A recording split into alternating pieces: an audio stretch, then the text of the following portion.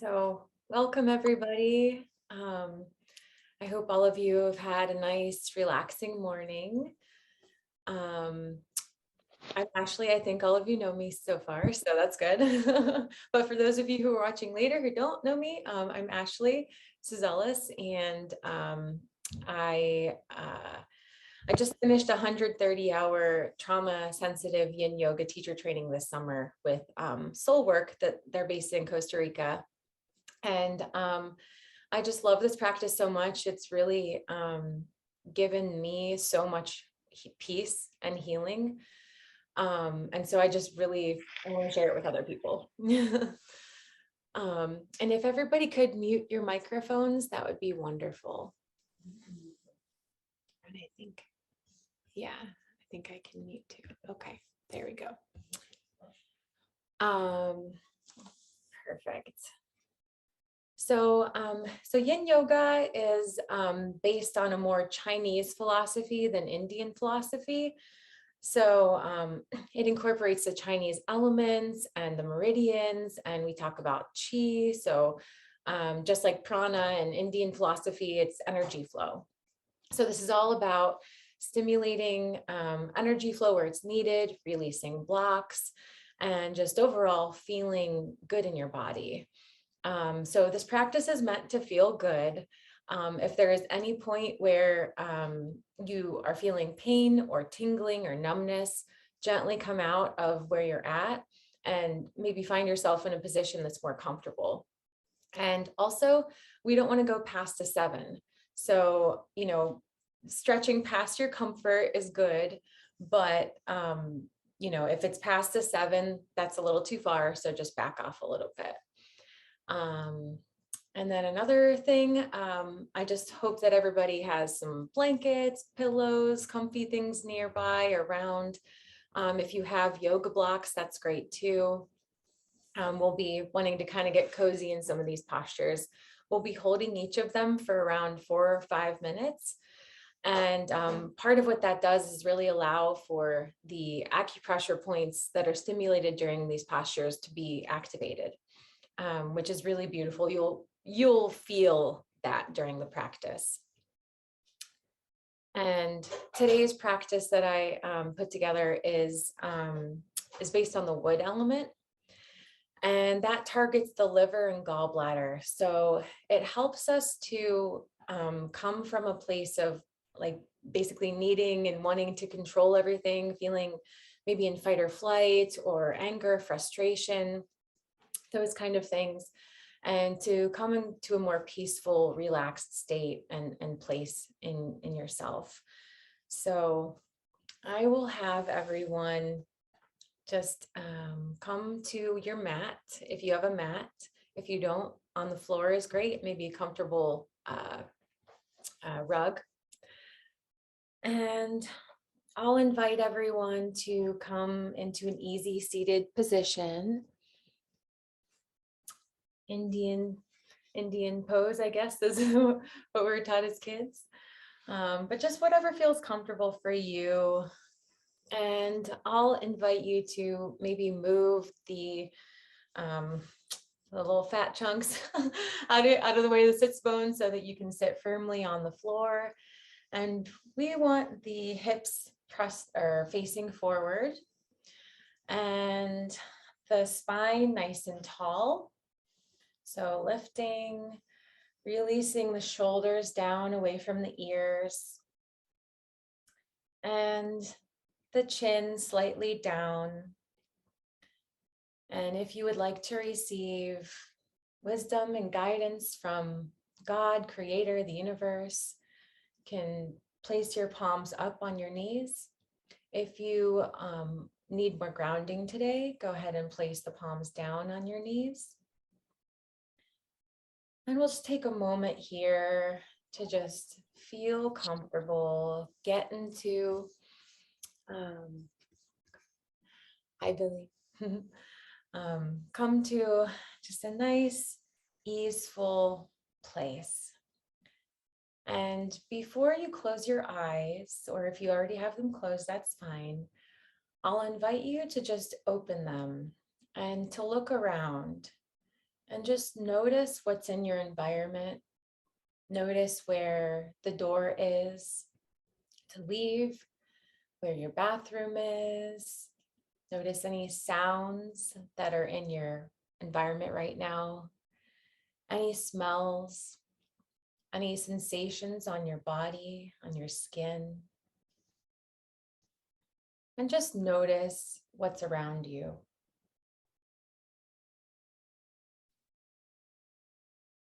And now I'll invite you, if it feels comfortable to you, to close your eyes. Take a moment and find your way inward. Now noticing your internal environment, noticing where your breath is at, noticing any thoughts going on. And there's no judgment here, just noticing and allowing whatever to be present.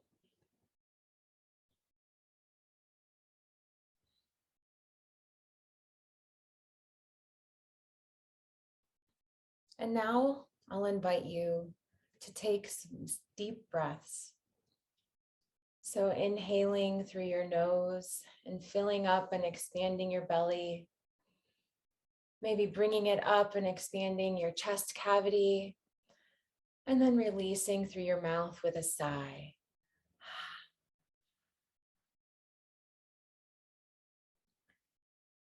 And invite you to take another nice deep breath, this time maybe filling up with a little bit more air, a little bit more prana and chi, all that life force energy, bringing it into your body and releasing through your mouth with a sigh, whatever it is you do not need right now. And one more nice deep breath, filling up a bit more, opening, expanding.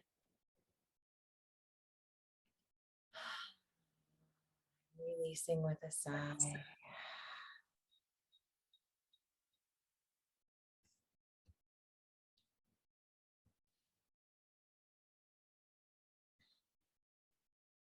And now I'll invite you to place your hands at heart center. And if you'd like to join, please join in 3 ohms. And if you don't want to join, that's fine. You can just receive the vibrations. So taking a nice deep inhale, and at the top we'll ohm 3 times. Om.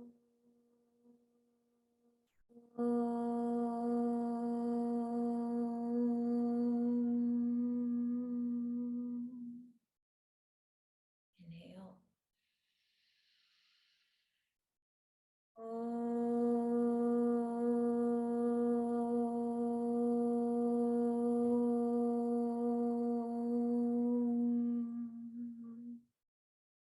Inhale.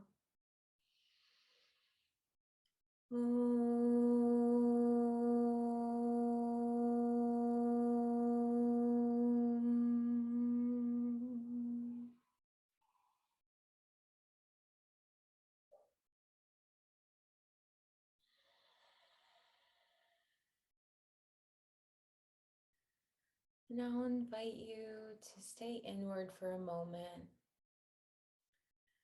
and maybe meditate for a moment on any of the ways that you can invite more ease, more flow, releasing control,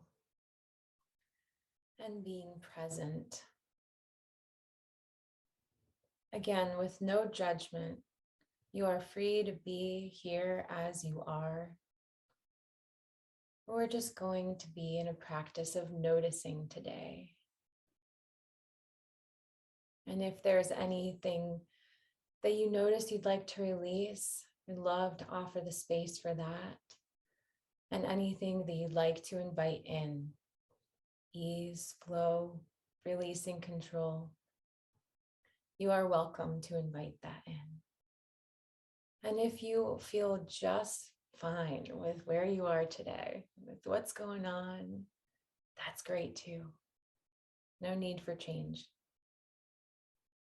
But this practice does encourage release.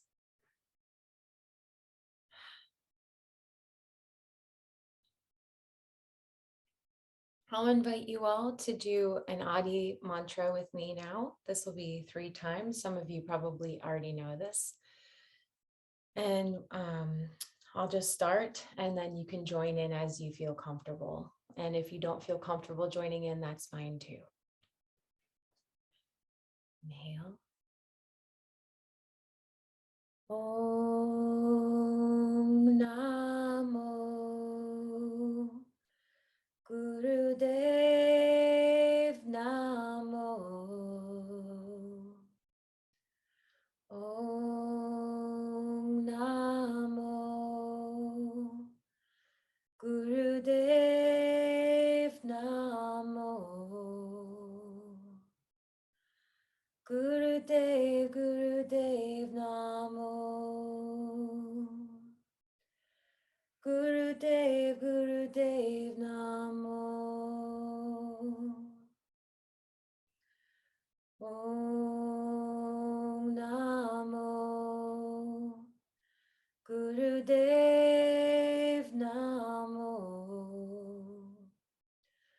Om Namo Gurudev Namo. Gurudev, Gurudev Namo. Gurudev, Gurudev Namo. Last time. Om Namo Gurudev Namo. Om Namo Gurudev Namo. Gurudev, Gurudev Namo. Gurudev, Gurudev Namo.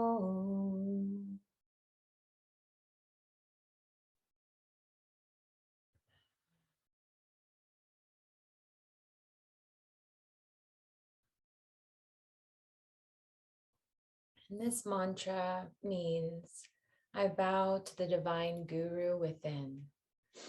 So whatever I'm saying during this practice, whatever I'm guiding you towards, just know that your inner guru, your inner light will always be guiding you. I am just suggesting things.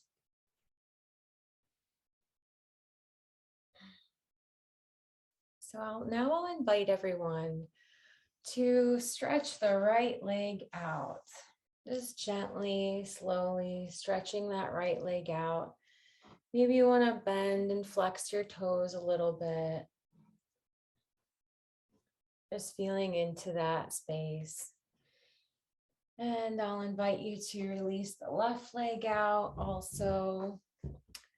Kind of bending your toes, flexing, and only bring your legs to where it's comfortable for you. If this is all you can do today, pardon me, if this is all you can do today, perfect.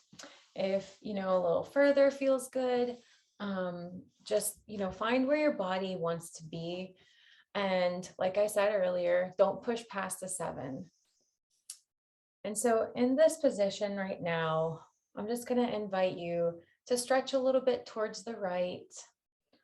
Just feeling in to that stretch, maybe opening up a little bit, coming back to center, stretching towards the left side for a moment, and then coming back to center.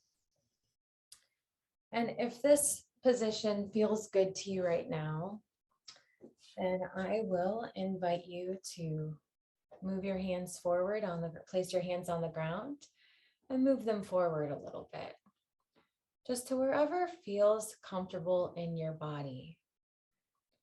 If this feels good to you, then I'll ask you to stay there. If it feels good to you to have your hands on your legs, that's great too. If you can go further down, wonderful. Some people might need some pillows to lean over. That might feel good. If you have a yoga block, sometimes it feels good for people to come down and place your forehead on the block like this. So just find a nice, comfortable position here for yourself right now. And we will be here for about 4 minutes. So just finding your stretch. This is going to produce a stretch in your hamstrings and your adductors, opening your hips slightly. So just finding where it feels good to you. And I'll invite you to breathe nice and slow.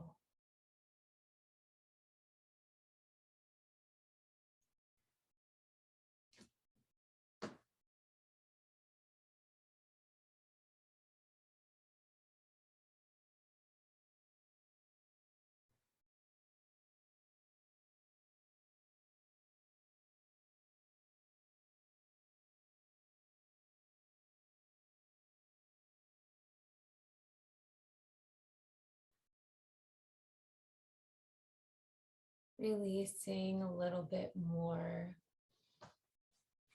into this posture.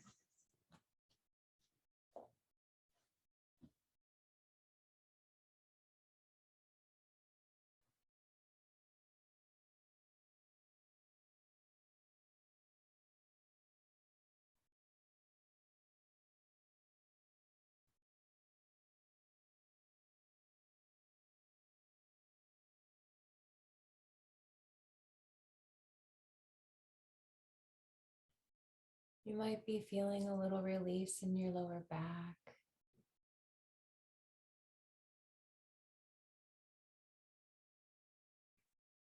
Again, if you feel any numbness or tingling or pain, gently come out into a position that's more comfortable for you.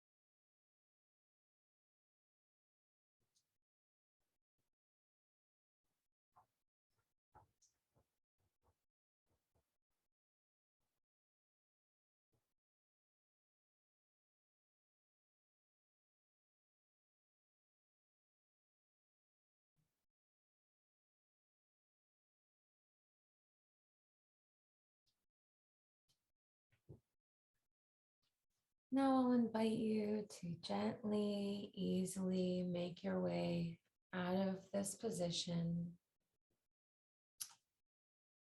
And maybe bringing your knees up together. And just do a little windshield wiper action here. Just to release anything Release your hips.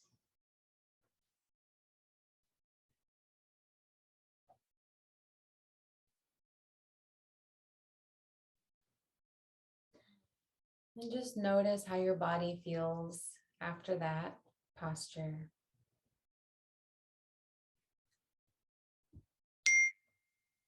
Now we will slowly and gently make our way into a tabletop position.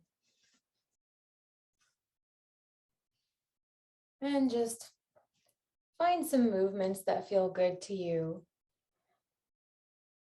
Maybe side to side.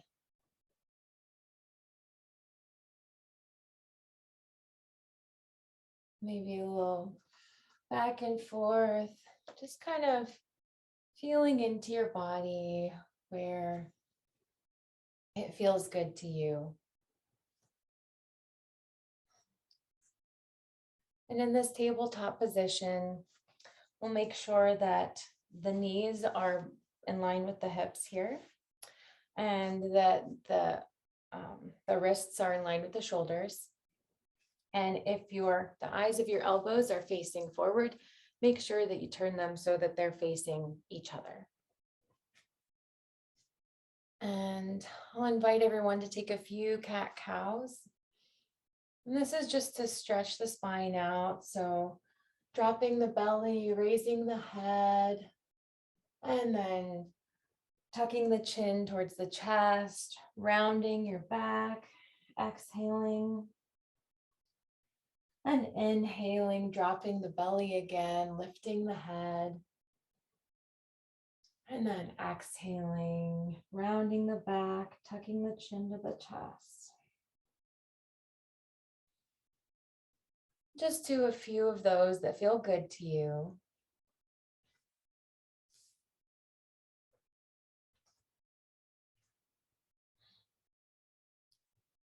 And now I'll invite you to come back to the tabletop.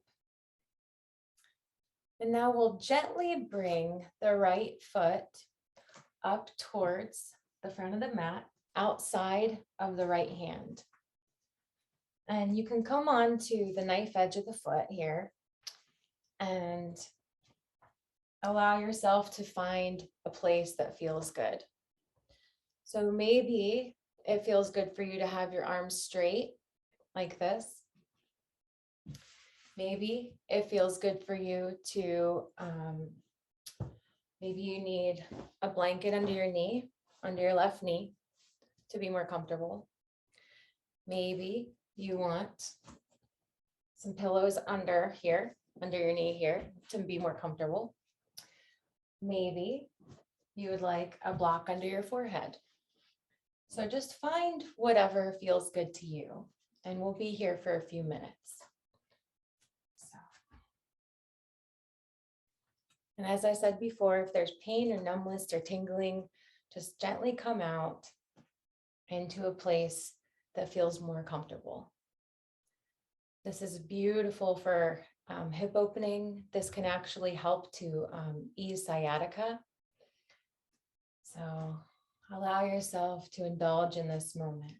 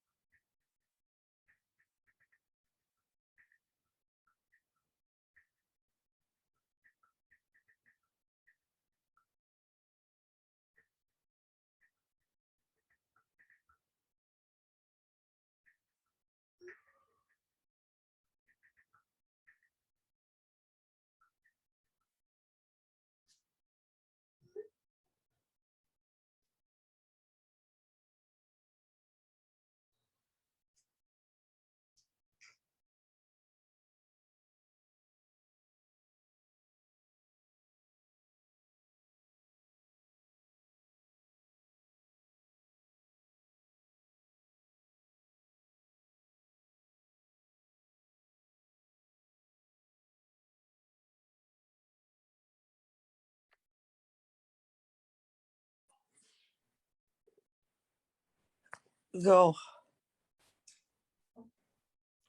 Hi. Hi, Carol. Hi, Ashley. I'm going to ask you to put, oh, there we go. Perfect. Thank you.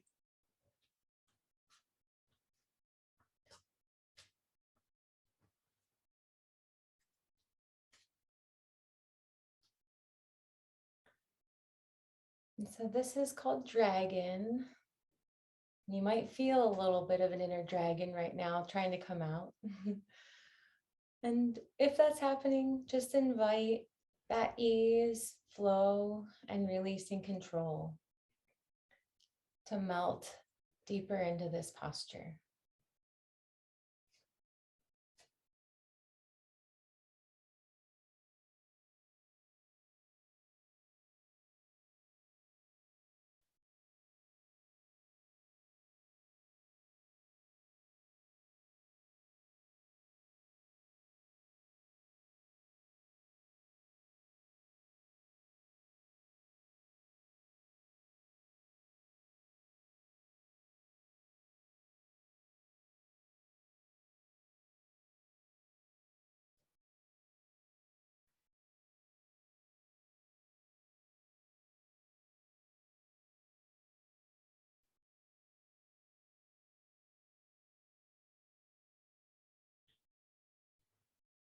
Now I'll invite you to slowly and gently come out back into a tabletop position, making any movements that feel good to you.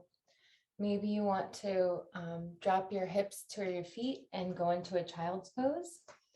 And then you can experiment with your legs together, legs apart, maybe hands down by your sides, maybe hands in front of you, whatever feels good in your body. We'll just take a few breaths here. So.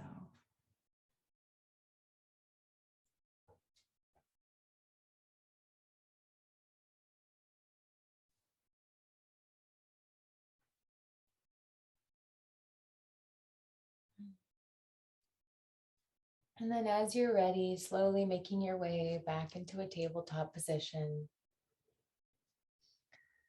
And this time I'll invite you to place your left foot up beside on the outside of your left hand.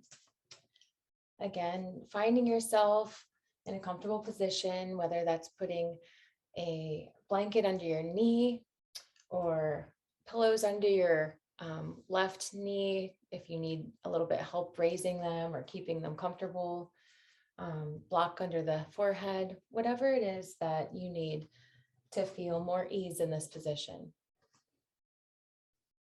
And again, we'll be here for a few minutes.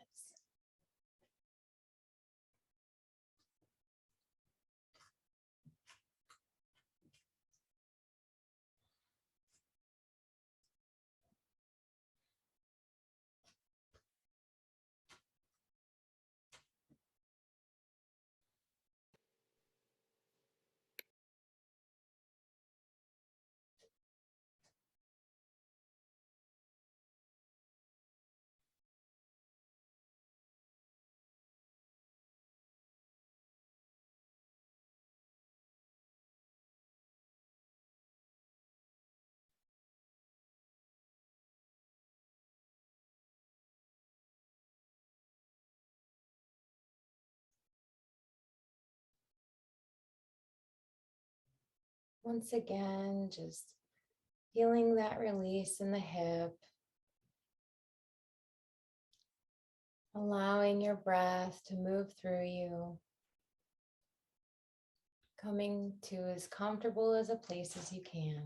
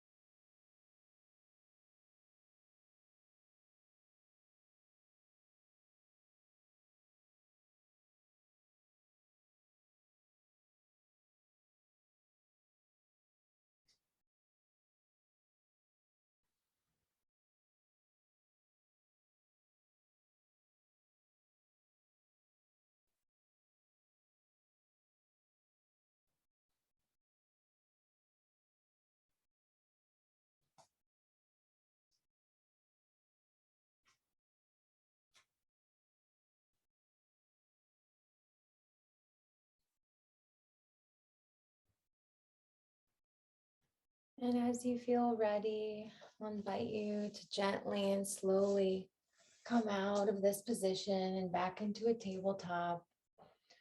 Once again, making any movements that feel good to you. Maybe you want to take another child's pose and a nice deep breath.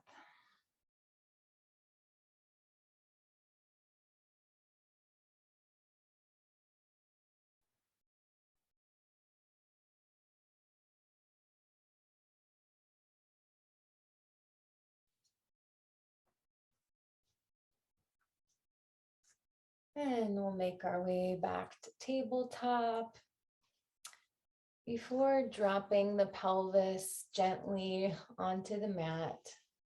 So allowing the pelvis to come down onto the mat. Maybe you need a blanket under your hips. Some of you might need even more cushioning to make yourselves comfortable, pillows, blankets, whatever feels comfortable. And you can stay up like this for a little deeper back bend, or come down for a more gentle back bend onto your forearms. And once again, if you have a block or a pillow that you want to place under your forehead, feel free to do that as well. And we'll be here in this position for a few minutes.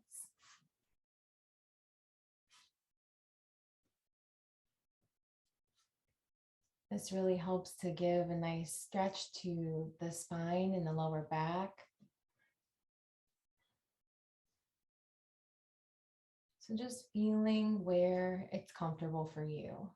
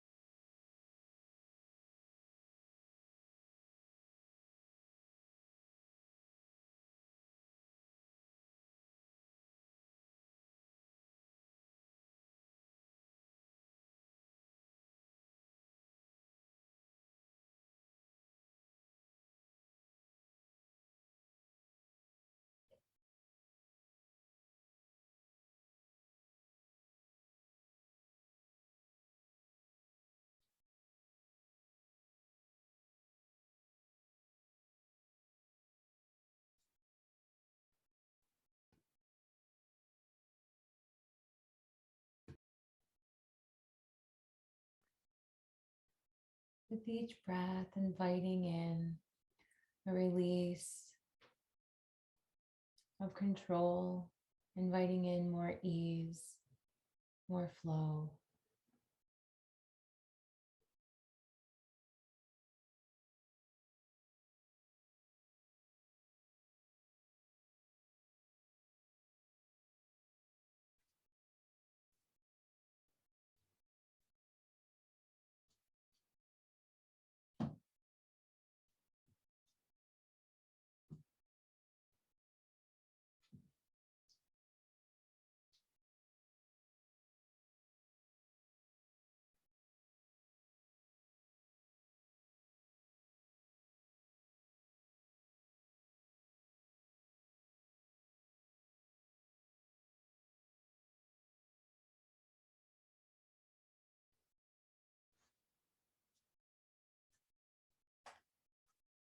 Now I'll invite you to gently come out of the posture, and we'll come onto our bellies now. And if you still need blankets or pillows underneath you to make yourself more comfortable, please do that.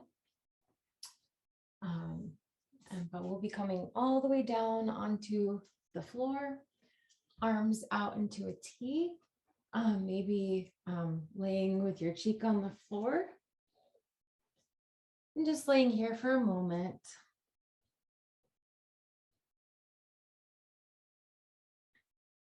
And now I'll invite you, turn a little bit here. You're going to slowly roll onto the right side. So you want your shoulder to be on the floor. So your arm still straight out behind you.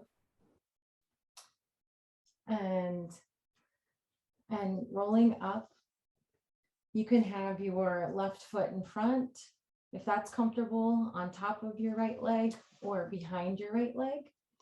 Some people might find it comfortable to keep their left hand on the ground in front of them.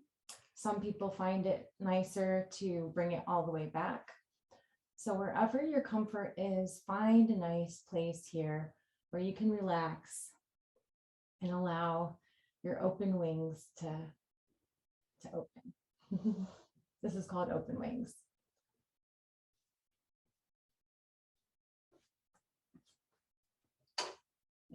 Maybe you need a pillow under your head.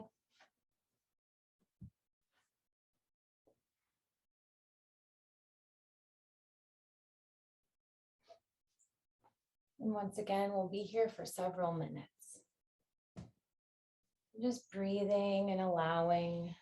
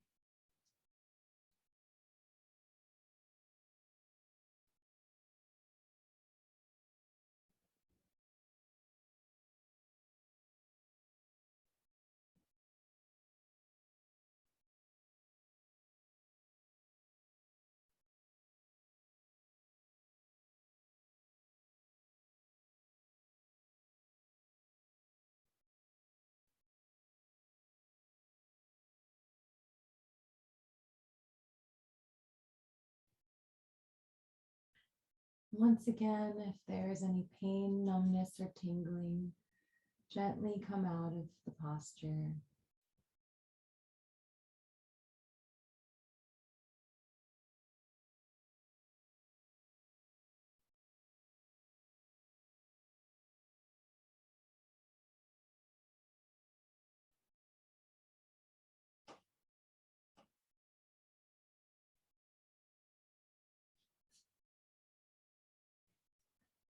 And so to come out of this position, if you have your left arm behind you, place it in front of you, placing the left leg in front of you, slowly, very slowly and gently roll onto your stomach.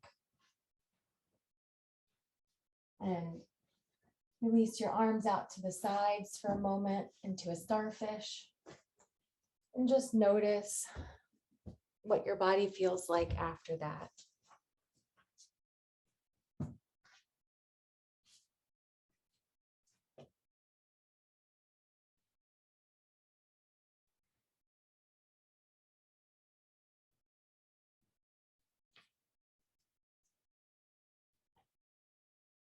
And now, with your arms still out in a T, gently, slowly roll onto your left side. Once again, your shoulder underneath here, straightening out that bottom leg. Maybe it's comfortable for you to have your right hand in front of you and left foot in front of you. Maybe it's more comfortable to have both of them behind. Find whatever position is comfortable for you. And if you need a blanket under your hips or a pillow under your head, do whatever you need to make yourself feel comfortable. This is opening up the shoulders. So you should feel a nice opening in the shoulders here.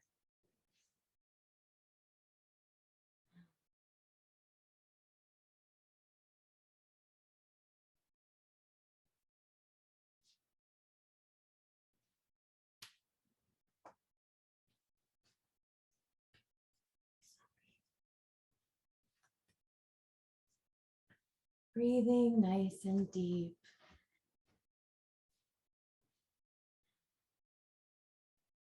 Allowing whatever wants to come up.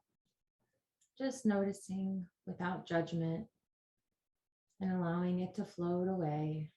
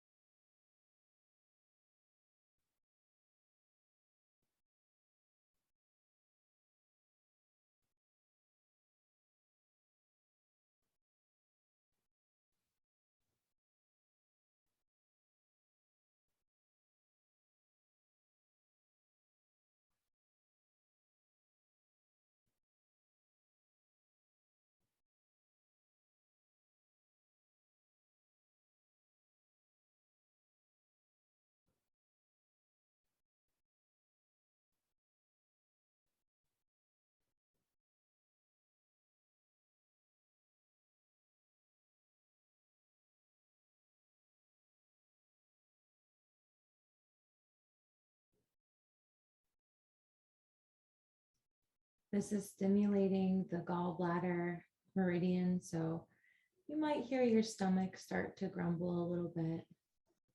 If you do, that's completely normal. And if not, that's okay too.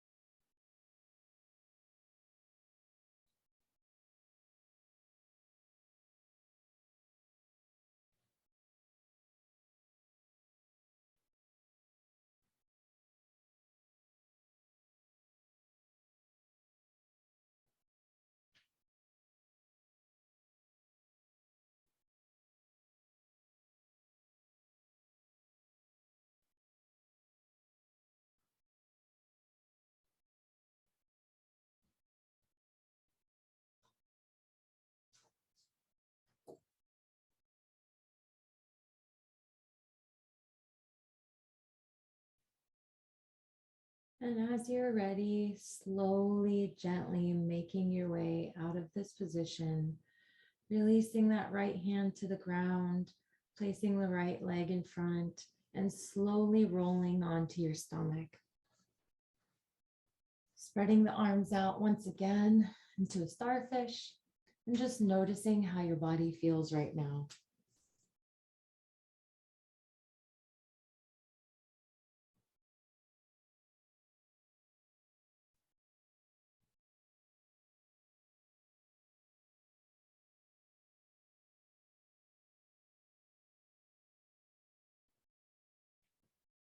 And now I'll invite you to make your way back up into a child's pose.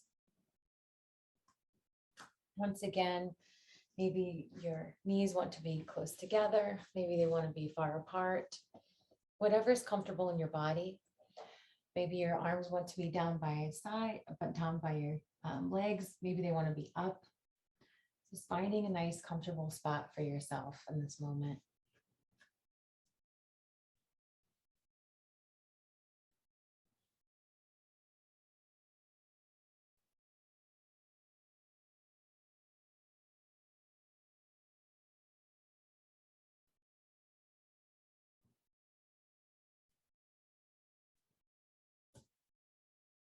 And now we'll make our way down onto the floor again, but this time on the back. Slowly, gently, with ease. And you'll be positioning your body all the way to the right side of your mat. So the left leg in line with that right side of the right leg in line with the right side of your mat. And this is one of my favorite poses. It's called banana asana. So you'll take the left leg and guide it towards the outside of your mat. And then slowly guiding that right leg towards the left.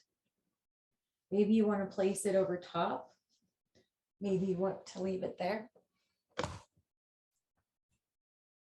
Like that. And then raising your arms up and taking a nice bend over to the left side with your arms too. And you'll realize why it's called banana asana after this. And maybe if it feels uncomfortable for you to have your arms up like that, you can leave them in cactus arms, just on the ground like this. But we're going to get a nice stretch in that right side body right here. So just taking a few moments to just breathe into that right side, allowing and inviting in more air, more breath, more stretching.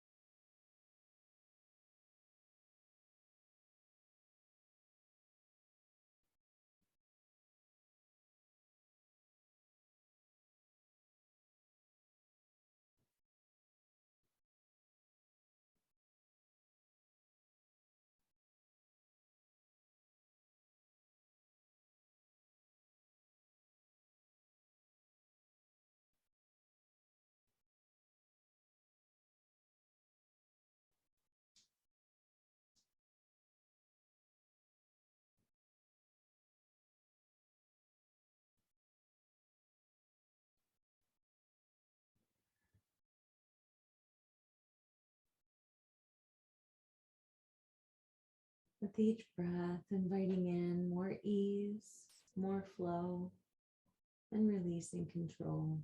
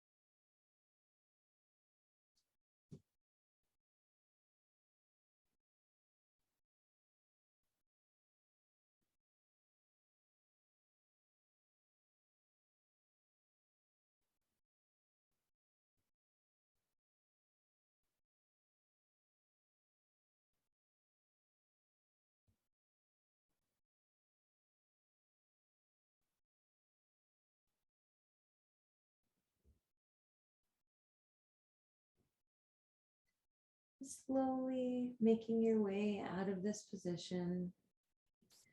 Releasing both legs to the earth. Releasing your arms down to your sides. And just taking a moment here. Just noticing the difference, if your body feels any difference or not. And it's okay if it doesn't.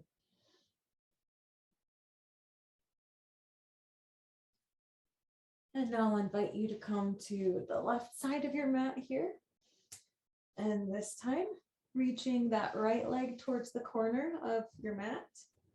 And then allowing that left leg to follow behind. And once again, you can leave it right here. You can place it on top or over the leg. Just allowing that stretch to come in that left side body here.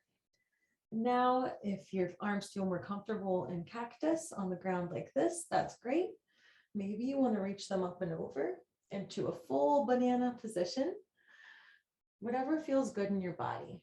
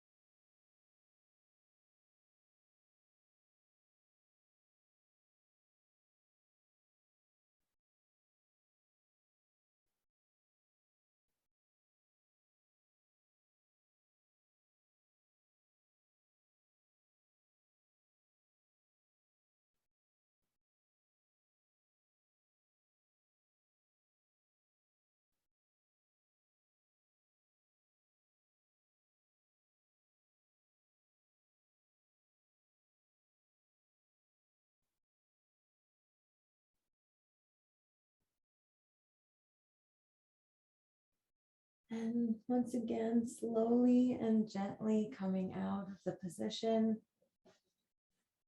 Opening up your legs, opening up your arms, releasing them towards the ground. And just noticing here if you feel any changes, any energy in different places. Maybe your body feels a little colder, and that's so normal if it does. Now I'll invite you to bring your knees up and into your chest. And we'll just do a little rocking from side to side. Maybe back and forth, whatever feels good to you. And now I'll invite you to release the left leg down to the earth and straighten it out. And then we'll take this right leg and draw it overneath your body onto the floor. Releasing this right arm out towards the side, gazing over your right shoulder in this reclined twist.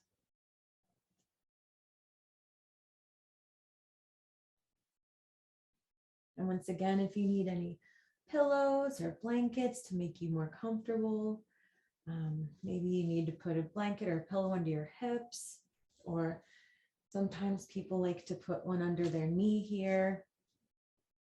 Whatever feels comfortable to you.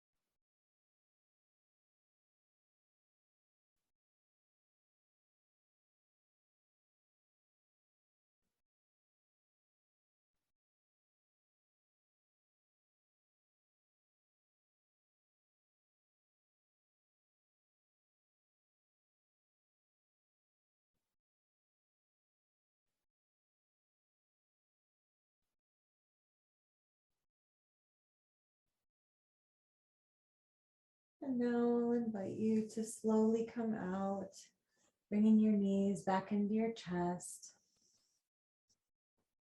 Once again, doing whatever movements feel good to you.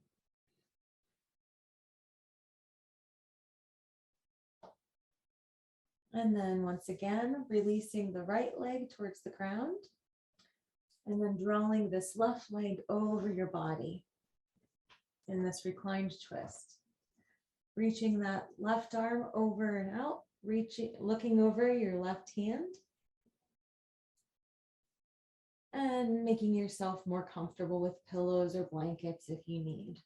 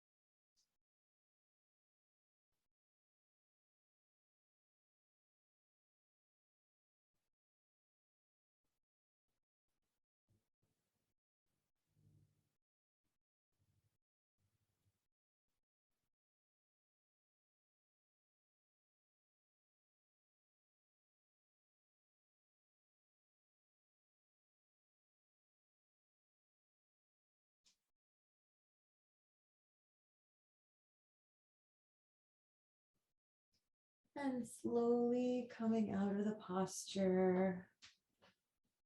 Once again, bringing your knees into your chest, maybe drawing your forehead to your knees for a moment. Rocking side to side, back and forth. Taking any other movements or postures that you need to help your body feel complete today. Before releasing into Shavasana.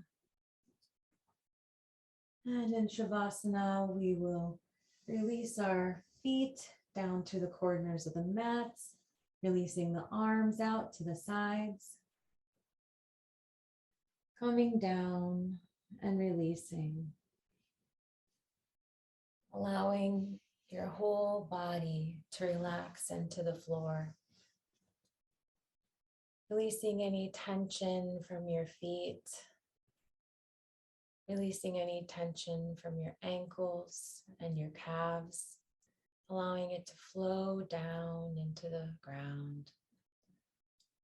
Releasing any tension from your knees, from your thighs, from your hips. Allowing to just flow down into the earth. Releasing any tension from your lower back, from your back, from your shoulders. Releasing, allowing it to flow down into the earth. Releasing any tension in your arms and your hands and your neck. Releasing and allowing to flow down into the earth.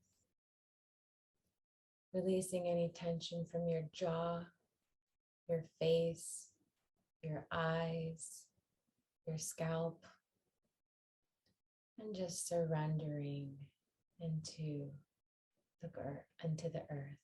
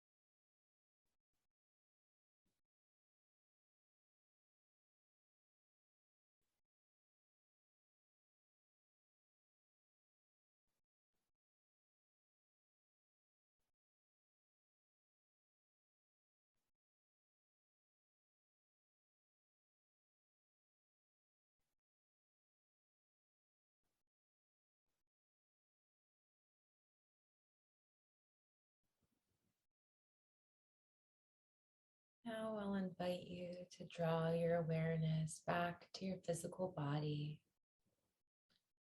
Maybe stretching your feet and your hands, your arms, making small movements.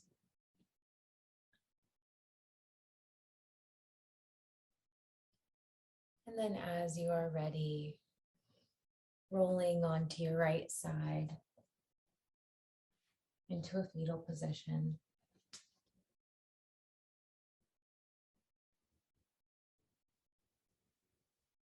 And in this fetal position, this is actually a seed position called Bhuja. And in this, I'd love to invite everyone to notice if there's any space that's been created within you today. And if there is, maybe placing an intention where that space has been created. Something you'd like to fill that space with.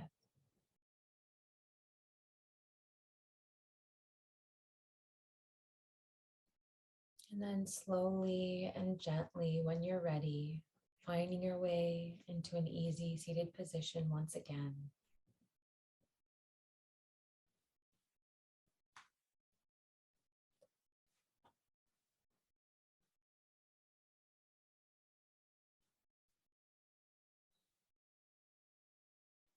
Starting to deepen your breath again. Maybe filling up your belly slightly and releasing with a sigh.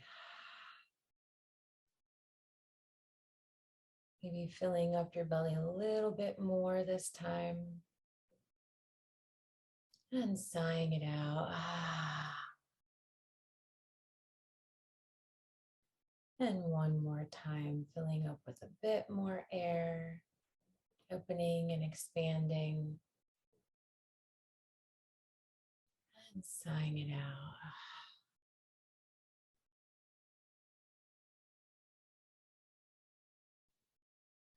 And I'll invite everyone to bring your hands to heart center, Namaskar Mudra. And we can do 1 Om and 3 Shantis all together. And once again, if that's not something you'd like to join in, that's fine. Just listen to the vibrations. Exhaling and inhaling to Om. Om.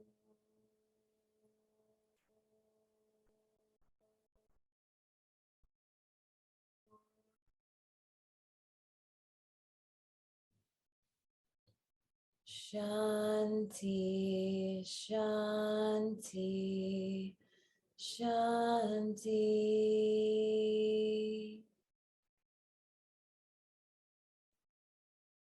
Namaste.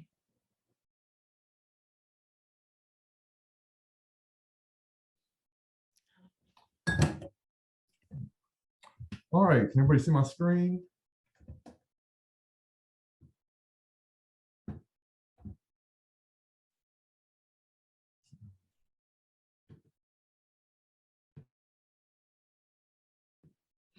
We can see your screen. Okay, perfect. Yep. All right, I wanted to talk about acro yoga. Acro yoga is a blend of yoga, and if yoga is to mean union, then acro is high, so it's high union. It's a mix of a little bit of yoga, mainly acrobatics, and some Thai massage. It's been absolutely a game changer for me. I started with strength training with weights, and then I got into yoga, but I find acro yoga is a perfect blend of both. And it's super fun for all ages, pretty much any body type, there's something to do. I want to start out with this pose. It's called the Super Yogi. And lady at the bottom is called the base, and then you have the flyer up top. This is extending, getting a lot of spinal flexion here. It's very passive for the flyer. He's pretty much doing nothing but keeping his legs heavy. So when I say anybody can do acro yoga, this is a good example of he's basically just a sack of potatoes. And you can see the kid there. I love this one because, you know, kids do what the adults do. This is a version of acro yoga I call partnered yoga. It's on the ground. It's pretty safe. You know, there's low risk, but it can really, any stretches you can do, you know, you can just exacerbate them with a partner, and you trade energy too. So it can be very, you know, intimate in a platonic way, and connection and motivating.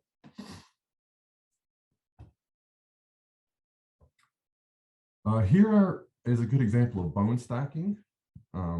And that's where you can see it more here, where if you get everything straight and your bones are aligned, you can really hold a lot more weight than you typically could. And it's very important. Of course, we can't get complete bone stacks in the rear just because everybody's different sizes.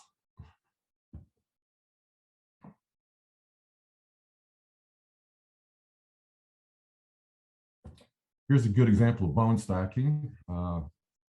The base here, you know, is quite a bit lighter than I am. Was over about 220 pounds in this picture. And when you get those, you know, you work with gravity and you get that bone structure just in line with gravity, things are so much lighter.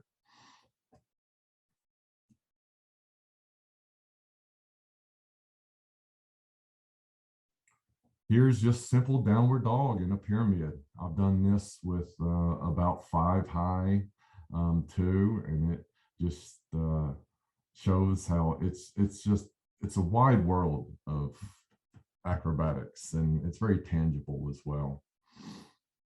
I love this picture. We're down at the square in a small town doing this, and for all the world to see. Here's what I call high flying whale. And it's a good back extension pose, very therapeutic. And again, very passive. The flyer's just dead weight at this point, not engaging anything, just very relaxing. If anybody has any questions along the way, please don't hesitate to ask. That's me getting flown here. It's a good way for, again, that spinal traction to elongate, and you can get a twist in here. So it's a good upper body spinal twist as well.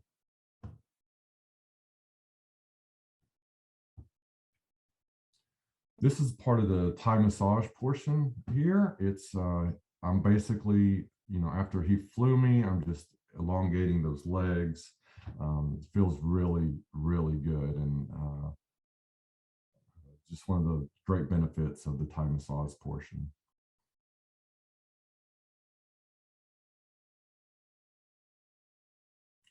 Just a picture of how the whole family can join in and have fun.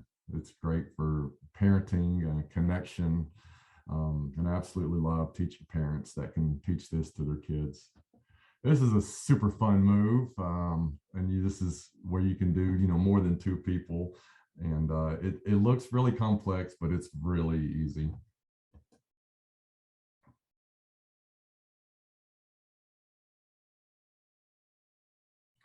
Another really, really cool pose. And it just shows, I love how, you know, the flyer just accentuates the beauty of it. And you can do some really, really cool acrobatics things, and do mind your spotters before you try the big things.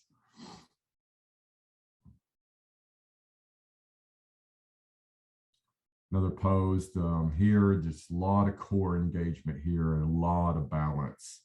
And she was a new flyer. She hasn't done acro for very long. Here, little secret, she's got her head tucked into the ankles there for good support. But wow, it just looks amazing.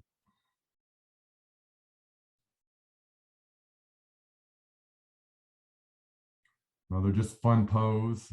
Kids absolutely eat this up, young kids. I love this picture because kids that are super young, you know, we're born with perfect posture until we sit in chairs and at desk and ruin it. So these little kids, I just can just pop up foot to foot or whatnot, and it's cool to see the flexibility and posture just so well done, with the young kids.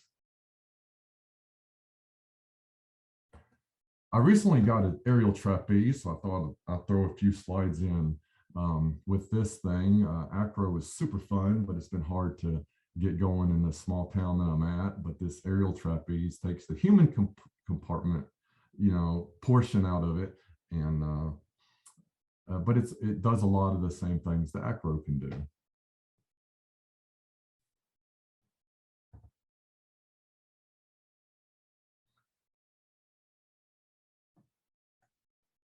And this thing it's like a jungle gym. It's crazy what you can do. I take it to festivals and any kind of wellness fair, and it fits in the back of my truck, and it fit in a car too.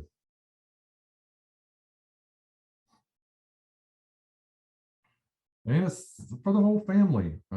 With Acro, you really can get expect increase in flexibility, uh, posture, trust, communicating with the unknown, kind of a metaphysical aspect to it too.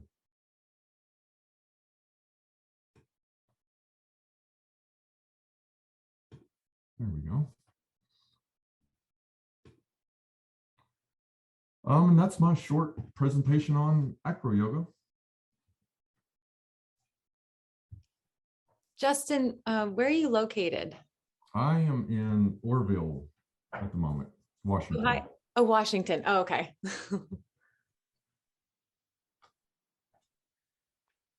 What would you say is like the easiest acro yoga pose to start for somebody who's never tried any of this? Oh, there is, let me see if I can pull up a flight manual. Do you know the basic flying pose? I know nothing. Okay. Let me see if I can pull up my,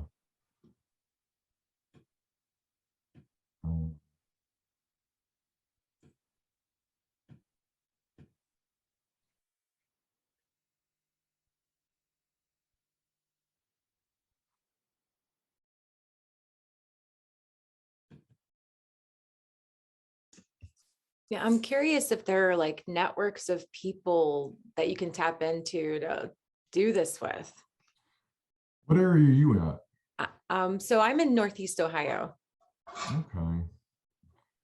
Usually if you contact the trapeze circus people, I try to hit yoga studios too, to see if they've heard of such a thing.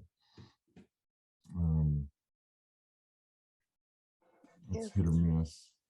See, in Pittsburgh, where I'm at, I know there is at least one yoga or acro yoga class at a local studio. I think there are more. There are also like meetups for like just acro in the park.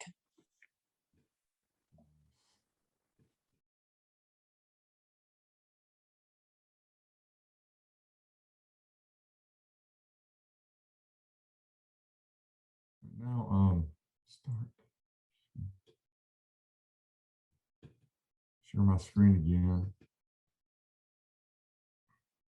I absolutely love this. This is I don't know how big I can get this. Acro Flight Manual. And if you guys send me your email address, I can share this with you. It's my Bible, if you will. It's got a lot of the about acro in it. Some basic, kind of where to start, essentially. That's beautiful. You can share that? Yeah. That'd be wonderful. There's the yoga poses. Oh, wow. That is perfect. Very progressive too. You start with basic yoga and then it'll go inversions. We'll get to the bone stacking in a moment. Here's the partner yoga that I was mentioning. This comes, if you buy it, you get a DVD that comes with it. I found I could download it and I printed out, put it in a folder. So here, to answer your question, here's some good standing poses here.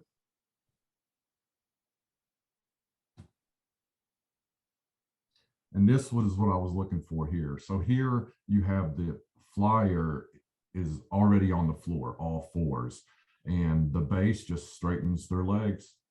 And then Okay. You have 4 points of contact here too. And this is one of the first poses I do with people, like I say, especially new flyers, they can get that start. And if you'll see the levels here too, so you start with level 1, and then level 2 will add another one, you know, and something new, and then something new for 3, and it goes up to 4. I learned this when I was in a small town in Missouri, and I was doing an ayahuasca ceremony actually, and my shaman told me about there was a 2-day acro event that was in Springfield, and I went to it, and after that it was a weekend deal, and I was just hooked after. It's so cool to do something that's yin and yang. You know, you have your strength and your as the base, but then your flexibility and grace and meditation that comes with the flyer. And boy, just to exchange that energy is just wonderful. Here's some more of those therapeutic poses I was mentioning with the twist and whatnot.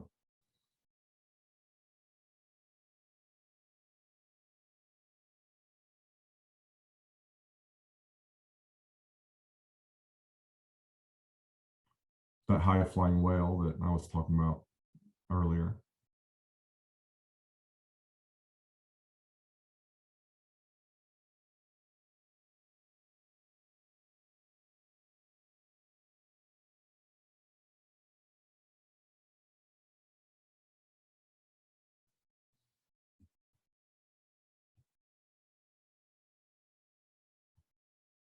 I've flown, I think the youngest was about 2 to 3 years old.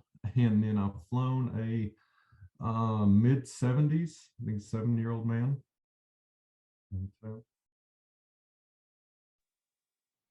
So just about anybody Wow. can get into acro yoga. Yeah, and especially, you know, the conventional is the base and the flyer here, but you saw earlier, there's so many different Yeah. things you can do. And I'm about to get into the,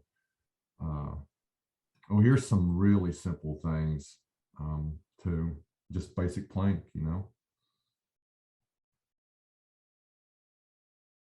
More examples of the bone stacking.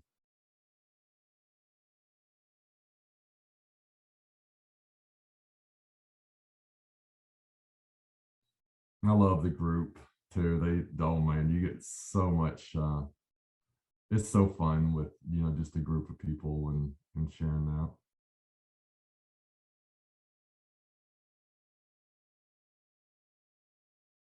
It's a really fun pose, the flag. And you can practice your shoulder stands, handstands, even in a safe place too, and it's a lot more interactive than a wall. Really work on the upper body as well. And there's no limits. And you see the Circus Olay, and they're doing crazy, crazy stuff. But I've seen the Acro in the Park that we used to do with the group of, there was about 8 of us. They were doing some radical things. We had one guy, he was a heavy set fella too, big old belly, but he could do those overhead things like crazy. You know, he's an old gymnast, so they really capture that. I didn't grow up with any kind of sports or gymnastics, but I fell in love with it.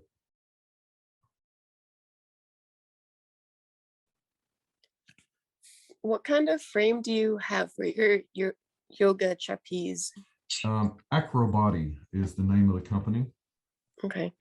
And he has an amazing story. He'll send you a letter if you get it. It was about $500. It was on sale for $400 for the frame, and then the sling was about $120. So it's really, really affordable, and I love the portability. It's 9 foot high. You can get other heights as well.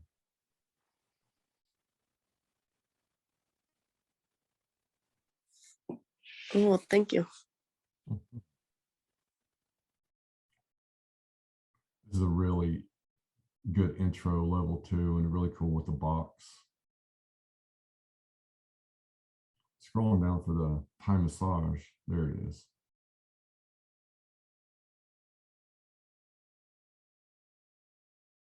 Thai massage is different, than traditional massage because you can be on the floor instead of a table, and you're using your whole body, the stretch.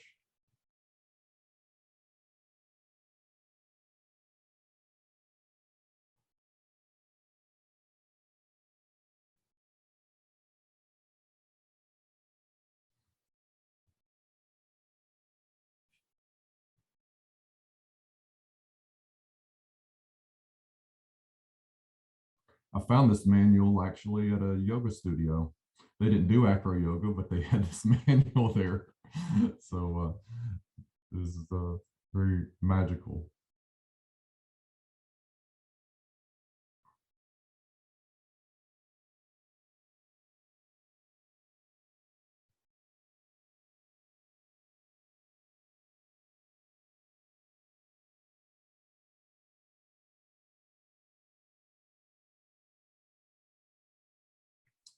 That's all the manual.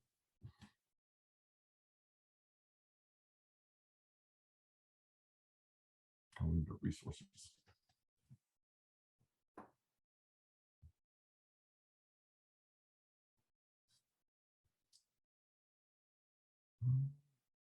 Any other questions, concerns, comments?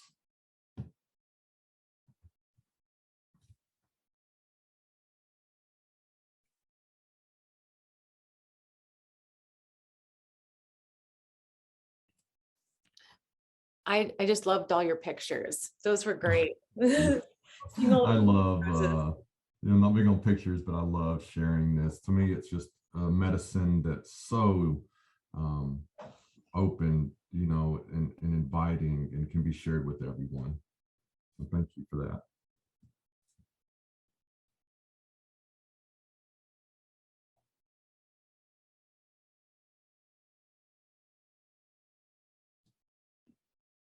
Well, thank you so much for sharing. That was probably some new things that some people haven't been introduced to. And yeah, really cool, exciting stuff that you can be all ages from kids to, a grandparent and still do acro. Yeah, and I used to be a foster parent for teenagers, and I did wrestling with them to try to get some good physical touch, and I definitely would do acro and pick that up now. And acro, I think it's Acro Yoga International. They have a little short commercial that's put down the TV or put down the remote and pick up your friends, and I love that. Love it.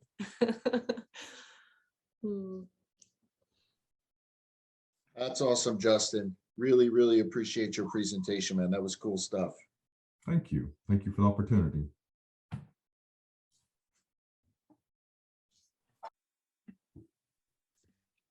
Well, hi there. Anybody who doesn't know me, my name is Kayleen Hodreny. I'm a licensed massage therapist in the Wenatchee Valley in Washington. Today, I want to talk a little about a couple of elements that I use in my practice, mostly reflexology and aromatherapy. Reflexology is a science which involves the principle that the reflexes of the hands and feet are associated with organs and other body parts. Through stimulating these reflexes, we can help with many health issues in a natural way, which is really cool for preventative medicine. I want to talk a little bit about just the fingertips today. The fingertips are gateways, as people know, in the energetic world for the meridians, but also they're related, especially the fingertips leading up to the head of the finger, to neck pain. So if you're ever dealing with a little bit of chronic neck pain or just some stiffness in the neck from sleeping on it wrong, I like to use a little bit of reflexology on my hands or feet even, but it's a little bit easier to show the hands on the camera. So it's kind of an inching motion with your thumb. It's a little different from typical massage, but you're just gonna inch up the finger to the head of the finger. I start with the thumb and I make my way all the way to the pinky. And that's just to get the zones of energy as well as massaging the neck while you're getting in there.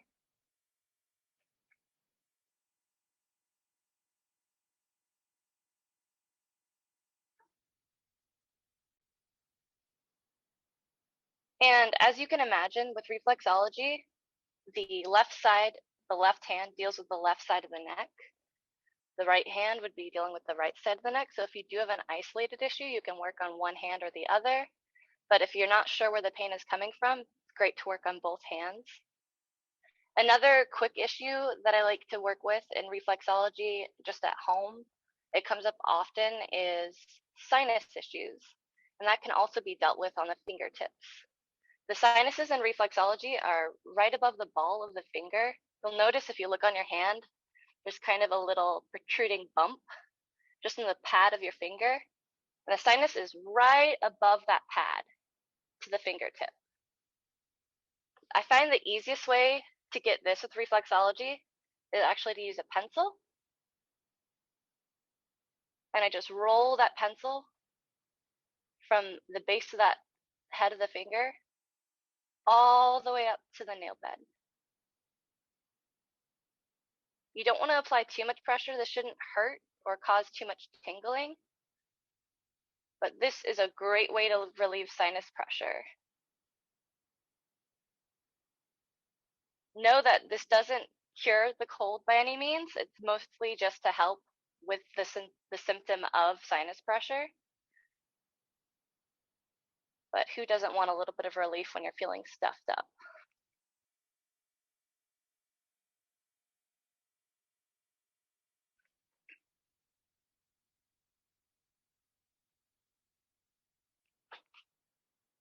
All right, so that's just a couple of things without diving too deep into the reflexology world that I wanted to share. The other part that I want to share that I use in my daily life as well as in massage therapy is aromatherapy. To anybody who hasn't heard of that, that involves essential oils, which are plant extracts used for medicinal purposes, but also just for mood enhancing purposes and energy purposes as well. The 5 that I use most frequently, I'll just start with lavender. Lavender is probably the one I use most often in my massage practice. It's pretty much automatic relaxation is what I like to think about it. Just anybody who can imagine the smell of lavender can imagine that feel, the purple, and that scent that comes with it is just so soothing. What you might not know about lavender is that besides just being relaxing, it is very motivating, and it's a mood enhancer, which means it can help with promote happiness. It's very good for overstimulation, restlessness, and even insomnia. Peppermint is one that I use most often as a topical because it can actually help with pain relief when it's used when paired with like a lotion and massage. But as a scent, it's extremely invigorating and clarifying. It really helps with difficulties focusing or fatigue and exhaustion. Rosemary, I like to talk about rosemary when I talk about orange as well. I use them together most often. Rosemary, when it's paired with orange, they're both mood enhancers, very uplifting, and I like to nickname them happiness. Like whenever I put them in my little spray bottles with water, I add some rosemary and some orange essential oil to that, and I just mist the room, and I label the bottle happiness because it just is so uplifting as a scent. Rosemary specifically, though, can also help with circulation when used as a topical. It's the perfect cure for a grouchy or stressful morning. Orange can also be used as a cleanser, whether that be in facial products or like in sprays at home. I like to mix orange and lemon essential oils together personally to make cleaners. Orange has antimicrobial activity, so it's really great as an antiviral, antifungal, or antibacterial. The final scent I wanted to talk about today was frankincense. It's not often mentioned with the other list of ones that I've brought up because it has interesting energetic properties that I feel like aren't talked about often. It helps me specifically when I use it in meditation to really unblock energy that's not flowing the way I want it to flow or the way that it needs to flow in the moment. But as a scent itself, it promotes peace, serenity, happiness, this feeling of calm. It also helps support cellular function, which helps soothe the body through the process. So yeah, that's pretty much my spiel on aromatherapy and reflexology. If anybody has any questions for me, I'm happy to answer them.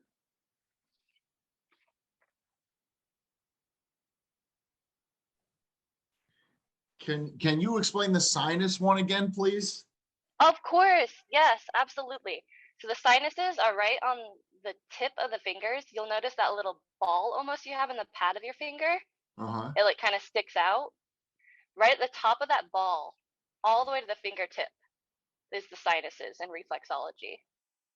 And if you get that pencil, you can just roll that pencil up to relieve sinus pressure. And that's across all of our fingers or only specific fingers? It is all fingertips. Wow. Mm-hmm. I never knew what reflexology like involved. I never knew the energy or the science behind it. I always just thought it was a massage for your feet. So Right? thank you. No, I learned so much absolutely. today. Uh-huh. And I want to talk about the hands because they're so overrated and they're so easy and accessible all the time for us to use. Thank you. That was awesome. Mm-hmm.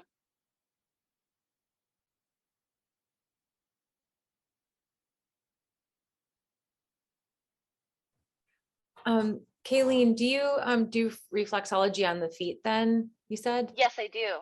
Yeah. Do you find that it's more helpful to use essential oils with that, or does it matter? Absolutely. It can be really helpful. If people are having pain in certain areas, using some peppermint or arnica to bring circulation back to that area. Absolutely. Very helpful to combine the two.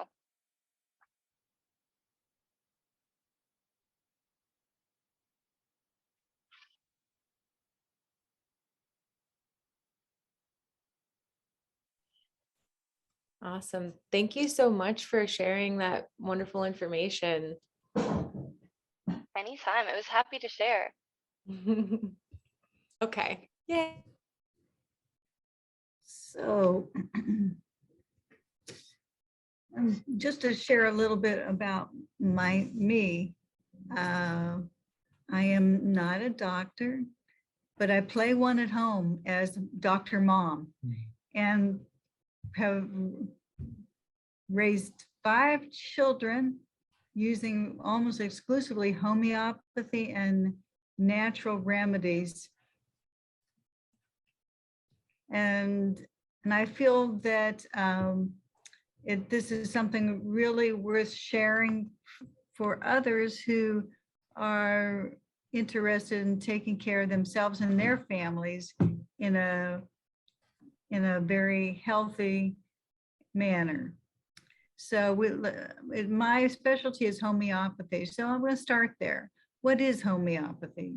Homeopathy is a 200-year-old system of medicine used successfully by over 200 million people worldwide. In recent years, the World Health Organization has suggested that the US use more homeopathy because of its safety, effectiveness, and low cost. In addition to that, the safety aspect of it is that you are 268 times more likely to get food poisoning at a restaurant and 255 times more likely to have an adverse reaction to a prescription or over-the-counter drug than to have a reaction to a nutritional supplement, herb, or homeopathic.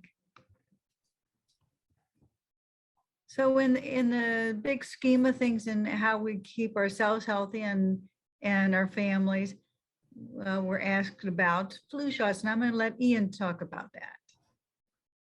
Oh, actually, I'll let you go ahead and. Oh, okay. Well, in homeopathy, it has a long history of use to help immunize against certain types of illnesses.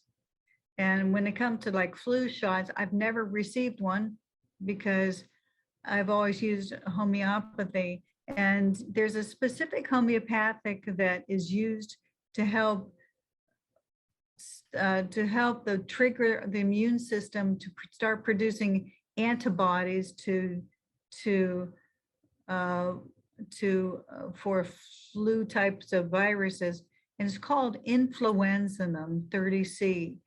And if someone takes that once a week, that's usually pretty good as far as helping the body produce its own antibodies and for immunity to flus. Now, that's not a guarantee. I've had the flu maybe every several years. I might get the flu, but it's usually after someone who is sick coughs on or sneezes on me. So it's a significant exposure when that happens. And it might be that if it happened at the right time and my immune system was strong enough after several weeks of it wouldn't even be a problem, but that's just one of those things.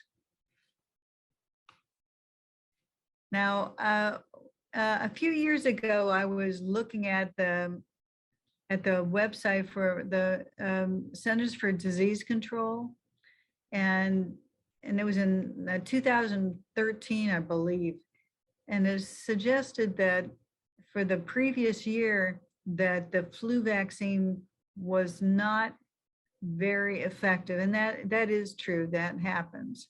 That's one reason why we have to keep our own immune system strong. Yeah, I would say also, I mean, when we start to talk about the flu, one of the things that sometimes people have a misconception of what the flu is. They may get some diarrhea and they say, oh, I have the flu. A lot of times it's a general thing. They say, oh, I've had these symptoms, I must have the flu.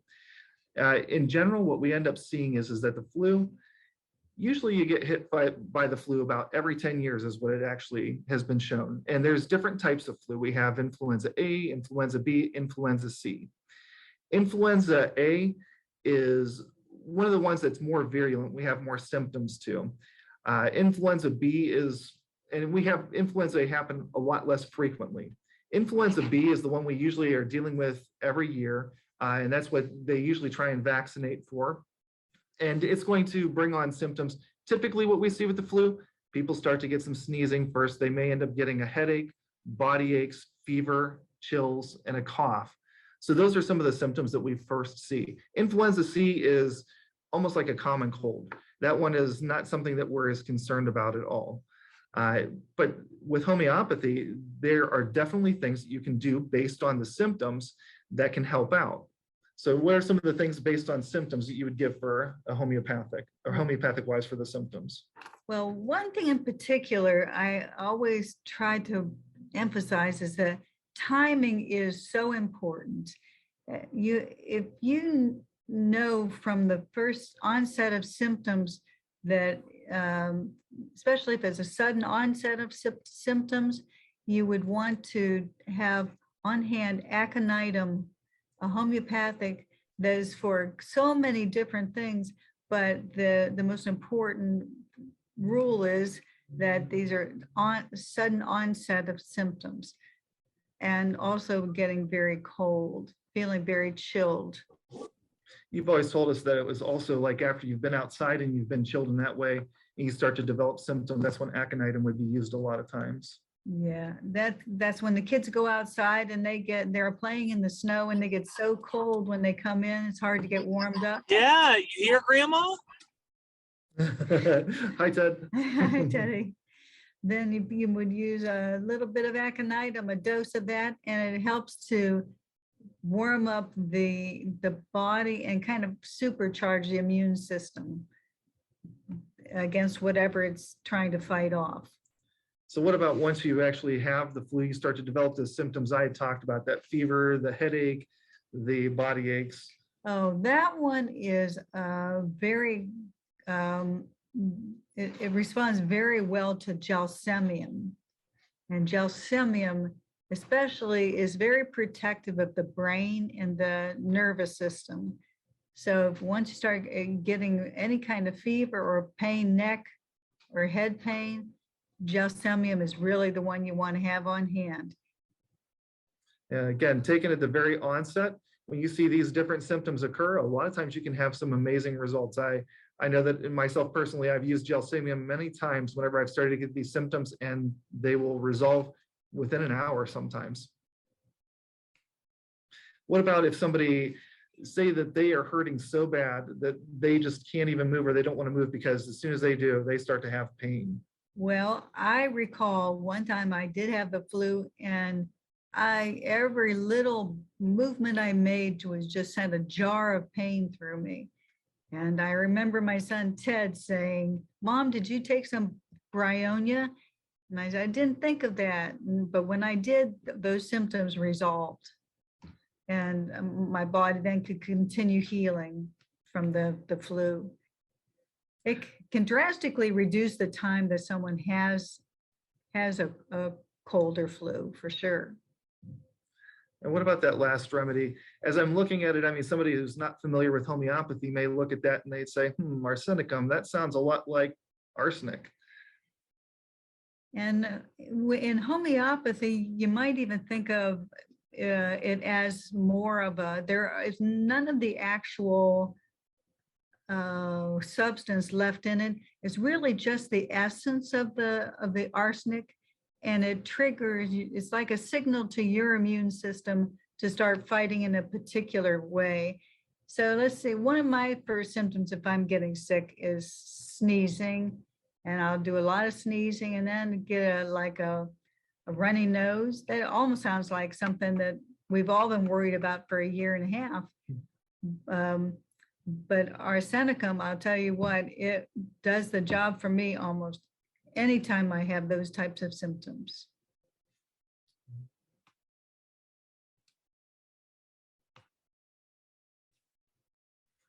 So when we talk about fevers, I know that in some realms, people will jump to using something, what we call an antipyretic, something like Tylenol or ibuprofen, Aleve, as soon as they get a fever. So let's define what is a fever. And if we're looking at degrees Fahrenheit, a fever is a temperature over 100.4, and that's usually taken, of course, in the mouth. If you're taking it under your arm, you're going to actually add on a degree to whatever the reading is. But as we know, fevers is actually a response of our body. And what it does is it helps out in the way your body is fighting off pathogens. Even in conventional medicine, we look at fevers as something good. We do not tell everybody to go and just jump and start using those different medications to, kind of inhibit the fever. Some of the things that a fever can actually do, it can help to inhibit, depending on how severe it is or how high the fever is, it can actually inhibit the growth of some bacteria or viruses. Also, one of the things they found is that whenever you have a fever, your white blood cells, you actually start to produce more of them, and they are also able to move faster. So they'll be able to, it ramps up the immune system, gets things moving. Well, I can hear a mom out there saying, well, what if it gets too high? Well, if it does get too high, I usually tell people, as long as the patient is staying hydrated, which is very important, and that it's less than 103, that's typically my range where I'd say, okay, let's go ahead and we can hold off, unless the patient's really uncomfortable. If the patient's uncomfortable, you have a child who has a bad headache and they are or hurting all over, that's whenever I would say, go ahead and give that antipyretic anyway. But the hydration is the key. And the biggest thing that we hear people talk about or worry about is, are they going to have a seizure because their fever went too high?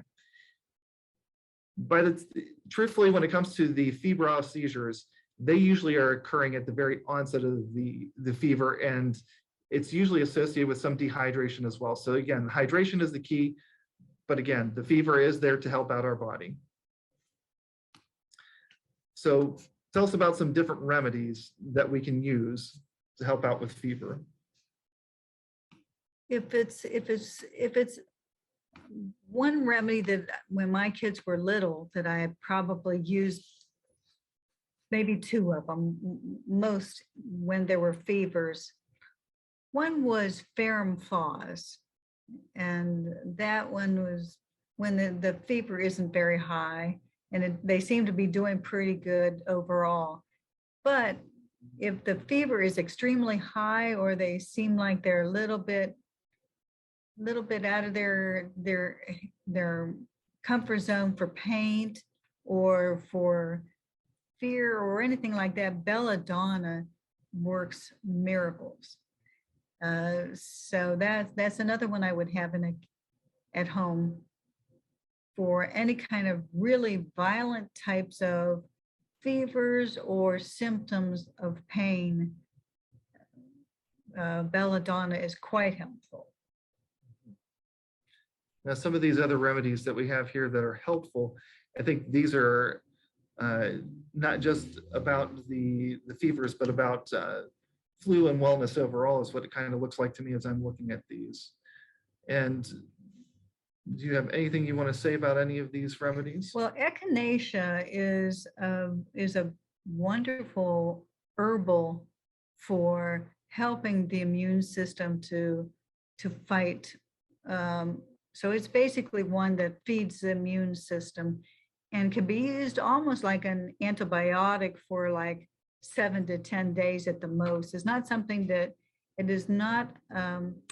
Herbs come in several different ways. Some are for medicinal, which is what we're talking about. Some are for like tonics, and echinacea is more of a medicinal. A tonic herb that if you wanted to give every day to help, keep the immune system strong would be astragalus, and that can be taken as a tea or a capsule or a tincture. And elderberry is one of those tasty ones that is an antiviral. It helps the immune system with its viral defenses. Yeah, the elderberry is one that I actually recommend a lot to my patients, even to give to their children on a daily basis during the winter season. There are several good studies about that. One of the first ones was a study that was in the Journal of Pediatrics several years ago about whenever a child had diarrhea, infectious diarrhea, as far as a viral gastroenteritis, you were able to give elderberry and it cut the time in half that they actually had the symptoms. And as far as the flu, it's actually been shown to inhibit or decrease the ability of the flu virus to penetrate, or they have like a spike that goes into your cell. It helps to decrease the ability of the flu to go into your cell. So it's a wonderful one to use all winter long. Usually I recommend that people take it on a daily basis. And then if they start to get ill, they can start taking it 3 times a day, or however it's directed on the bottle is a good way to go. Nature's antiviral.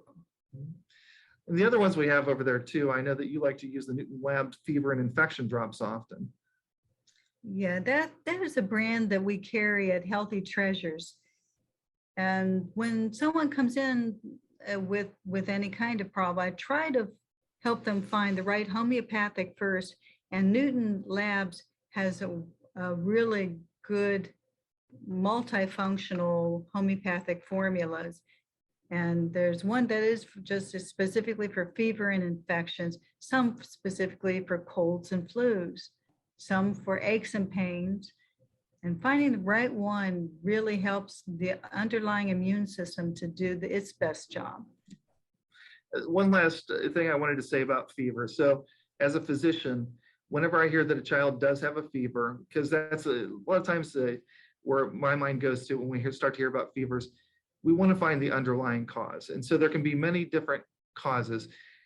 If your child is not seeming well, if they are not staying hydrated, if they seem like they're in a lot of pain, you're feeling uneasy about this, or they're not eating because their throat hurts too bad, then this is the time you want to call your health professional so that they can go ahead and help you to figure out what the cause is, so that they can go ahead and help you to address what would actually take care of the problem. Talk about any of this and move on? No. Well, I better probably mention vitamin D as something, as one of those super supplements that helps keep almost all parts of your body in balance.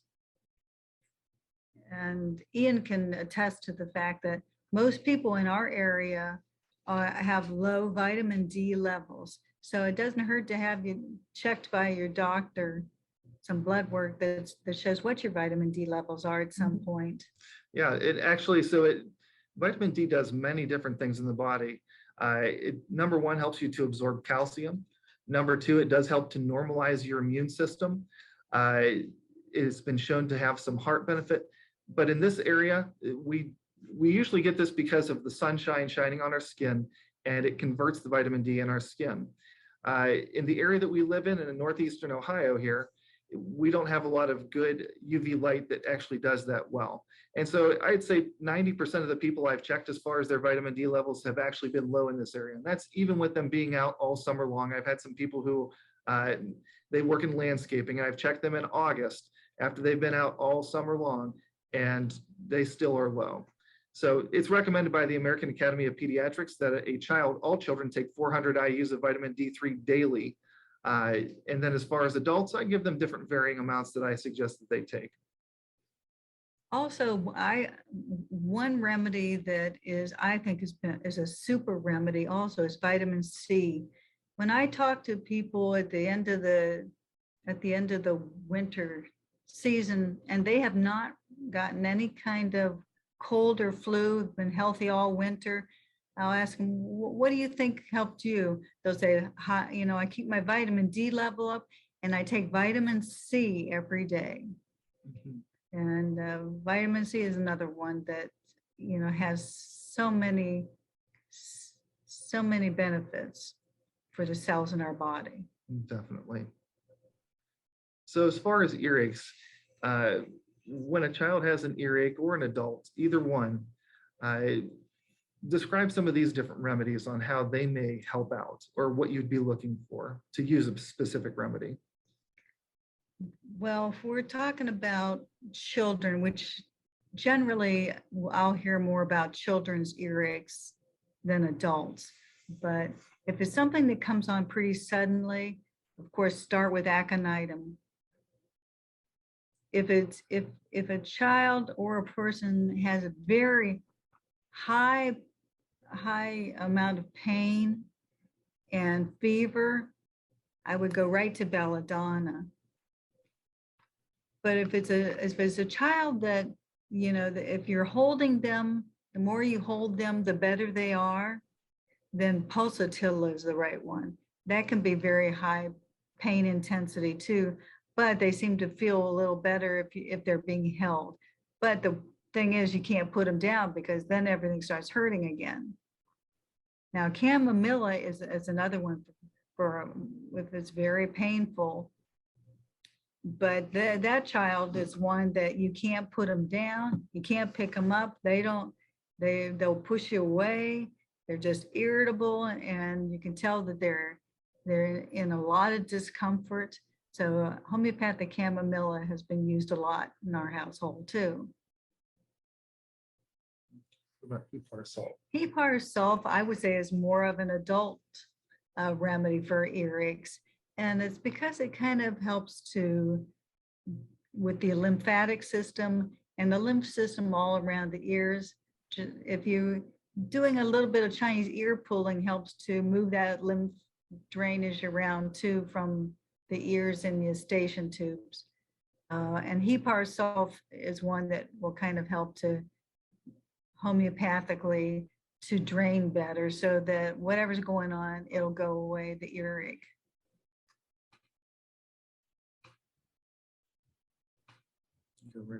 Colloidal silver is made from, as you might know, silver, and it has a lot of antibacterial properties.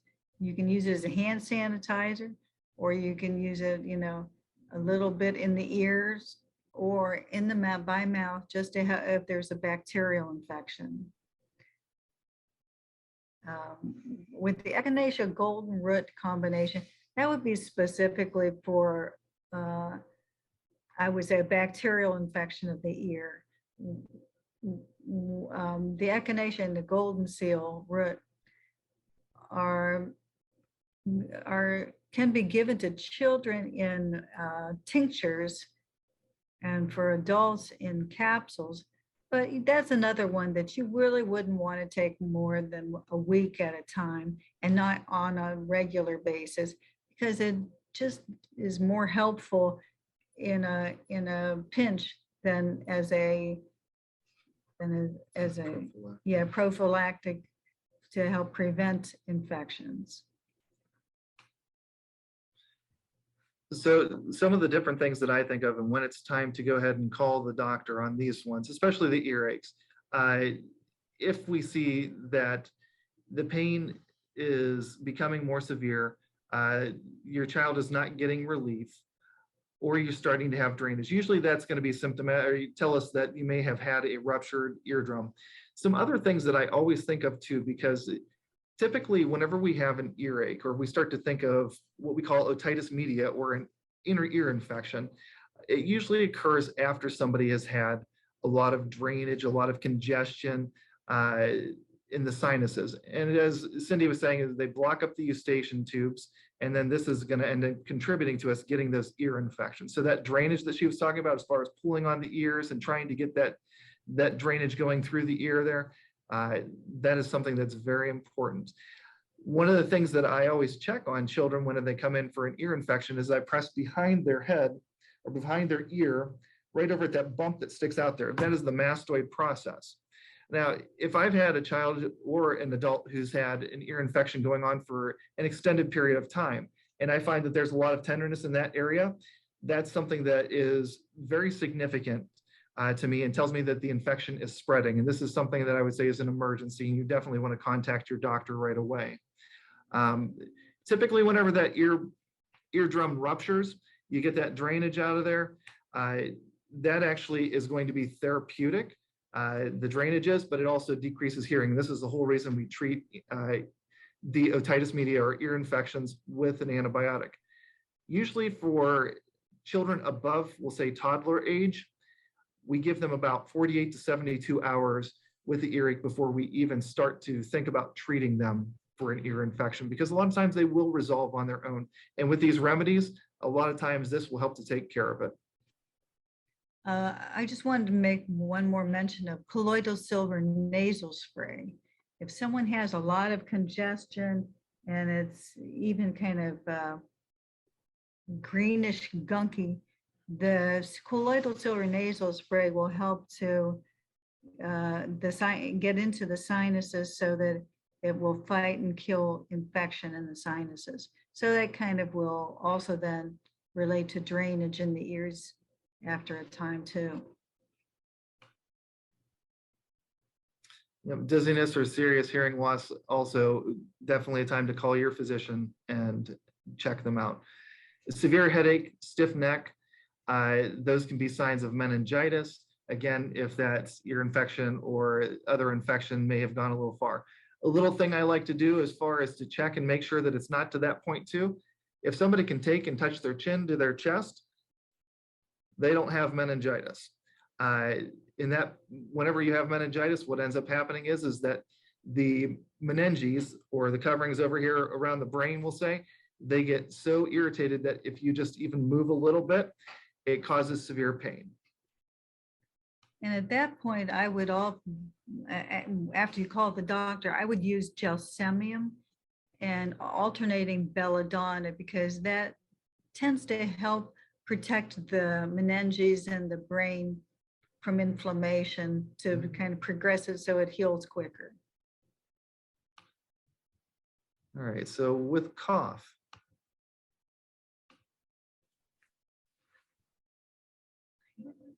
Cough, that's a hard one to talk about right now too, because of COVID. But there was a homeopath who used to say that he could tell what remedy you needed by how your cough sounded. And a little bit I can do that, but not to that extent.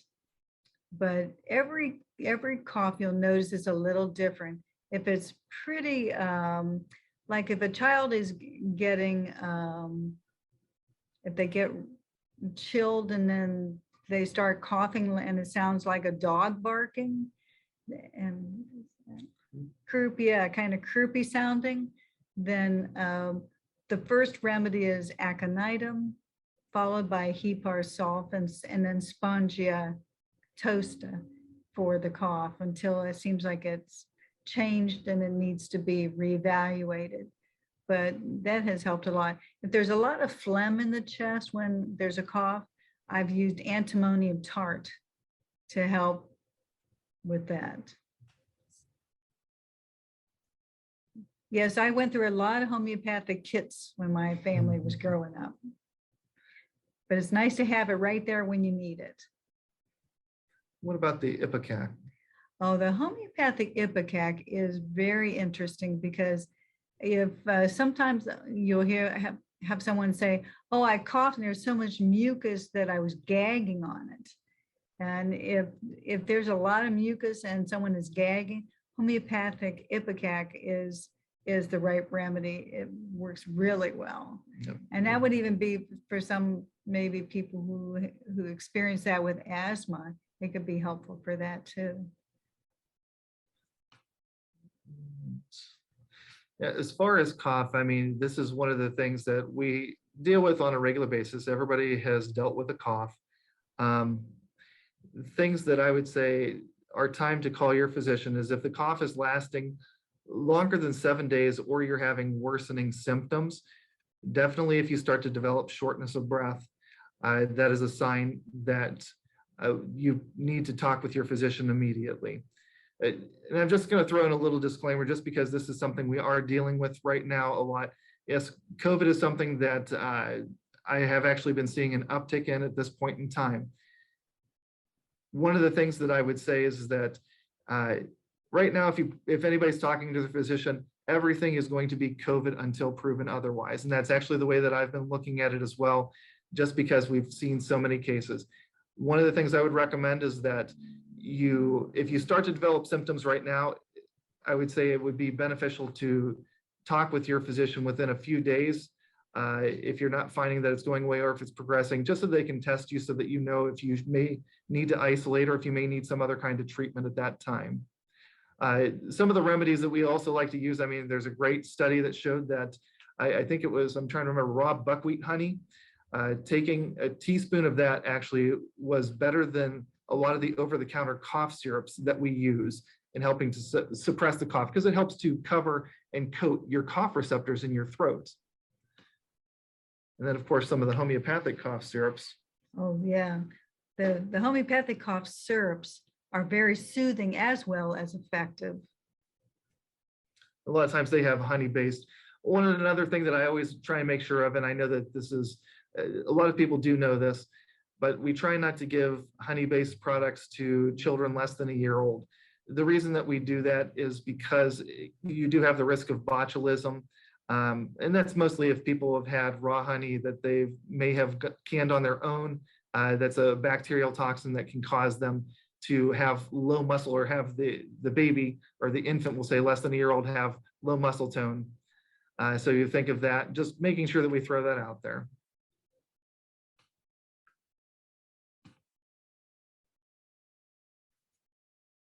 So now about a runny nose. Calibic or calibicromium is one where the mucus is usually clear, but it's ropey, and there's usually a lot of sneezing that goes along with it too. And you can have a runny nose with that also. But if it's ropey, that's definitely Calibic. Pulsatilla will be one that's most likely be a child, and they'll have one of those green gunky noses with some running nose, and they have a cold, and they act whiny, and they just want to be held. That's what I always remember you telling us. If you had a child who was they just whine, they aren't screaming and yelling, but they're just kind of always whiny, but they just want to be held. That's when I start to think of pulsatilla. And then when they're not sick, they're the most pleasant of children. Mm-hmm. Go right along with whatever you want them to. And but pulsatilla is a wonderful remedy for so many things for children. So when we look at Allium cepa, that's actually homeopathic onion, correct? Yes. So if we're thinking about you're cutting up an onion, the type of symptoms that you get, your nose just starts to run. So irritated, yeah, Mhm. running. That would be like allergies types of symptoms that some people get, but yeah, Allium cepa is a wonderful allergy remedy when it comes to that. If it feels like you've just inhaled a big onion. And the arsenicum, And the arsenicum goes back. That one actually has been shown to be quite effective against some pretty nasty respiratory viruses. But it starts out with some sneezing, runny nose, and you feel kind of more than just regular tired, kind of bone weary tired, maybe even a little chilled too. And that remedy would be very, very helpful. Of course, with all the precautions that Dr. Ian was talking about.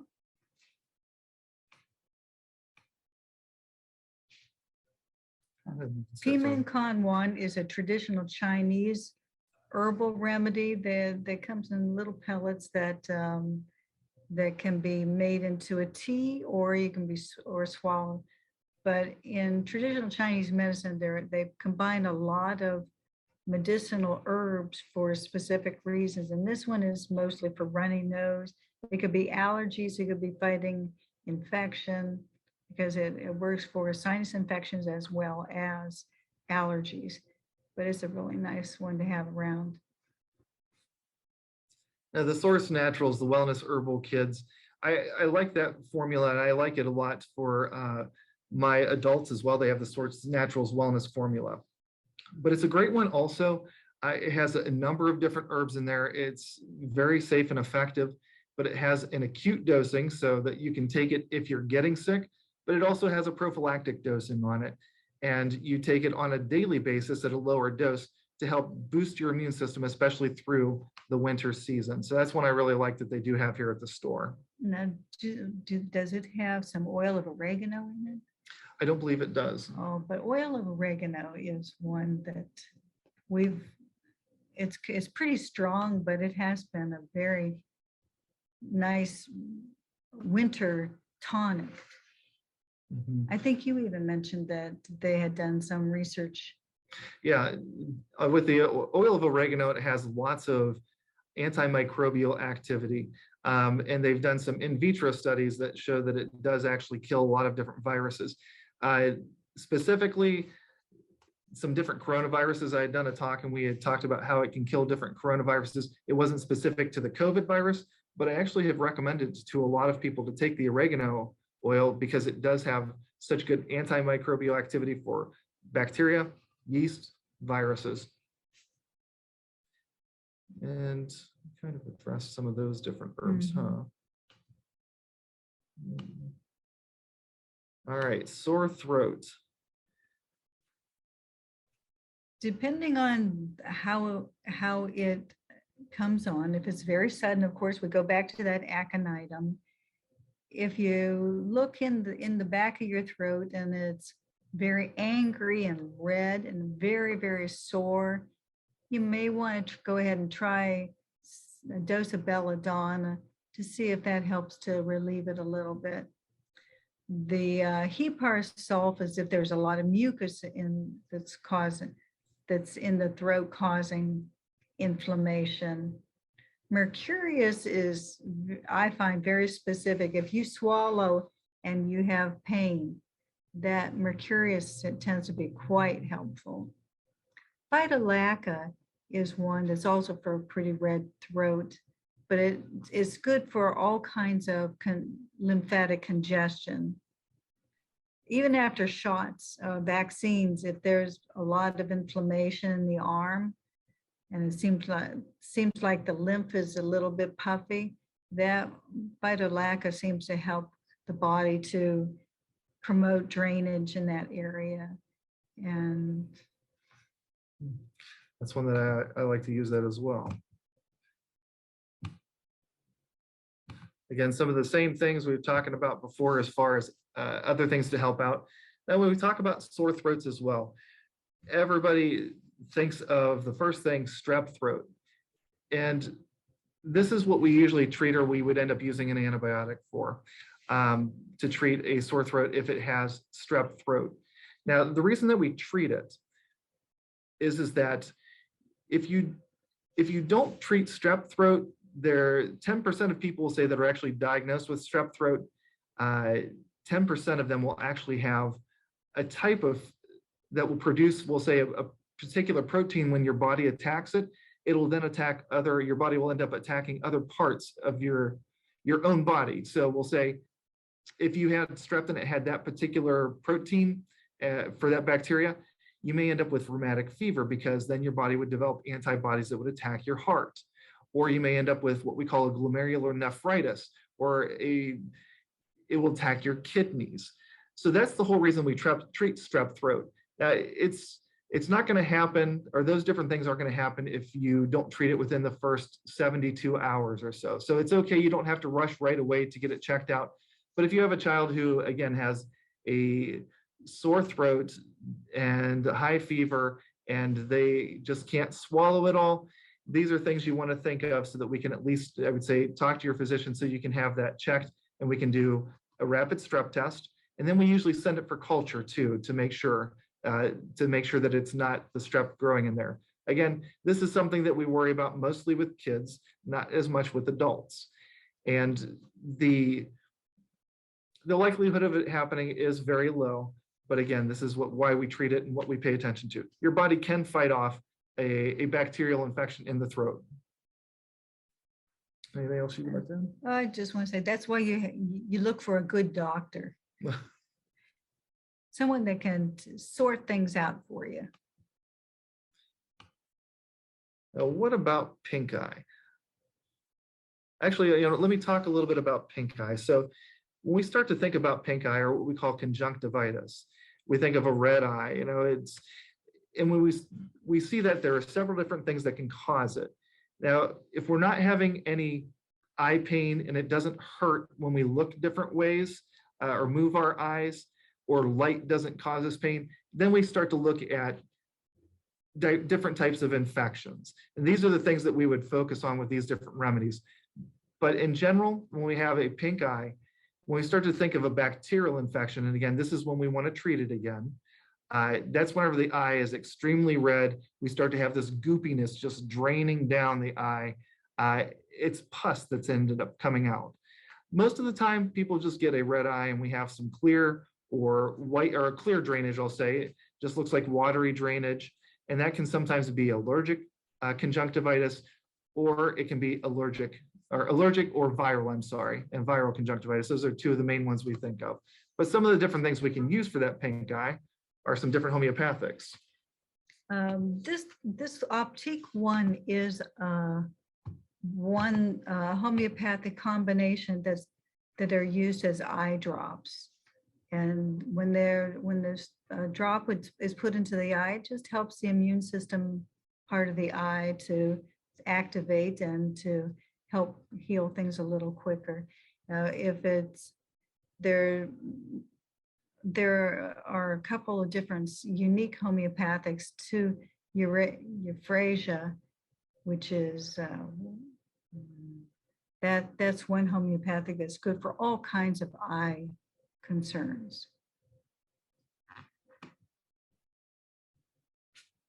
And colloidal silver, if you can use that as just an eye wash or on a sterile eye pad, just holding it on there, that can help to alleviate some of the discomfort as well as the antimicrobial.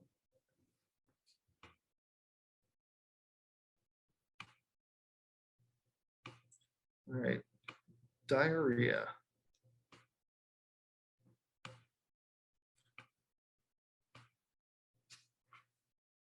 Go right ahead. With diarrhea is really so common. What human being hasn't had to deal with that at some point or another? And if the danger parts of it have to do with dehydration, I'm pretty sure. Mhm. And so always, making sure that the person is able to stay hydrated, and using then the homeopathics to help the body to determine how the best way to heal it up. Newton Lab has a very nice drops. You just use 3 drops in a little bit of water, and it can be used like every couple hours. And it doesn't matter even what's causing it, because the body it has the ability to change and help to take care of whatever the problem is, keeping your electrolytes in balance, and some of the immune system things that we've already talked about. And probiotics will tend to help clear diarrhea up a little better too. Now, what are some of the things that we should be watching for if it's starting to look more serious? Yeah, so when we think of diarrhea, I mean, again, dehydration is the key as far as what we're trying to avoid. And when I talk about dehydration, especially if you have a child, things that I want you to pay attention to would be, are they able to make urine? If you have a baby or a one that's in diapers, then they should be having at least 6 wet diapers a day. If we start to find that they're not having at least several wet diapers a day, that means that they're probably heading towards dehydration. Or we talk about that soft spot on on the baby's head. If that soft spot, we'll say, is sunken in, that usually tells us that there's dehydration, or there could be dehydration, I should say. And then the last thing I usually pay attention to is the mouth and the eyes. So if they're able to make tears, they're hydrated. Or if they're not able to make tears, I start to think, is there a possibility of dehydration? Or if their mucosa in their mouth is dry, that's another sign that there could be some dehydration. So again, the fluids are very important, but if we're not having those things, or if we see a child who is dehydrated, or you have the thought that they're dehydrated based on some of the things that I've just said, then that tells me that you should probably call your doctor so that you can make sure that they're getting evaluated. For adults, one of the biggest things that I look for dehydration is if I look at my skin and I pull it and it snaps right back, that tells me that I am definitely hydrated. If I pull it and it stays up, or what we call tenting, or the skin stays up and then slowly goes back, that can be a sign of dehydration in an adult. So those are the biggest things. And then, of course, if you're having blood in the stool, this is something that needs to be evaluated. That's what I would say about as far as the diarrhea. And if it starts to become over a period of time more and more of a nuisance rather than a serious problem, someone really needs to take a look at their diet, because there's probably some issues there with inflammation from foods that are being eaten. I find that a lot of times too. Whenever I have somebody that comes in, they're having diarrhea, that's one of the things we talk about are different foods, because there are a lot of different things in foods, or different types of foods that people can have reactions to, or the different components in foods. All right, stomach ache. When I talk about homeopathics, the ones that I will always have on hand, Nux vomica, any kind of digestive problem that starts and it does and it's not serious, I will use Nux vomica. If you've eaten something that's just not quite agreeing with you, that's a great place to start with Nux vomica. If someone's having like severe stomach aches, then of course you need to speak with your doctor. Mm-hmm. But at some point in that, if it's doubling over pain, colosynthis might be a remedy that could be used at some point. Yeah, it's no problem to use these homeopathics as you are contacting your physician, because it may help it out. It may help it to resolve. You'll be helping your doctor to get some sleep.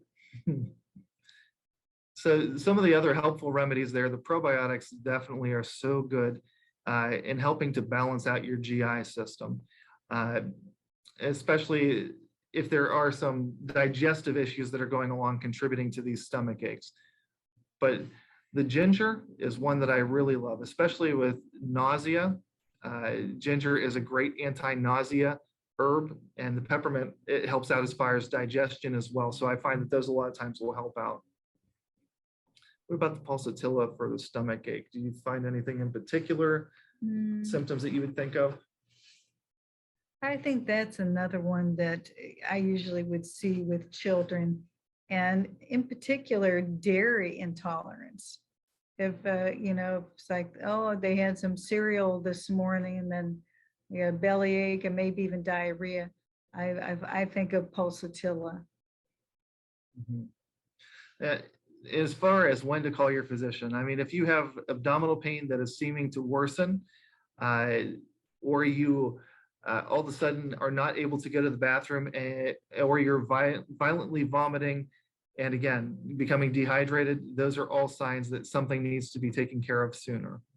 There's a number of different things that I could talk about in the abdomen and different areas of the abdomen. We'll save that for another talk. As far as vomiting, Maybe we shouldn't do that because that's getting more into some more serious stuff. okay. I don't want to talk about vomiting. Thank you. All right, so for trauma. Trauma can be so many things. It can be physical trauma, like a car accident, and any kind of head injury. Now I have 5-flower formula for shock. That's more like an emotional shock.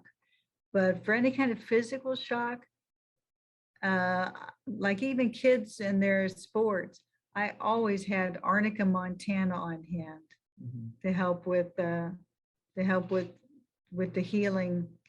Then of course that doesn't take the place of the physical, making sure that things aren't broken or sprained, but it will help to de-traumatize the tissue quicker. Yeah, I use the arnica as well for any kind of trauma or bruising. It's very good for helping to the healing process and getting rid of the bruise, and also helping the different tissues to heal up. So arnica is a great one, whether it's in herbal form or in homeopathic form. I like to use that often. And for moms with kids in football, I would, or even soccer, anywhere where they might get some head trauma. It may not seem like it's a big deal, but I would always give arnica after the game or after the practice if there was some trauma. It doesn't hurt, it's not addictive, it's not, going to cause any problems, but it might be able to help de-traumatize the tissue quicker. What about as far as the symphytum? Oh, the symphytum, if someone happens to break a bone and in the process of a healing, because it's going to try to start healing as soon as it's, the body responds. But if there's pain in the bones, symphytum is wonderful to help the bones heal quicker. And then as far as for burns, I know this is something that a lot of people, they even have them at their home that they can use. The aloe vera plants, or pure aloe vera from the store, that's fine too. But you can't beat that. Also arnica for the first sign of trauma from a burn, and then using like the real plant, and then just slicing it and just applying it to the burnt area, and it will help to cool it and help it to heal quicker and feel better sooner.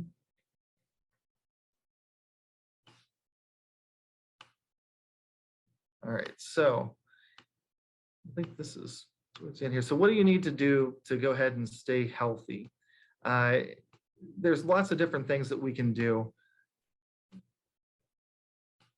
And we're just bringing up a list of some of the things that we have seen that can really help to keep you doing well throughout the winter time. You can go ahead and I'm a big fan of a good multiple vitamin. I have seen people who will take hands full of all of these different vitamins that might be more than their body really can process or really needs. But a well-chosen good multiple vitamin has almost all of those, fills in all of those nutritional needs that you might have. So, I mean, it could be a chewable, a good quality chewable, but you have to make sure it doesn't have any artificial colorings, flavorings, and staying away from sugars as much as you can. Yeah, so the sugar can actually help or can cause your immune system not to function as properly. The best way to look at this too, I mean, is making sure you decrease sugar. And I know that during the wintertime, we don't do that as much because everybody's sharing different things for whether it be Christmas or through the holidays. But when we look at diabetics and we'll say when their sugars are elevated, it's actually been shown that your white blood cells, the ones that fight off infection, they are not able to heal things as fast or to fight off infection as well. We look at diabetics in different wounds. They are not able to heal their wounds as fast when their sugars are elevated. So making sure you minimize the sugar throughout the winter season is very good. Or, you know, again, year round, we shouldn't have a ton of sugar. Not to say you should avoid it, because I definitely like to have my sweets as well occasionally. But I think that that's going to be an important thing to do. And there are so many great substitutes for plain sugar and when you're making things, especially. Manuka honey is a really good one, which has some medicinal benefits too. Stevia, a good quality stevia, very, very sweet without the pitfalls of the sugar. Also, xylitol, used in baking during the holidays when it's hard to avoid sweets. If you can stay ahead of that, it helps you out in the long run. The other things that I definitely suggest as well, make sure you get good sleep. It's so important for your body to be able to heal and having good sleep. Resting, making sure that you are doing activity, physical activity as far as exercise, that has been shown to help out with your immune system as well and keep it up. And of course, drinking plenty of water. I mean, that's so important, staying hydrated. Again, we've talked about that many times throughout this talk. Hydration is important. And good teas, I mean, some teas are just have so many extraordinary benefits that it's just would seem crazy not to use them. One is green tea. Green tea is something that you can have, you know, you can, even if you don't like the taste of green tea, you can combine it with other things, other types of teas that you do like mints or that help with cardiovascular health, your immune system. It actually helps your metabolism too. So green tea. All right, and I think we are probably coming to a close here. So these are some of the different references that you have used and suggest to people. I would say that, you know, becoming informed and even taking an online class in homeopathy is a great idea. Dana Ullman is probably the preeminent research specialist on homeopathics in the United States, and his website is homeopathic.com. So, and some good books. Oh, we have some great books for homeopathics. All right, I think that's it. So thank you very much for listening to us, and hopefully we gave you some good information. And back to you, Ashley. Wow, that was wonderful. That was just a wealth of information. Let's see here. Does anybody have any questions for them? And I'm gonna stop your screen sharing. There we go. I was a lot of information, so I can Yeah, I hope we imagine. didn't put anybody to sleep Overwhelm you, yeah. unless they needed the rest. Right. It's a nice lulling voice to put you to bed. I love it. Yeah. All right. Questions, anybody, or no? Well, I I have loved a it. question. Yeah. Oh, go ahead, Justin. I was just going to say I loved it, and thank y'all very much. I'm very skeptical of Western medicine, so I appreciate organic, medicinal plant medicines too. And I was curious if y'all knew anything about cold therapy, mainly Wim Hof, and how that fits in. Yeah, as far as you mean like doing the hydrotherapy and using cold, Yes. it's something that I have utilized, and I recommend this to my patients, just a basic type of hydrotherapy. Whenever you go to take a shower, alternate the heat, go as hot as you can, and then go to as cold as you can, and you alternate back and forth and actually end with cold. And what this does, of course, is it's going to help out as far as blood flow. When you do the cold, it makes the blood come more towards the surface, or I'm sorry, it makes it go more towards your inner organs, or your deeper, and then you put on the heat and it makes it go more towards the surface. So we usually end with the cold to keep, the internal organs, the blood flowing more towards that area. But yes, I think it's a great way to go, or even using foot baths is a wonderful thing to do as well. Awesome. Yeah, I've been practicing Wim Hof for about a year now, so it's good to hear y'all's take, and it's been life-changing for me. So thank That's you. awesome. Glad to hear that. My question was, well, first off, let me express my gratitude. It's a rare opportunity to get to meet and hear from your supervisors, family members, particularly mom. So that's a really cool experience. Does it matter the method of delivery? Like, for instance, would you find that a tincture is better, more bioavailable than a capsule, or a transdermal like arnica? I usually use that transdermally. Any preferred method of delivery that you like to use for some of these recommendations? I think tinctures are always going to be, more quickly absorbed. But I think it depends on really the situation too. Like arnica is excellent for the gel or the lotion for those traumas that you can see that produce the. Very localized too, because Yeah. it takes so much to be able to cover those areas. But if you use like the homeopathic arnica internally, it can cover, like if you've had a severe trauma, car accident, it's going to end up working throughout the whole body. So that would be one of those times that we would utilize that. So Wow, I didn't know that. And is there studies on arnica's help with the neurological effects from PTSD from like a car accident or a trauma? I heard you mention that, but I've never looked into that. But obviously in the mental health field, that would be a tremendous homeopathic adjunct thing to add. yeah, definitely. I mean, one of the things that I remember when we've gone through some different courses, and what my mom has taught me is that when you have an acute trauma, we'll say like a car accident and somebody's in shock, we'll say that emotional shock right away. Homeopathic aconitum actually is the first one to use.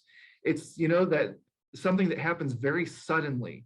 And so the aconitum, and then following up with the arnica. So you may not just say, oh, this is the only remedy I'm going to use for that, but you may follow with some other ones. But yeah, the aconitum for that acute, like what's going on. And then after that, doing the arnica to help heal up all the trauma too. And if it's PTSD, then we always look at the symptoms that are being presented right now. If it seems like, they're going through it again, you can use those remedies just like that. Exactly. But if Wow. if it's presenting itself, in other ways, then there probably are other remedies that would work better. Got it. Thank you so much.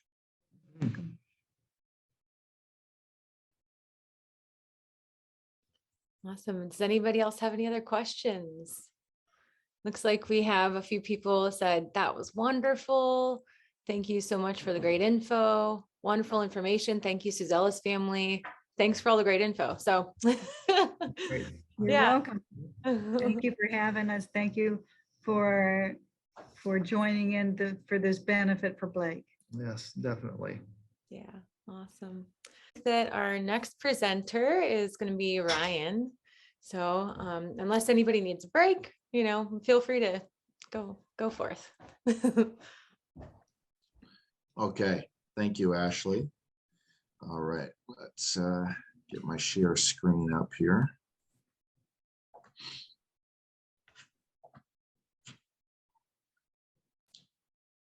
I think it's fitting, Ashley, that I'm presenting here now after that homeopathic presentation. So can everybody see my screen? Yep. Yes. Okay, very good. All right. So the bar was set high. I'll do my best to follow up after that excellent presentation. So my name is Ryan Joseph Kopiar. I have the honor of knowing Blake because he was kind enough to invite me in as a intern to practice underneath him. So I'm a master's student in clinical mental health counseling. I'm a substance use disorder professional trainee licensed in Washington State, a registered hypnotherapist as well in Washington State. And my background for a little over 10 years was as a personal trainer, a multi-unit manager in the fitness industry. And I'm a certified sports nutritionist as well. So I always say this disclaimer in the beginning. These are my own thoughts and opinions of what I'm going to share with you on mental, physical, emotional, and spiritual health.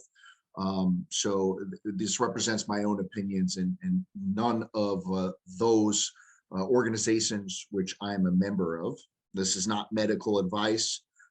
And so always consult with your medical provider before you're ever going to make any changes, either diets, nutritional supplements, exercise programs, or anything to do with your personal physical or mental health.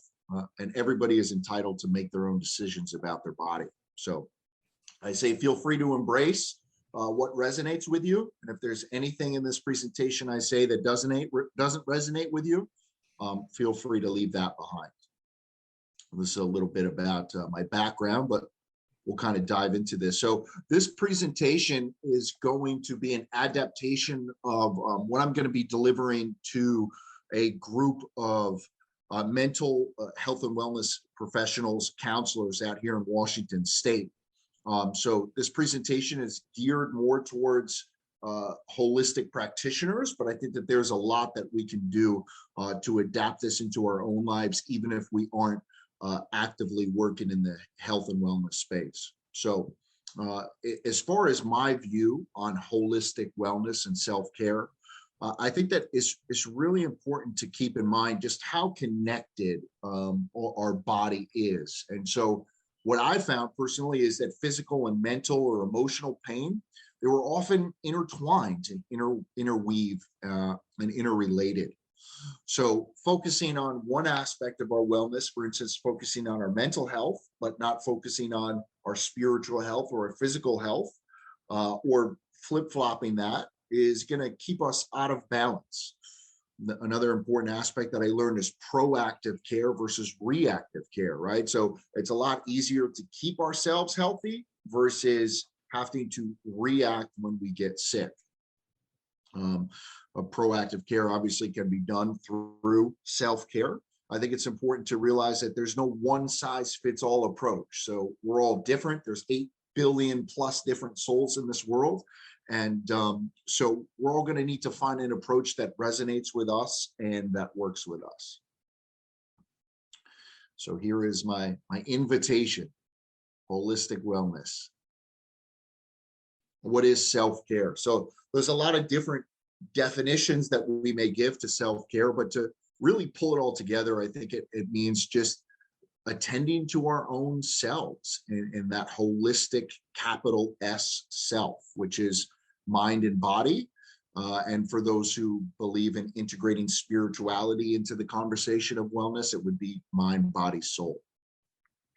So I shared some other kind of definitions here that we'll go over: self-awareness, being in touch and in tune with one's own mental, physical, emotional, and for many spiritual health, well-being. Oftentimes we define well as a measurement, a quantifier, or a metrics, and that's often objective and subjective. when we say well, right? That could mean different things to different people. When we say being, the other part of well-being, that is the totality of all of the components which we believe determine who we are as individuals: mind, body, soul, mental, physical, emotional, or spiritual health, whichever combination of those resonate with you. I'm going to skip over a couple of slides here.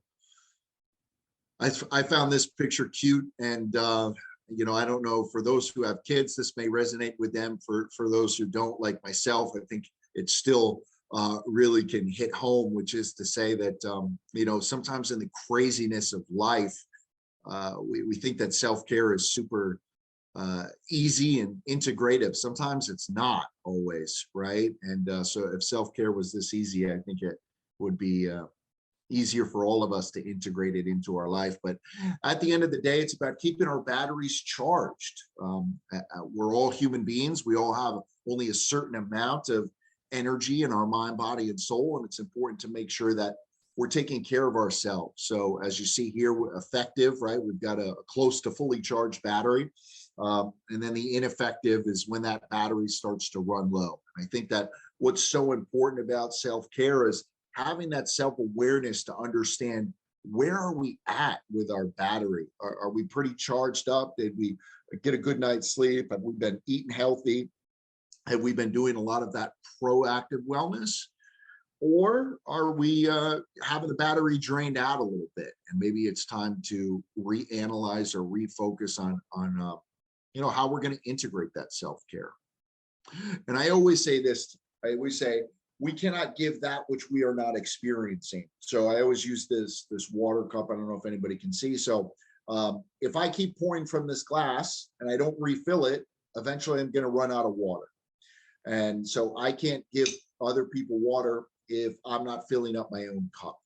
And when I share that with people, that typically resonates with them, where we say, okay, it's okay, and it's time for me to pour back into my own cup. So now we're going to dive into understanding the connection between mind, body, and soul. So holistic wellness, the basics. As human beings, we all develop from one cell.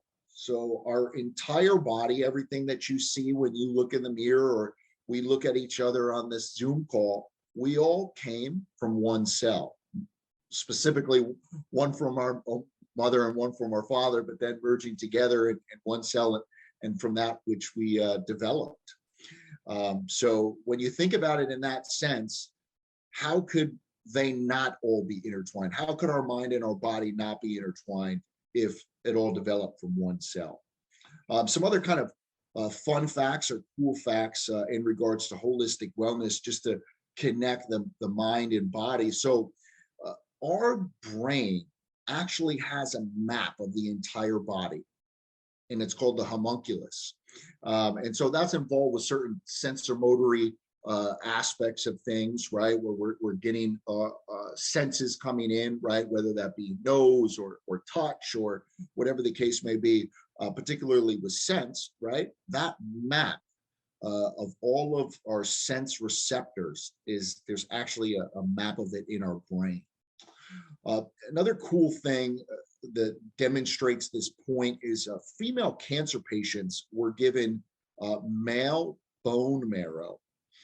And so, of course, there's the difference there in chromosomes. And what they actually found in the neurons of the cerebral cortex, they actually found Y chromosomes in the brain of female cancer patients that had received male bone marrow transplants. So that just goes to show that even treatment for the body, there are certain aspects of that, and this is empirically verified, certain aspects of that treatment involved male bone marrow transplants, and aspects of those cells were, of course, identified by the Y chromosome, were found in the brain.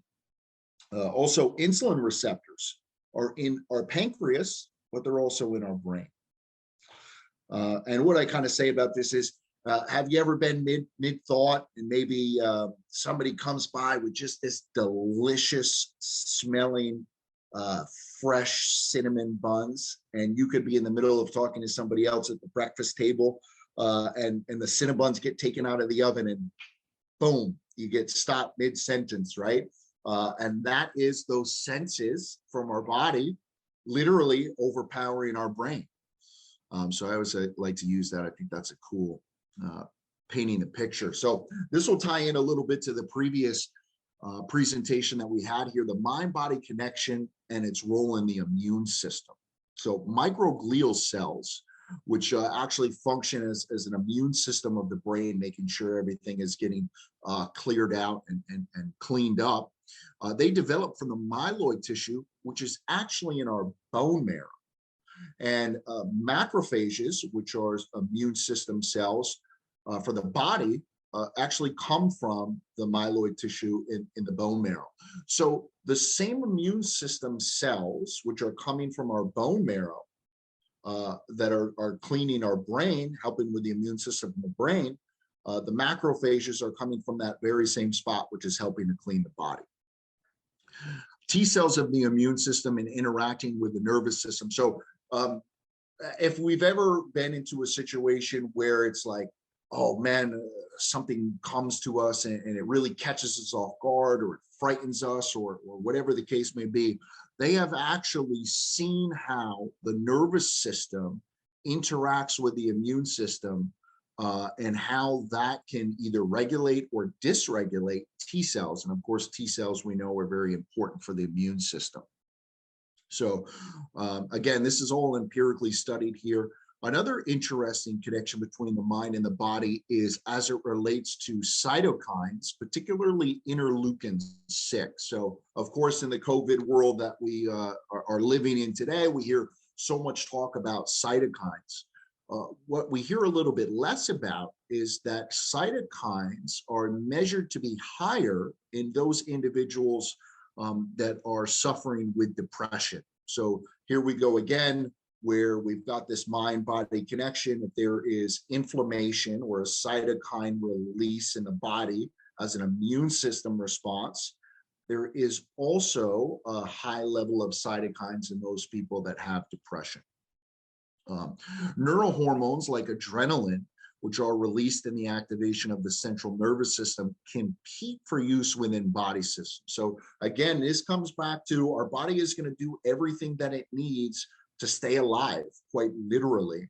And so when we were cavemen and we had to worry about running away from the tiger, okay, all of our body's focus was going to be on using that adrenaline to be able to get away from the tiger, right? And a little bit less about maybe what we needed to use in our brain to ponder, philosophize, or things of that nature.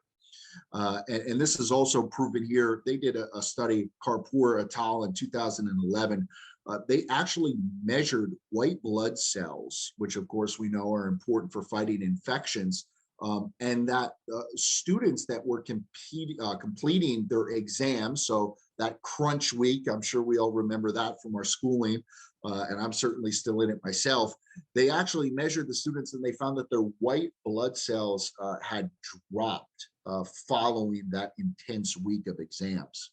So I demonstrate these points because I think it's important, in particularly with what we're facing nowadays with everything in the pandemic related. I think it's really important to just understand how important it is to keep our mind healthy, just as much as we're taking steps to keep our body healthy. And this will tie in with that as well, mind-body connection and stress. So the dorsal-medial hypothalamus is a part of the brain which is used to process stress. Okay, so psychological stress, it's going to get sent as one of the pathways. It's going to go through the DMH. Hunger or heat stress, okay, is also going to get processed through DMH. So whether we're looking at top down, which is, oh my God, I'm so stressed about maybe finances or other things that we have going on in our life, that top down, it's going through the DMH. And then body up, oh my gosh, I'm so hungry. And when I say heat stress, I mean, let's say we're out trapped in the desert and it's very hot, or we're trapped outside and it's very cold. that's also going to get processed bottom up through the DMH. Some kind of a cool fact here is that when we, and this has been empirically studied, looking at a picture of someone we love can actually help to increase our physical tolerance for pain and distress.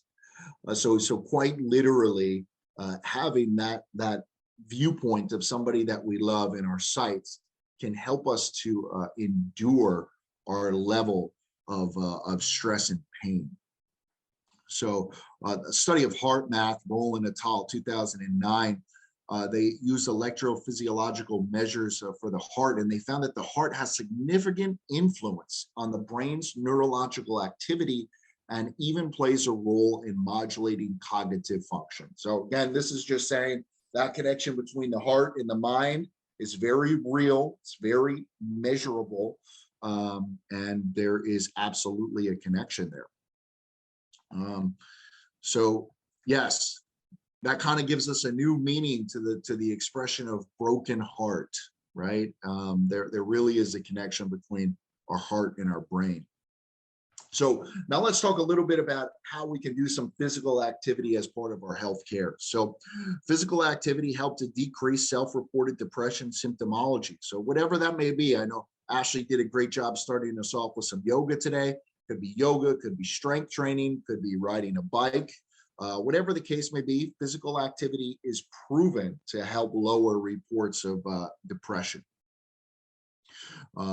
Ashley, you'll appreciate this one. Yogic intervention activates dormant areas of the brain while downgrading memories not of interest and upgrading useful ones. So doing yoga can actually help us to metaphorically suppress those memories that are not so serving and to upregulate or help to make more available to us the useful ones, which can help us. So however that may look to you, strength training, yoga, group fitness classes, boxing, spin, all of those can improve our mental health. Does riding my bike around town make me happier? Yes, empirically measured, it does. Riding a bike as a method of transportation was associated with more positive mental states, and walking was as well. This was actually done, a study that was done out of Europe, where riding the bike is a little bit more common. I understand here in the United States that may not be so possible depending on where we live.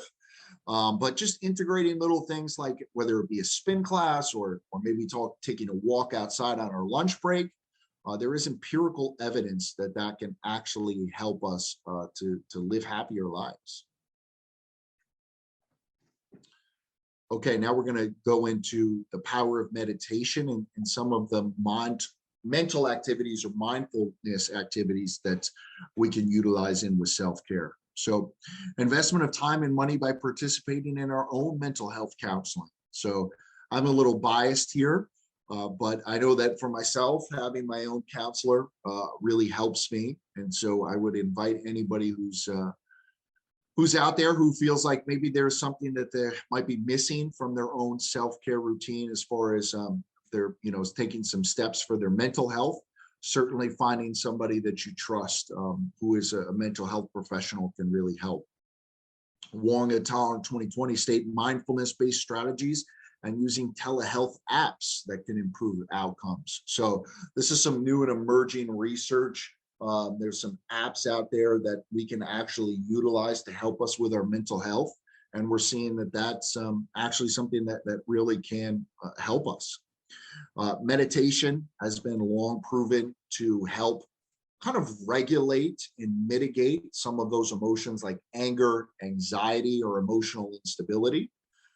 And research suggests that mind and body, bringing the mind and body into homeostasis actually leads to positive mental and physical health outcomes. So now let's get into spiritual wellness.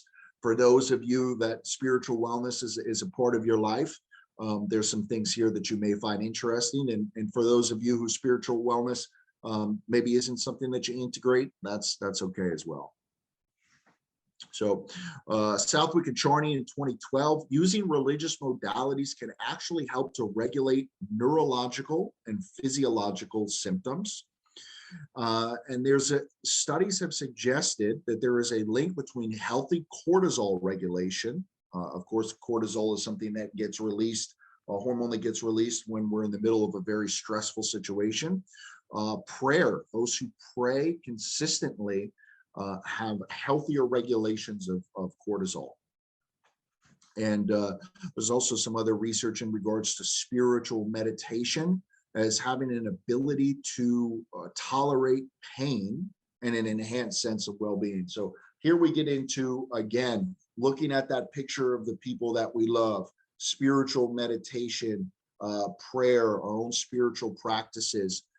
They really can help us to, I'll speak non-clinically, kind of help us to deal with some of the difficult things in life. And help direct our positive focus towards that which is serving us in our life. So to bring it all together here, there's no one size fits all approach. So it's ultimately at the end of the day, it's about finding which approach works best for you with your lifestyle, with what it is that you enjoy, and then finding a way to integrate that in all together. And I say that because in this world that we live, we get pulled in so many different directions, and there's so many different things that are calling for our attention. Finding a way to integrate our wellness, meaning what am I doing already, and how can I integrate my wellness into that? For instance, if it's a lunch break, right? Can I eat my lunch in 30 minutes and take my other 30 minutes to go for a walk? This way we don't feel like we're adding on to what it is that we're doing, but integrating it in. So that's about it for the presentation, and really appreciate and have so much gratitude and respect for your time, and I'll open it up to any questions.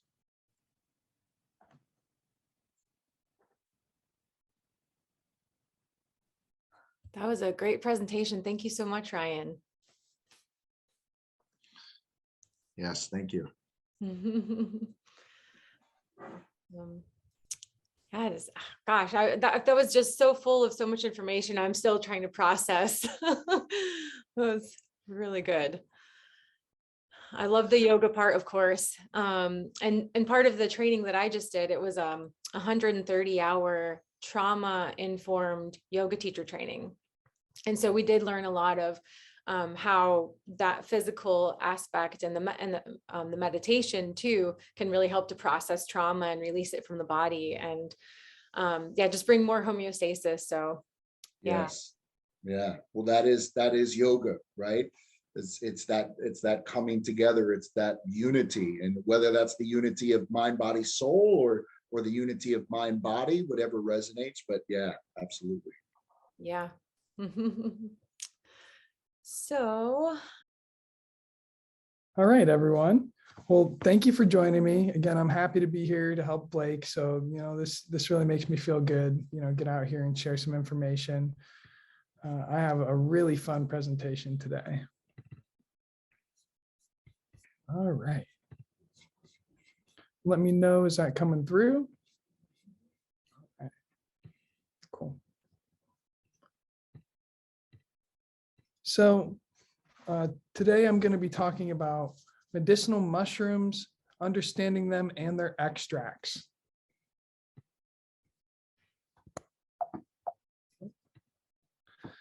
Now, what are we going to be covering today? First, we have a bad joke. What fungus is among us?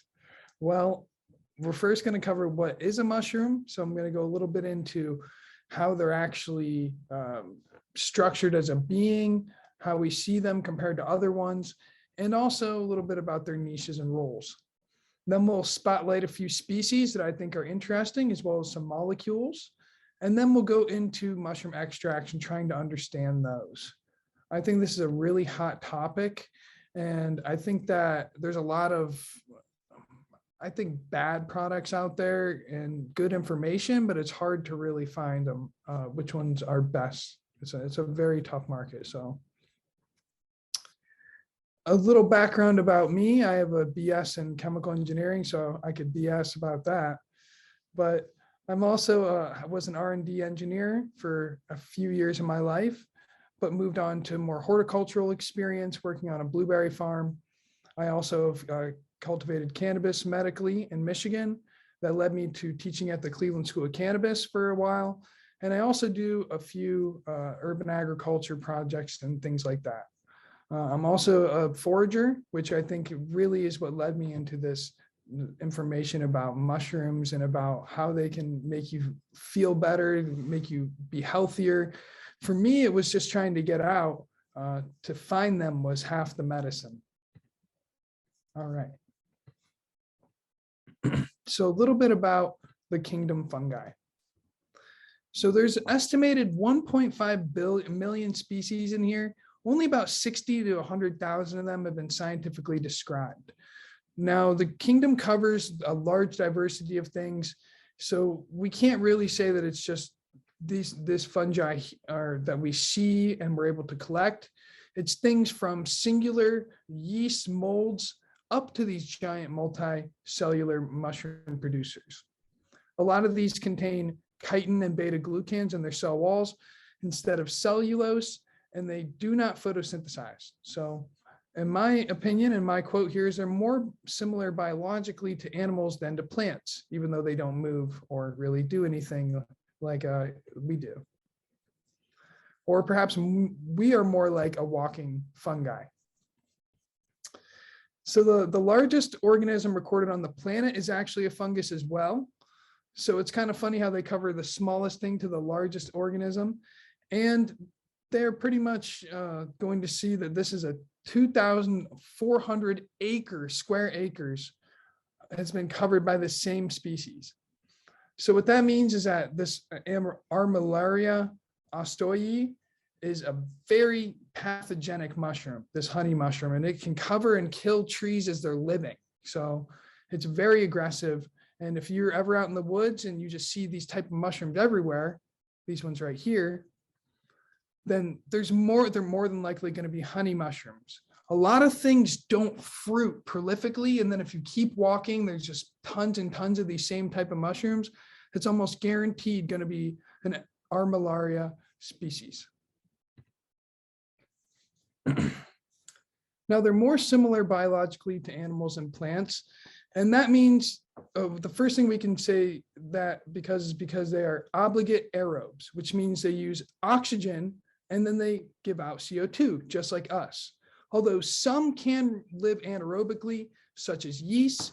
Yeast brew alcohol, so this is a very important function that these have. But for the most part, fungi would prefer to be aerobic, just like we have to be aerobic. And a lot of them, to reproduce properly, have to be aerobic. They also metabolize organic material for energy, similar to us. So they have to eat things that they find. If it's not just an organic material, it can be something else that's organic, like an animal or another fungi or a plant. So they can absorb a lot of different things. They have sexual and asexual reproduction, and much of this kingdom makes spores to do this. Some reproduce asexually or by both methods. So we can't really say one or the other here. Okay. Is everyone still able to hear good as well? Hope it's just sounding good. Okay. Now, the last part here is that we start to break down more into the phyla when we break down from the kingdom down to the phyla. And we see that the higher mushrooms, Basidiomycota and Ascomycota, are really the ones we're going to be focusing on here. There's a few other phyla inside of the fungi kingdom, but these are the ones we're focusing on because they have all the medicinal mushrooms. Of course, yeast is not in there and it does have medicinal properties, but for the most part, these large ones are all in those two phyla. Now, these fungi's bodies are actually filamentous, which means they're made up of these filaments of cells called hypha. And hundreds of these put together are called hyphae, and they strand together to create very long root-like networks called mycelium. Now, here you can see pictured the mycelium growing out of a substrate. This looks like some sort of log, and it was turned over, and it's eating the substrate from the inside out, and it's bursting out to take over and create a network. Now, we can say these move through the soil and act as a highway for minerals, nutrients, and resources, not only for just them, but for other people or for other citizens of the soil food web and the ecology. These beings also possess a very large surface area because there are tons of these small little cords together. They can burst out and cover a large surface area very quickly. So they can absorb caches of nutrition that plant roots can't reach and that bacteria can't reach, because bacteria don't really move very much considering how small they are, and plants can't get into all these little nooks and crannies. So fungi have a very important niche there. And here we see some pictures of hyphae. On the left, we see hyphae, and that's just a single cell. And there's a half a cell on the left, a half a cell on the right. But that middle one is one fungal cell. And then to the right, we see a bunch of these hyphae wrapped together. And that would be more like what it would look like if you zoomed in on that mycelium, that rope of that mushroom. Now, their niches and roles in the ecosystem are that they are recyclers of organic material. So they recycle things that worms and all these other beings can't actually break down. We don't have the enzymes to do it. There are certain things like cellulomonas and other bacteria that can break down cellulose like a fungi, but they're not going to be able to move through the system and transport nutrients the same. So these are very important for the building blocks of life for all the other different species. They form symbiotic relationships with plants and other terrestrial life.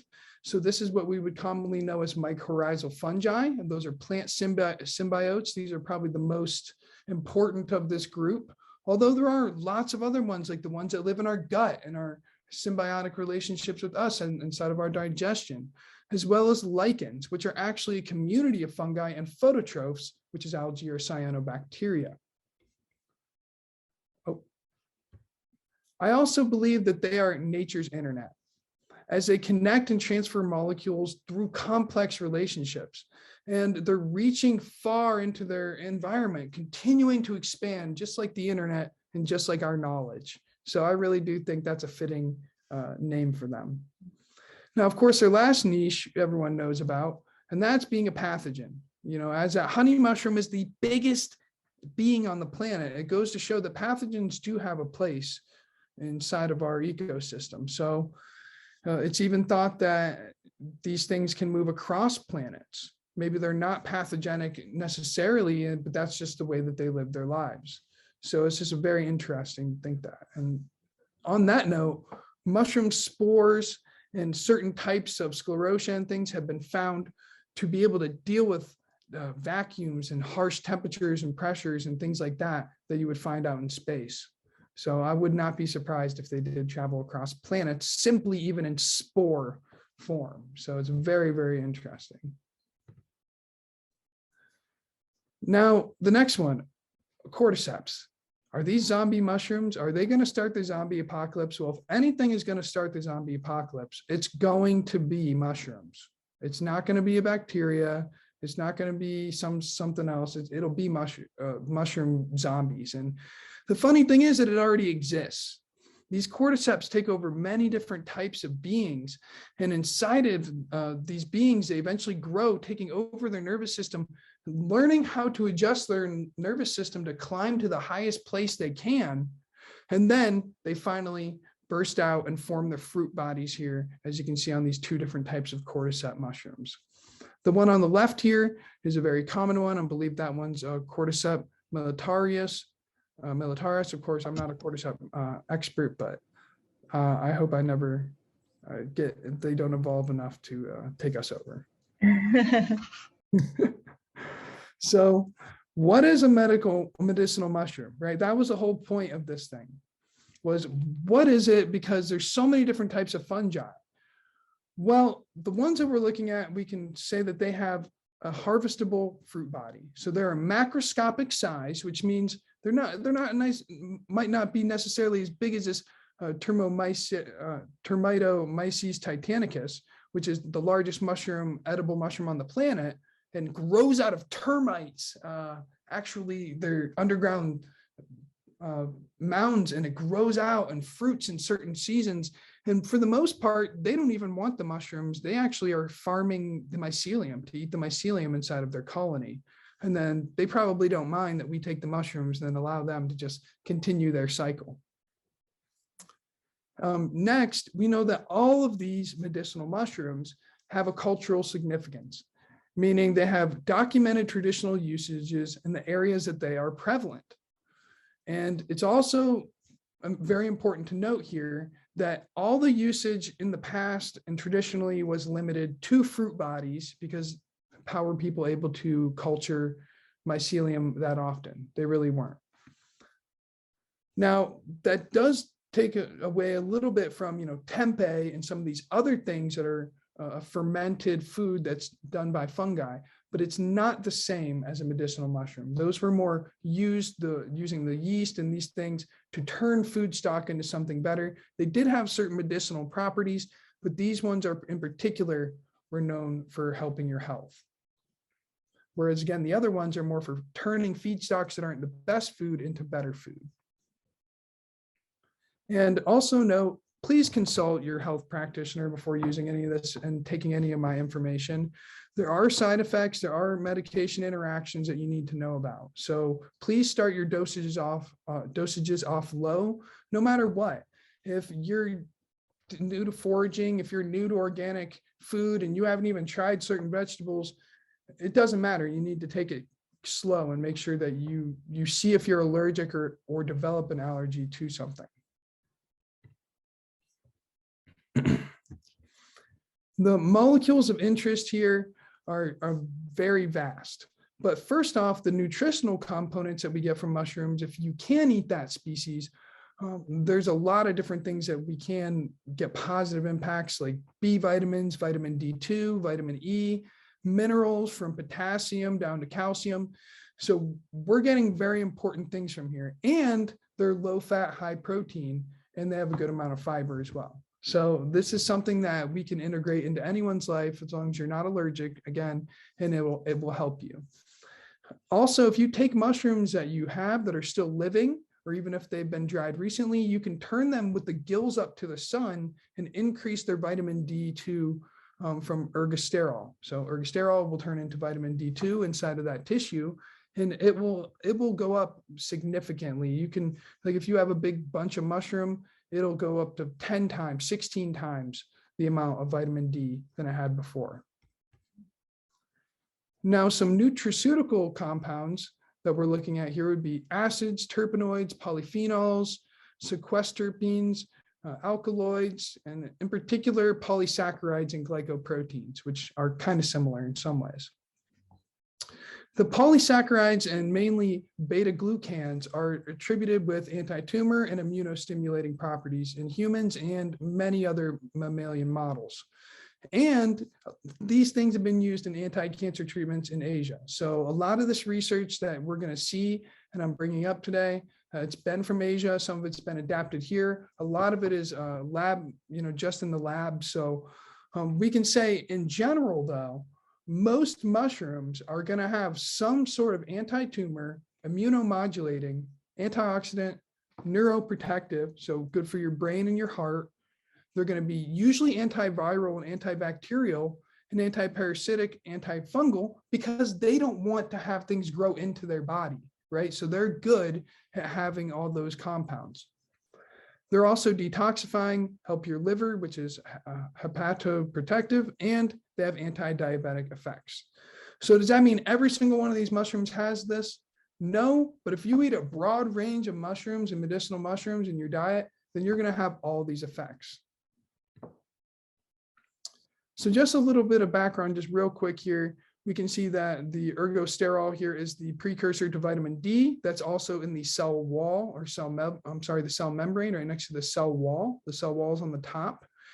So every mushroom has beta-glucans in some way, chitin and ergosterol inside of its cell barriers. So no matter what, you're going to get some sort of medicinal effect. Now let's dive into some of these species. A majority of these can be found in the wild if you live in the northern US territories or even in other places in Europe or Asia. There's many of these relatives that we can find around us. Even if you live in Arizona, my friend who moved out there is still finding Ganodermas and other things like that. So respect your local landscape. That means don't take every single one that you can. I don't agree with that. And make sure that you're always feeding your curiosity. And half the medicine, again, is getting out there, enjoying yourself, and finding them. So here's a little quick intro. I'm not going to cover all of these, but mushrooms with anti-cancer potential are shown here. All the ones I'm going to talk about today are on here. And again, there's Cordyceps militaris down there. And what we can assume is that, again, almost any mushroom is going to have an anti-cancer effect in some way. At least that's my opinion, which is just amazing. So shiitake is our first one. I think a lot of you have definitely eaten this in your life. This is the second most farmed mushroom in the entire world. And this is known as a prime mushroom for culinary. And it has possible effects in helping your cholesterol, your blood pressure. It's anti-inflammatory and, again, anti-cancer. It also has its own type of polysaccharide called a lentinin. And a lentinin, you can see it's kind of related to lentunula, which is the Latin prefix. Latinula, sorry. I'm always going to slaughter these names in a lot of ways, but reishi, which is Ganoderma lucidum. This is very well regarded in Asia as a powerful medicine in traditional Japanese and Chinese traditions. And in Chinese, the name Lingzi represents a combination of spiritual potence and essence of immortality. It is regarded as the herb of spiritual potency, symbolizing success, well-being, divine power, and longevity. So you can see that the name Lingzi, again, is a very, very important name for it because it embodies all these things in their culture. So there's a reason for that. And also chaga, which I'm not going to cover in this one, is called the diamond of the woods by the Japanese. So why would they call it the diamond of the woods if they didn't know how important it would be for their health? So some possible medicinal effects, again, coming from the polysaccharides and triterpenes in this particular type of mushroom, you're going to get a lot of immunomodulator, liver protection, neural regeneration, anti-inflammatory. This mushroom has been shown to help in quality of sleep and focus, as well as combating anxiety and depression. So this is one of the biggest mushrooms you're going to see in medicinal mushroom sort of blends. It grows prolifically, making a large amount of mass. So it's something that's farmed quite a bit. I think it's the first most farmed medicinal mushroom in Asia. Of course, other than shiitake, but that's more of a culinary, we could say. So lion's mane, Hericium aranicus, and this is a mushroom that resembles a large hairy brain. And it's funny because it helps your brain, but it looks like a brain. So I think that's kind of ironic. Typically, if you live near beaches, type of tree, then you will be able to find this. Its possible medicinal effects are the cognitive health, neuroprotectant, neural regeneration, which has been studied and found to actually help in the lab, regenerate and create larger structures between these neurons. It's, of course, an immunomodulator, like most of these different mushrooms, anti-inflammatory and anti-cancer, in particular for a study for leukemia. Then we have Maitake grifola frondosa. This is one of my favorite mushrooms. That's the ones that I have in my arms at the first picture. And it's a large mushroom that has good aroma, large fruit bodies, and you can find it at the bottom of oak species. So if there's a large oak tree, about 3.5 feet to 4 feet wide at the bottom, there's a very high chance that you're going to find Maitake there. But 1 out of every probably 80 trees has Maitake under it. So check there in about early October, late September. It just depends on when the temperature gets to the right spot. Now there's possible medicinal effects from this. It's an immunomodulator, antiviral, anti-cancer, anti-inflammatory, and has been studied for neural regeneration as well. This is one that's used extensively in Asian cultures as well. So, and then we have the easiest and I think the most they're the first stepping stone for most people to get medicinal mushrooms. And that's turkey tail Trametes versicolor. And that's a particularly expansive species. It's found pretty much everywhere in the world. It grows on almost any type of wood and substrate. It can exhibit a range of morphology, especially coloration. You can find it kind of like this, where it's almost like gray blue. You can find it where it's almost golden red. You can find it where it's like literally light and dark brown, like the tail of a turkey. You can find it in many different types. So if it has the right pore size and it's the right coloration patterns, even if it's different colors, it's usually turkey tail. Now, I think that, again, versicolor species itself has many subspecies within it, and I think that's part of the reason why they're so different, but all of them are going to have the medicinal qualities for the most part. They're immunomodulator, anti-cancer, and this one in particular is that they found that when taken in conjunction with chemotherapy, it's helped to reduce some of the side effects and things of chemotherapy. So it's a very studied mushroom for that. It's also been studied for gut health and athletic performance. So this is a pretty solid mushroom. It's hard to miss ID. The false turkey tail, once you find a few species or a few specimens, you'll be able to tell the difference. And I guarantee you've seen it somewhere. Okay. So next, let's jump into some mushroom extracts and talk a little bit about how we're going to find a good extract, what are some types of extracts, and how should we ingest them into our bodies.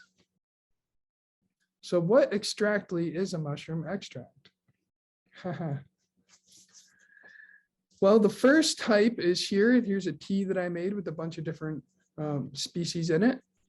And that's just a simple water extraction or decoction. This is as simple as lightly boiling and simmering a small amount of this dried mushroom or fresh. And you'll typically take that volume down to about 1/4 to 1/2 of the original volume. So if it was a gallon, you'll bring that down to about 3/4 to 1/2 gallon of volume. So there would have been about 1/4 to 1/2 of that had come off inside of water vapor. And during that time, you'll see the broth changes color, the smell changes, but you also have to make sure that you don't boil it too hard. If you boil it really hard, there's a higher chance of you losing all those different terpenoids, triterpenoids, all those things to the air. So I think that some of the simplest ways to get mushrooms into your diet are making mushrooms in your tea. So if that's just adding some powder, some dried mushroom powder that you've harvested would be ideal. Or adding them to your bone broth. So if you make bone broth or you make chicken stock, adding the powdered up to that is going to help as well. If you're making like bone broth or some sort of stock that you're cooking for a while, you're probably fine just leaving that in there in its whole form. So you don't necessarily have to do a powder. Next, we have an ethanol extraction, which is also known as a tincture. Here, I just have a few different these mushrooms that I'm putting in this jar to mix and then putting them into another jar to start the tincture. And this has got chaga, reishi, turkey tail, and amongst a couple other shiitake and some herbs.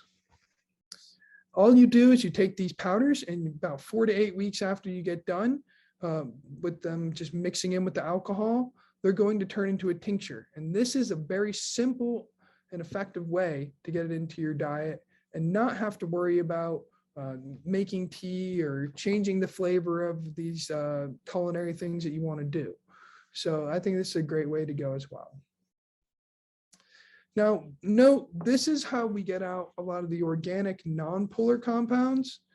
So the first one, the water extract, is going to pull out all the polar compounds, and then this is going to pull out the non-polar compounds. And one last important note, the strength and efficacy of these products can vary from batch, even if from the same producer. So even from certain batch to batch or from the same batch, they can have different potencies. So it's very important to stay on your producer and make sure they're not changing their products or their sources. So this brings us to a more complete extraction in some ways. And this is a dual or double extraction. This is an ethanol and a water extract added together. So typically we would do just fruit bodies and these type of things to be the highest quality. That's the important thing to understand. So the mushroom itself is the fruit body, right? So the mycelium is just the body of the mushroom that is collecting and eating, but the fruit body itself is the most important thing because it's the organ of reproduction. And it's the organ that a lot of people have picked in the past to use in the medicine. Never before have they had mycelium. And that's going to be important for the next slide. So usually you take your fruit bodies and then any of your leftovers after you do your ethanol extract, you put through another water extraction. So for this, you'll want to make sure you're using at least 50% alcohol or 100 proof, 150 proof is going to be better type alcohol, because you have to water it down when you add back in your other extract. So make sure that you have at least 30%, 25% alcohol to make that shelf stable, or it can have a chance of going rancid. So that keeps all the molecules in place, that keeps it from growing anything, and it also keeps it, when you're in that amber bottle, it'll stay for a few years. But then the third type of extraction we can do with our bodies, and that's simply our gastrointestinal extraction, right? So eating it. Now, this is just saying you shouldn't probably eat mycelium, but eating fruit bodies is really acceptable. So that's another reason why I think that fruit bodies are superior, because our bodies are not as adapted to eating mycelium. It guarantees that many of these compounds are absorbed, and our bodies are very good and adept at doing this in our intestines. So why would we think that this wouldn't be the best way if it's a palatable species, right? If it's not, then we're going to have to do some sort of extraction. Now, with a lot of things, we're going to see that you'll have more digestive distress trying to eat a whole thing than eating an extract. For example, some people can't eat the pulp of a certain fruit. It makes them not feel good, but the juice is okay, right? Having the extraction without all the other things is a nice place to start, unless you're allergic to one of the things in the actual extracted material. But a lot of the time, the allergenic material is in the physical material, not in the extract. That's not a rule of thumb. Next, let's talk about mushroom powders. Everyone's probably been walking down the aisle saying, oh, look at all these mushroom powders now. Look, there's some mixed with this and that. Well, this powder is not just a mushroom dried powder. If it says it's a mushroom powder, it could be simply a dried fruit body. It could be the leftover, or it could be the soluble compounds left over after drying an extraction liquid. So if it's water or ethanol, and then they dry it and then they get that powder. Or it could be a dried extraction, including the fruit bodies. So they dried the whole tincture, they blended it up, and then they left it all, and then they put all of it, including the powder, the mushroom, inside of the leftover solids, powdered it, and turned it into a powder. It could be a powder that's a mycelium extraction instead of a fruit body extraction. So it could be mycelium and rice, right? Because if this mycelium is growing on the rice or the grain or whatever sort of substrate, and they extract that and they don't extract the mushroom that grows out of it, well, then we're getting a lot less of those compounds. And sometimes they don't say that it's mycelium or fruit body. And then you're going to assume which one it is. Which one would it be? You're probably going to assume it was a mycelium, right? You probably assume it was a cheaper one if they don't say one or the other. And we'll talk about a little bit more about that in the next slide. And also note that if it's a powder, it could just be an extraction, the dried extraction, but who knows what kind of solvents or methods they use. Not everyone is doing ethanol and water. Some people are doing a lot of different types of solvents that we see in other industries. So this is something that's not regulated yet. So again, if we're trying to source a quality product, note that they're not equal. There's no regulations currently really for them to keep a quality to a certain standard. So that means there's lots of snake oil or simply ineffective products on the market. So a few things that are going to help you find a good product and an effective one are going to be making sure you pay attention to the reputability of that company. So do they have ethics and a history of effective products? And I think the biggest one that this kind of brings up is fungi perfecti. Paul Stamets is known for being probably one of the biggest mycologists, if not the biggest on the planet. And he uses a lot of mycelial products, which I think is, it could be good, it could be bad, but I don't think that it's optimal. And in some ways, I think it's a money grab. And personally, I've seen much less action from mycelia products than I have from my own fruit body products. So I feel like a lot of it is just marketing. Also, has this company had recalls? Where's the country of origin for the processed feedstock? So a lot of this stuff is being made in China because they have a lot more in-depth understanding of it. But that doesn't mean that their products are going to have less heavy metals. They're more likely going to have more. Does the label explicitly say it's a fruit body or mycelial extract? Again, if it doesn't, you're going to assume that it's a mycelial extract, or it's not even an extract at all of the mushroom, and who knows what it could be if they don't have any sort of details, right? If it's extracted or simply dried powder, right? Are you getting dried chaga or dried shiitake mushroom, or are you getting dried extract powder? So there's a difference too, because shiitake powder could be just dried shiitakes. So you really got to pay attention to that. Does it have fillers or other species or products mixed in? So I've saw on the shelves that there was a cacao mixed with reishi mushroom, but it didn't have the ratios of them. It didn't have how many grams of mushroom per serving. So you're pretty much going to assume that it's just the leftovers of two products that they put together. So in some ways, I didn't think that was a high quality product. And then also, is this product much cheaper than its competitors? So are you finding this at half the price or a quarter of the price of what these other ones are? Then you can pretty much assume that it's just garbage. And also, can you find this mushroom locally and produce your own medicine, or at least collect some, make your own teas or brews? Because that's going to be the best way for you to get this into your body.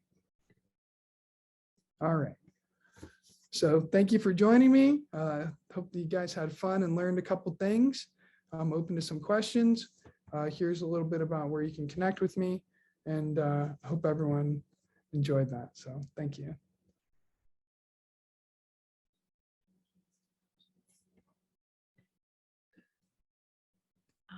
Awesome.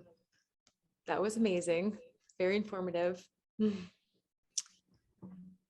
Does anybody have any questions on that?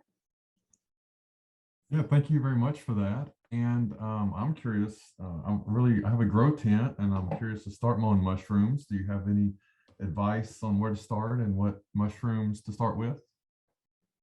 Well, I would say that oysters are definitely the best way to start. Can you mute your mic? Yeah, I'd say oysters are really easy to start with. Shiitake are easy to start with. You can go buy shiitake from the store and then just take a little bit out and do your own cultures. I would say in other ways, there's other mushrooms of interest. Of course, I didn't mention it, but there's the psilocybin mushrooms, which I think are very, very promising for human neuroregeneration, as well as for depression and for anxiety and life-changing events. So I think that's a great start. Just kind of getting your environment set. If you can grow oysters and other things in there, then you'll be able to expand to different sort of species. You might not be able to do all the types of species in one room or one setup. That's how sometimes it works. You have to keep it at a different temperature to make them fruit. So I'd just say start with one species and don't go more than one, or you're going to not be able, you're going to have like things off. So. Awesome. Thank you. Try not to be, and also don't try not to be sterile, but also try not to let it be like, dirty. Make sure it's very clean. Make sure that you get a HEPA filter if you can. A HEPA filter is going to help significantly, so then you can do all your work in front of that. So best of luck on your journey. Thank you. Okay. Oh, Shane, would you recommend any brands to purchase as a tincture? Well, I would say, even though I was talking smack about Fungi Perfecti, I still think that they have effective products. I just don't think all their products are effective. So I think they're a great place to start as a baseline. So I'll write it in the chat. But if you can find them from people that are making them on the small scale, like, Ashley and I have a few batches going. And if you can find them from people like that, or you can go on Etsy and try to find them, and then you can ask some real questions like, hey, how much fruit body did you put in? Or is it all fruit body? Or where did you find these mushrooms? And someone like that will be more likely to get back to you. So I'm always about trying to buy local and trying to buy from people who go out and find it themselves. So if you can do that, try to. Yeah, you're welcome.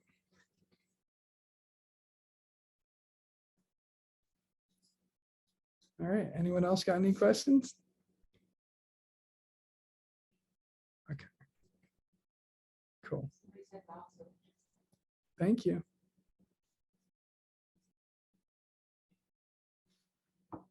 All right, I guess I'll let Ashley take over and do the last one. So, wow. Okay, yeah. Wow. We've just had such a great day so far. I feel like I need a moment just to take a nice deep breath and just appreciate all of the beautiful information that everybody has been sharing. So if everybody wants to take a nice deep breath with me, just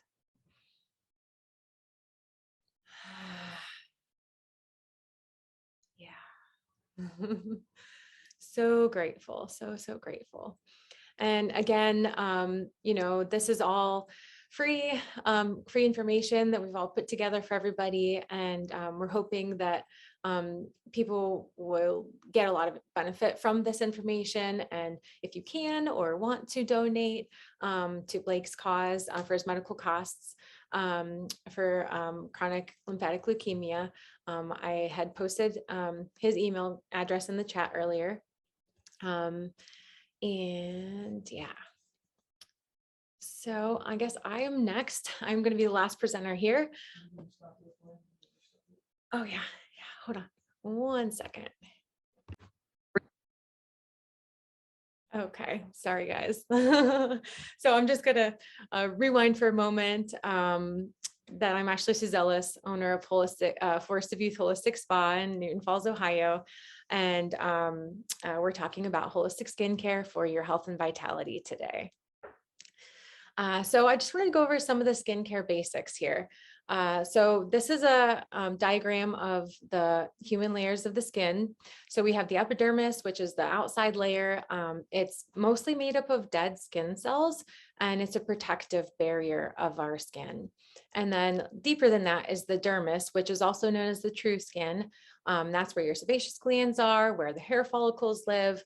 And underneath that, you have the hypodermis, which is also the fat and connective tissue layers of the skin. So since the outside of the layer is mainly protective, it's mainly dead skin cells bound up on top of each other, then the dermis, that's where we actually get into the live skin cells that are regenerating. So that's a lot of what we try to target in holistic skincare too, is getting those nutrient dense ingredients into the dermis so that the skin can rebuild from a healthy level from the inside out. So the acid mantle is secreted by the sebaceous glands. It's the protective barrier on the outside of your skin. It's slightly acidic, so its pH is between 4.5 and 6.2. And it's a natural barrier to protect you from bacteria, viruses, other foreign particles. And it keeps moisture in, those foreign particles out. And it's the body's first immune defense. So this is actually a very important part of our skin. And this is why I always encourage people to not over shower, because when you over shower or bathe or whatever, and you're not rehydrating, you could actually be leaving yourself vulnerable to those bacteria, viruses, and other foreign particles getting into your skin, especially if you have dry skin or inflammation. So we're going to talk more about how to keep healthy skin barrier so that you have less chance of infection, and allowing your skin and the acid mantle to do a better job at being the first immune defense. So these are some of the immune functions of the skin. The skin is the largest organ of the body. So it's the body's first immune defense, which we just went over. And I want to just take a moment there to just let that sink in, because we don't really hear about that much in our culture, about taking care of your skin as a way to protect your immune system. So I just want to encourage everybody that you can, that's a very important part of taking care of your skin.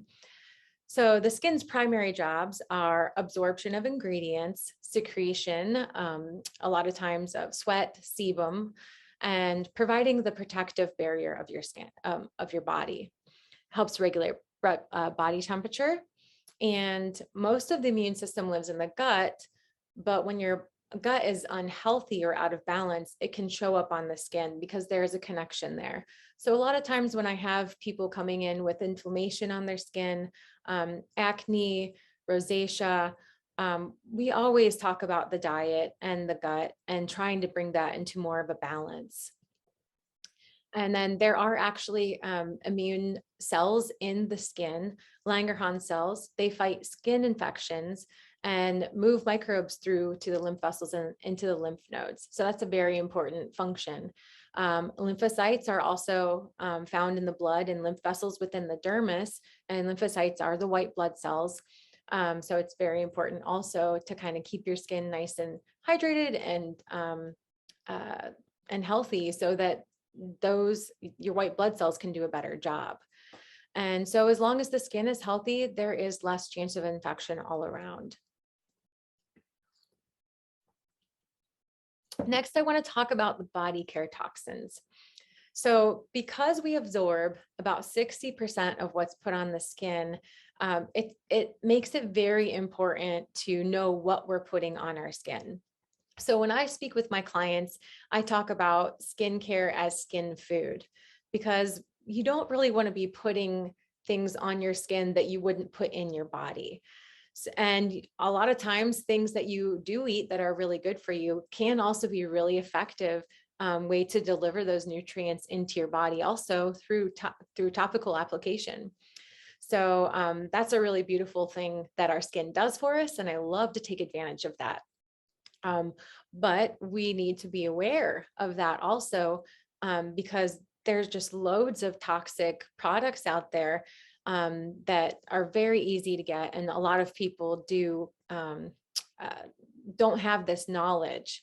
So I wanted to share a little bit about some of the research that has been done on some of these body care toxins. And I'm sorry, I don't have the references in the slides, but if anybody wants any afterwards, pardon me, I can go through and get those. But yeah, phthalates and parabens in cosmetics have been scientifically proven to cause autoimmune dysfunction and cancer. And a lot of autoimmune disorders have been on the rise over the years, and they are so common now, people don't even know what is causing them. So this is one aspect that we can target this problem, is by knowing, how to cut out certain things from our skincare. In one study, parabens were found in 99% of breast cancer tissue. So that's pretty alarming, when parabens are very easily found in a lot of skincare products still, even though we know all of this. Another study shows that phthalates are in 75% of cosmetics and aren't even on the label. So a lot of times people don't even really know what is in their cosmetics or what they're putting on their bodies because they're being masked in different ways. And a lot of it is marketing. Marketing is a really great way to sell things, obviously. That's what it's for, but it really can get in the way of people knowing what they're truly getting. So phthalates are hormone disrupting chemicals, and they're toxic to the reproductive system, and they've been shown to promote obesity. Perfume and fragrance and cosmetics have up to 200 chemicals, and they aren't on the label. So when you see a product and it says perfume or fragrance, just that there, it's basically a trade secret of the company. So they don't have to put what is in it on the label. But like this says here, it can be up to 200 different chemicals. And a lot of them are hormone disruptors. And so one of the reasons why we want to look at this as a preventative measure for our health and vitality and in our skincare is because there is a toxic burden. And anybody who studies health and wellness understands this idea of a toxic load that we carry. And that comes from all these different places. It comes from our skincare, from the food we eat, from the air we breathe, the water, and even our own bodies producing different chemicals and things. And that all gets filtered through our system to try to allow our bodies to detoxify things that we don't need. And when we are clogging up our systems with all of this stuff, it can actually create a very heavy toxic load that is hard for our bodies to get rid of. So most of the over-counter skincare you're going to find contains toxic ingredients that actually will get stored in fat cells and overload the liver. When our bodies don't know how to detoxify certain things, or maybe our liver is overloaded, it actually puts these things in fat cells. And so that actually contributes to obesity. But then also, if the liver is overloaded too, things can be recirculated in the bloodstream as well. So there's many reasons to look at this as a serious matter. And it's estimated that women absorb up to 5 pounds of chemicals through their skin annually. 5 pounds. So, if somebody is walking around with a toxic load that is more that their bodies can handle, they are literally going to be putting on weight because of the chemicals they're putting on their bodies. Like, that's kind of mind-blowing. But it also makes sense as to why these things contribute to obesity and other diabetes, cancer, autoimmune disorders, so many things. So chemicals in skincare haven't been regulated since 1938, which is crazy. A cosmetic manufacturer may use almost any raw material as a cosmetic ingredient and market the product without an approval from the FDA. And that's from the FDA from 2012. So that right there is that's what it is right now. The Environmental Working Group Skin Deep states that 89% of ingredients used in personal care products have not been evaluated for safety by the Cosmetic Ingredient Review Panel, the FDA, or any other publicly accountable institution. And that is 89% of ingredients used. So another reason to just be so careful and to really gain as much wisdom and knowledge as we can as to what we're truly doing, putting on our bodies. And since 1938, only 9 chemicals have been banned from the US in cosmetics. In other countries, especially Europe, they have a lot higher standards. So they operate in a very different way.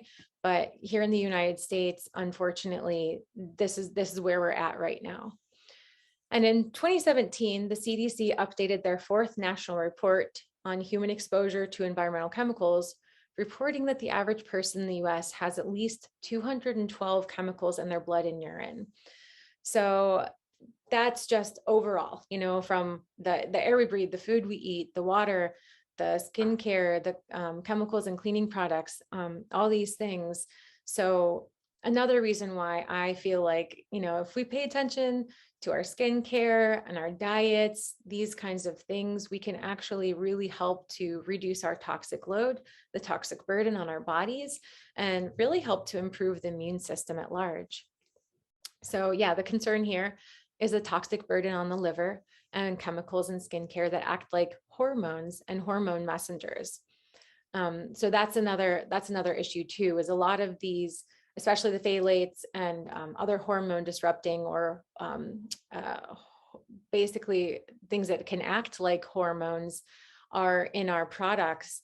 And that's really throwing off people's hormones as well.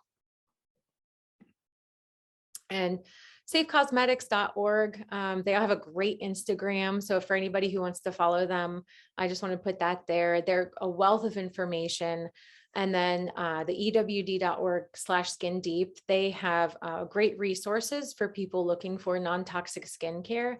So if you're in the store and you're just curious to see, you know, what level of toxicity a product has, if it has a barcode, and if it's been studied, it will be in there. Some companies aren't going to be in there if they're smaller or they don't have a barcode. But if you're going into like the drugstore, getting something over the counter, this is probably going to be a good resource for you to see.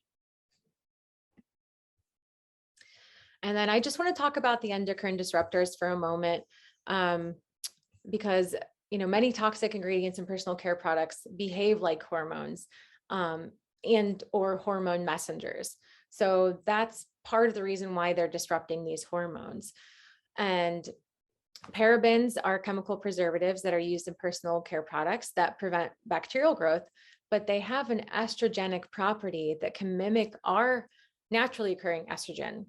And so this has actually been shown to increase the risk of breast cancer. And I already mentioned before that 99% of breast cancer tissue has parabens in it. So another reason to really read your labels, know what you're buying, know what you're putting on your skin. These things aren't things that our body needs to deal with. We have so much other stuff to deal with. And I think I already mentioned before, phthalates are hormone or endocrine disruptors, and they mimic naturally occurring hormones and increase the risk of breast cancer, and they're toxic to the reproductive system and promote obesity. And then a 2009 study in toxicology found that glyphosate-based herbicides are toxic and endocrine disruptors as well. So that's another reason why I am just all about organic. You know, anything you eat, I personally strive as much as I can to buy local and organic, know where my food is coming from, not only my food, but then the ingredients that you're putting on your body too. So that's why I promote organic skincare, because, you know, even though you're only absorbing 60% of what's put on it, you could be absorbing some really nasty things like glyphosate, you know, absorbing that into your skin, which is not going to be helpful in any way. Here's a whole list of ingredients to avoid. If anybody wants, I can, you know, send you a list afterwards, but this is just kind of showing you some different things, the parabens, the DEA, TEA, sodium lauryl sulfate. Most of us know about that at this point. Anything petroleum based, propylene glycol, synthetic fragrances, alcohol. If you see anything with alcohol or isopropyl alcohol in it, do not put it on your skin. And they are in a lot of products, even products that are marketed as natural and possibly organic. And then mineral oils. So these are all things you want to steer clear from. And I just want to speak on a moment about fragrance, because this is a really big thing that I think that people don't like to look at, because culturally we have this idea that everybody wants to walk around smelling like a bouquet of roses, you know, or a garden, which I think is wonderful. But if you're putting these chemicals on your body to smell like that, you're actually poisoning yourself and everybody else around you. So it's kind of a crazy thing. So fragrance, oh wait, do I have somebody here? Okay. Fragrance is also known as perfume, and it's a term that's put on the label. As I said before, it can contain up to 200 chemicals, and they're not required to put them on the label. So a lot of times if there's something that says fragrance or perfume in it, I walk away. I put it down, no matter if all of the other ingredients are killer. If I'm like, yeah, this is really good sourced, this is great. If it has fragrance or perfume in it, I put it down. I'm not even going to go there. And even when a product is labeled unscented, it can still have fragrance in it to make it smell that way. So if you're buying, something for sensitive skin that's unscented, look on the label to see if they have fragrance or perfume in it, because chances are they might have some sort of fragrance in there to make it smell unscented. And another reason why I like to look at fragrance also is that they don't biodegrade. They've been found in our waterways and even in the ocean. And they have significantly impacted the health of aquatic life, causing reproductive harm and infertility in certain aquatic species. So from a holistic point of view, it's not just you. You putting fragrance on your body isn't just hurting you. It's actually can hurt other people around you and also go into the waterways because they don't biodegrade, and they'll just linger around, causing a lot of harm. So I'm going to stop talking about this for a moment. I'm getting a little emotional. But I do have to say, if you have hormonal issues or hormonal acne, do not use anything with fragrance in it. It's not going to do you any good. So essential oils, though, are really great if you really want to smell good. I love essential oils, use them pretty much every day, but just make sure that they're from a trusted source. There are essential oils out there that are labeled essential oils, but can maybe contain fragrance oils. So once again, just know the source of where you're getting them, and also make sure that they're properly diluted for how you're using them. And at the end of my presentation, I'll actually have a little dilution chart for essential oils here. It looks like somebody put something in the chat, but I don't know how to get to it. So I'll answer any questions at the end. So here's a public health warning, and I took this from the internet. I love it. I almost want to just print it off and post it everywhere because I think people need to know this. Chemical fragrances pollute the air, our water, our ecosystems, and cause serious harm to pets, wildlife, and humans. And then you'll see around here, these are all the different places that you're going to find fragrances and perfumes. Candles and air fresheners, those are big ones that people don't really think about, but can be very toxic. And then, surrounding all of these chemicals are surrounding this beautiful family, pregnant mama, little baby and a puppy. So yeah, it's just important to take note. And then, choosing fragrance-free laundry, personal care, and cleaning products is going to set you up a lot better for your own health and vitality, as well as your family, your pets, and everybody around you. So these are just a list of some beneficial ingredients. Now that I've kind of gone down the wormhole of what not to do and why, I want to start getting into some of the things that we want to use on our body and why. So, and along with everything, people can be allergic to anything. I've known people who are allergic to aloe vera. I've known people who are allergic to lavender essential oil, strawberries, kale, all sorts of different things that we think are healthy. So it's also just good to be mindful of noticing how things interact with you, because like I said, people can be sensitive to so many different things. But generally, these are very safe to use for most people. Aloe vera is just wonderful. It's a great thing to apply topically for your skincare, especially for people who have oily and acne prone skin. It's great for, burns and stuff too. And then honey is wonderful for everybody. I've not met one person who has had a reaction to honey. So it's a safe bet. Plus it's antimicrobial, antibacterial. And it's a wonderful way to deliver hydration into your skin, because honey actually is a humectant. So it pulls hydration into your skin.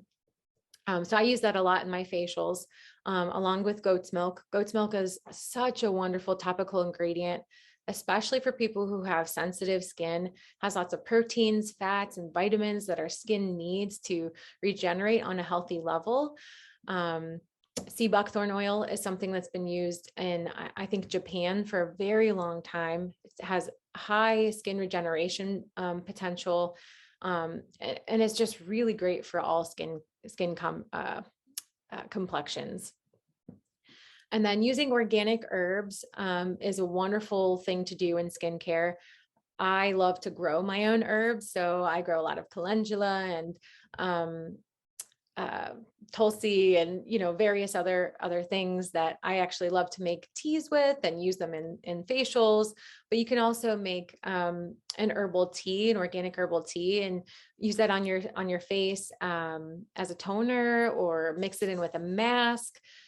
So many ways to get these wonderful healing components into your skin. And then essential oils.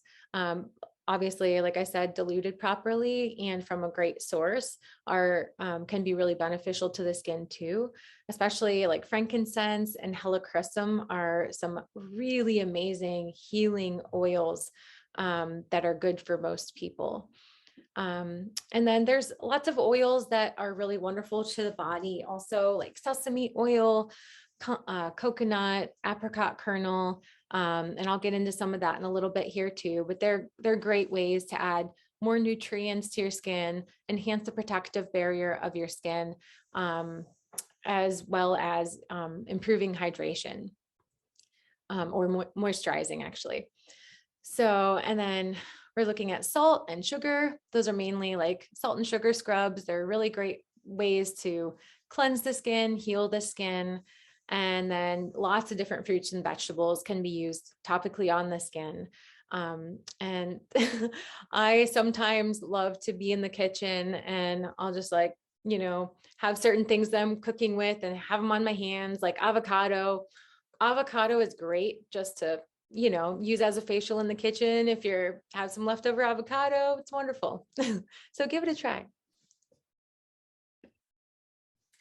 So here are just a little bit about skincare basics, what, why, and how. And, this is one of those topics that people really aren't taught about. We don't learn how to take care of our skin.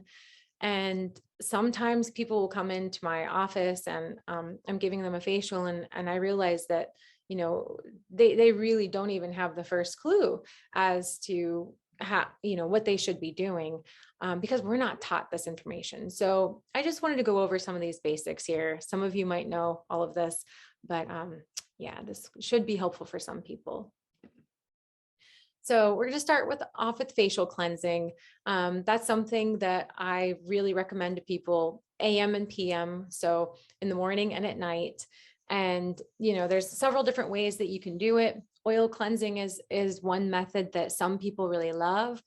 I personally don't love oil cleansing for myself. I've got oily skin, and although it works for some people with oily skin, great. I've not found it to be wonderful for me, but if that's something you want to try, it's can be really beneficial.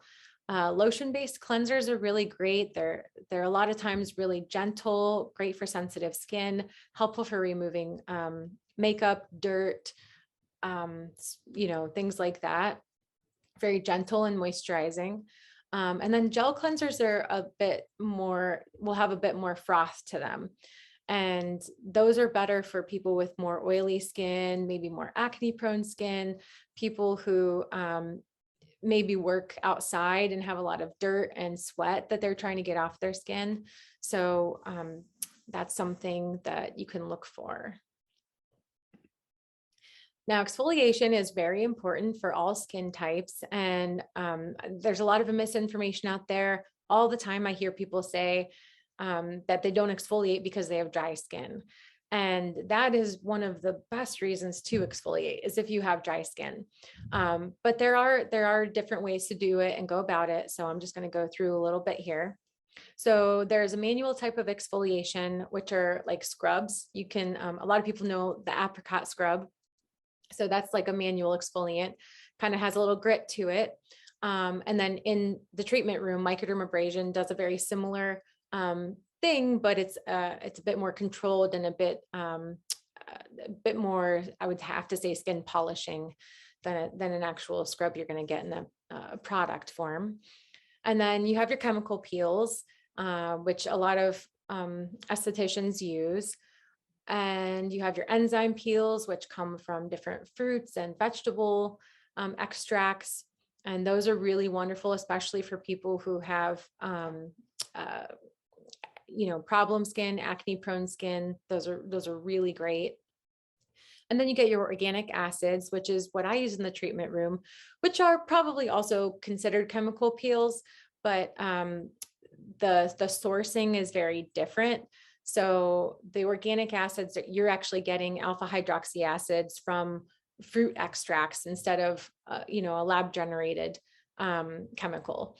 The beta alpha hydroxy acids, the glycolic acids. So those types of things are different things that are used in the treatment room to help exfoliate the skin, and they can be really, really helpful. So part of what they do is remove dead skin cells, and that encourages the skin to remove toxins. So you're actually basically getting toxins and the dead skin cells off of your skin.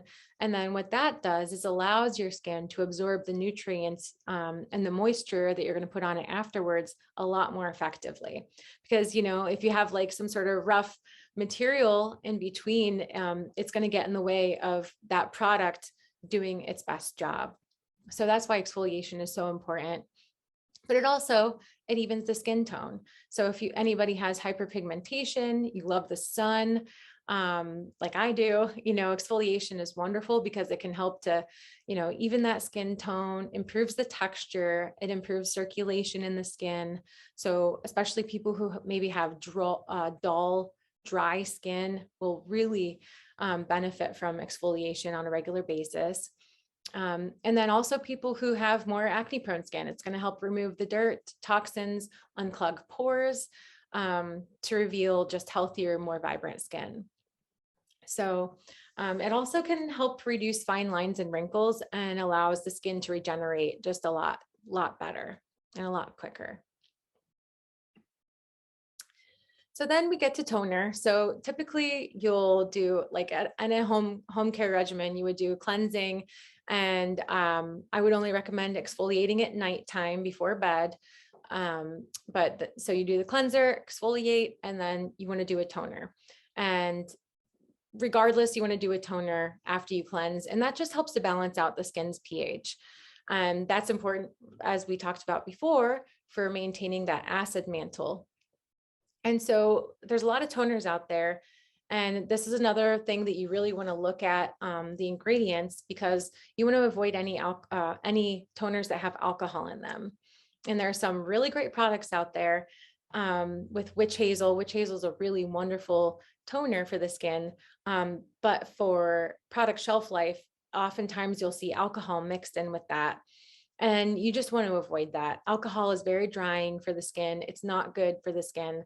So just avoid anything that has alcohol in it. But toners also help to tighten pores. Possibly if you have really oily skin or a lot of clogged pores, putting it on a pad and wiping the toner across your face might really help to complete the cleansing. And then if you have dry skin, sometimes doing that can help you to hydrate and nourish the skin if you have a really great product that has a lot of good vitamins in it. Some just natural toners that you can get very easily are rose water, witch hazel, and some people love to use apple cider vinegar, and then herbal teas. So masks are important in maintaining lovely skin, and there are many different types of masks. You can use these at home. I utilize the crap out of these in my practice. They're really helpful for delivering all sorts of beneficial ingredients. Clay masks are wonderful for people who have more acne prone skin, people who have, clogged pores, things like that. Clay actually will draw those toxin and impurities out of the skin as long as the clay is wet. When the clay is dry, then it's stopped doing that action. So if you're going to use a clay mask, I highly recommend to not let it get to that dry, like super dry place, because oftentimes it's going to be really irritating to get off. So if you're going to use a clay mask to clean your pores, just, do it for maybe 5 to 7 minutes. That'll probably do a good enough job, and you might see it kind of start to drying out, but yeah, remove it before it's completely dry, or else it could be very irritating. And you're going to want to use bentonite clay is a really good one. French green clay is another really great one. There are a lot of masks out there that I've seen teenagers buy in like the drugstores, and some of them have great ingredients in them, but maybe will have all these other toxic ingredients, like perfume or other things. So just pay attention to what's on the label. I highly recommend just a nice straight, just a basic clay, and then you mix some tea in it, and that's going to be the best thing. And then there are also protein masks, which add protein to the skin. Protein is, necessary for building healthy skin, especially for older people with aging skin, dry skin. Herbal masks are just so wonderful. There's, you can have a variety of anti-inflammatory herbs in them for people who have a lot of inflammation, lightening herbs, or high-end antioxidants. There's a lot of different ways that we can go about masks. And a lot of that is what I do in my treatment room. And then we get to serums, and serums are wonderful. They can be water-based or oil-based, and they're just a very heavy, nutrient-dense little thing, I guess. Giving skin a vitamin is what I call it. So you're basically going to use this product to hydrate your skin, allow your skin to receive these beautiful ingredients such as hyaluronic acid, vitamin C, plant stem cells, those type of things to really help the skin rebuild from a healthy way from the inside out. And then the moisturizers, they help to moisturize and soften the skin, but it also seals in the serum. So, putting on something that's really nutrient dense that penetrates into the skin is really nice. But then after that, you want to put on a moisturizer so that you can kind of seal it in, create more moisture, and then fortifying that skin barrier even more.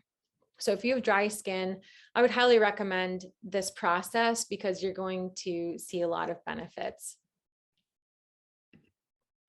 And then SPF, this is kind of a topic that, I've talked to a lot of people who just avoid sunscreens altogether right now. And I can completely understand that. If you're not finding anything but poison out there to put on your skin as an SPF, it is better just to avoid it. Not gonna lie. But there are some safe sunscreens. And if you have a good skincare regimen, if you are getting facials regularly, if you are going outside and spending a lot of time in the sun, you must wear an SPF. And that's just to protect your skin from the damaging rays of the ultraviolet radiation. So zinc oxide has found to be the best SPF. It doesn't penetrate into your skin. It washes off. It does a really great job at protecting. Titanium oxide is okay if it's not nanonized. And that's something else you'll see on some, for the marketing of some SPFs nowadays, is they'll say zinc oxide because they know that there are some people who out there who know that it's a safer one, but they'll say nanonized particles. And you do not want the nanonized particles because those will get into your skin and into your bloodstream. And zinc oxide is a heavy metal. So that's not something that you want to nanonize and put on your skin topically. It is totally 100% safe to put on your skin as is because it's such a big structure, chemical structure, as is, which is why it has that kind of chalky color. And that's why people want to nanonize it, because it makes the particular particles smaller so that it's not as chalky. So just avoid the nanoparticles if you're going to go for an SPF. And then we can actually increase the SPF of our bodies with different foods we eat. We eat healthy foods rich in omega-3s, like fish is really great. Other foods such as tomatoes, watermelons, sweet potatoes, and leafy greens, those have all been scientifically proven to help increase the SPF of our bodies naturally, which is so cool. And then also moisturizing with oils is a great way on the outside to help with SPF. So I'm really lucky I have this olive skin and I don't really burn that easily. So if I go outside for long extended periods of time, oftentimes I'll just mix up a little thing of like hemp seed oil, coconut oil, carrot seed. I'll kind of put it all together and just lather my skin in it.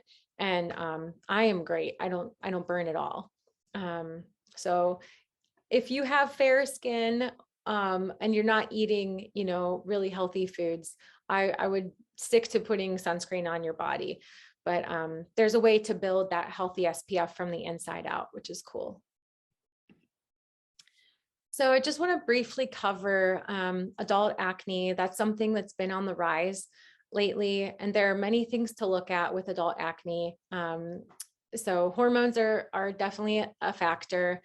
Toxins in the water, the food, the cleaning products, this toxic load we talked about earlier, that can be a component.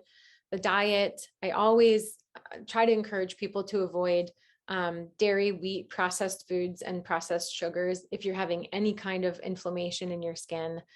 And then also reducing stress, because cortisol does affect our bodies and can increase inflammation. And then we also try to focus on the liver. So just helping the liver to detoxify better and also giving our body things that support the liver. Rosacea is another thing that, it's very common. It's an inflammatory response. Nobody really knows where it comes from or why the body is doing this. It seems to be hereditary, but all the research, nobody really knows what causes rosacea. But we've found that altering the diet can be extremely helpful. So incorporating anti-inflammatory diet is very helpful for people with rosacea. Avoiding dairy, wheat, sugars, and alcohol are very helpful. And then, eating and putting topically turmeric and ginger have been shown to really help with rosacea. And then aging skin, we're looking at things like, obviously water intake. I feel like hydration is a huge thing with people with aging skin. Really getting on top of that diet, eating foods rich in, all of the essential vitamins and nutrients. Getting good sleep, getting exercise, all of those things that Dr. Ian and Cynthia talked about earlier about just overall health and wellness. Those things are all going to help aging skin to age more gracefully and be a lot less dry and crepey. And then some of the things that we can do are, topically and internally. Hyaluronic acid is wonderful. It's what helps our skin hold in moisture. So oftentimes you'll see hyaluronic acid paired with collagen powders and vitamin C, and that's actually an amazing combination. So, so those things taken internally can really help. But hyaluronic acid as a serum is also extremely helpful for encouraging hydration and aging skin too. Peptides, protein peptides have been found to be really helpful as well. Oils can be very helpful, especially at the end of your skincare regimen. especially in the winter. So go in the summertime, oftentimes people don't have a whole lot of problems with dry skin and, but during the winter, going into the winter, having a really good skincare regimen can be helpful. But if people who just can't keep that moisture inside, having a layer of oils, healthy oils on the outside can really help that. And then again, doing the exfoliation, eating lots of antioxidants, diet rich in whole foods, plenty of water and exercise. And, these are just a little short kind of tips for people. Obviously, like I work with people a lot more in depth in my treatment room. So if anybody has any issues, please feel free to make an appointment. I also do online consultations too. So because our skin is more than just our face, we're going to talk a little bit about body care. And I love this. I love Ayurveda. But one of the principles of Ayurveda is that health is an ongoing process, and that perfect health is defined as the balance between the body, mind, spirit, and social well-being. So I just love to meditate on this all the time, every day, waking up, we are our own best doctors. We can see, what does my body need today? What's going on? Looking at the signs and the symptoms and addressing them appropriately. So I feel like Ayurveda is really great for that, encouraging people to be empowered for their own health. So that's a big reason why I just love it. And I love the principles. So dry brushing is an Ayurvedic technique that can be used on the whole body. I wouldn't actually do that on the face, but it helps to exfoliate the skin. It helps to bring circulation, especially for dry and aging skin. But if you're going to dry brush, you always want to do it towards the heart. So from the outside of the limb in towards the heart. And that's from the legs up. And so that's the way you'd want to do dry brushing. It stimulates the lymphatic system, which is helpful for detoxifying, and it also improves the skin texture. So that's a really beautiful technique that anybody can use. Whenever I do dry brushing, I sometimes will break out in small hives, and you might as well, but they go away. And it's really just the body just detoxifying. So unless it's a very huge breakout, it's not anything to be concerned about. And so then I just want to talk a little bit about oils here.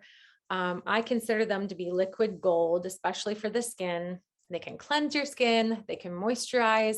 They're great for fortifying that skin barrier. They have so many nutrients that you can absorb just from putting oils on your skin, and they can help you increase your SPF.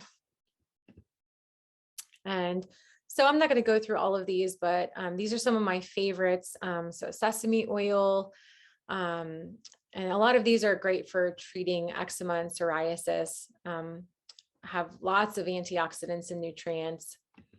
Coconut oil is just a wonderful thing for so many people to use.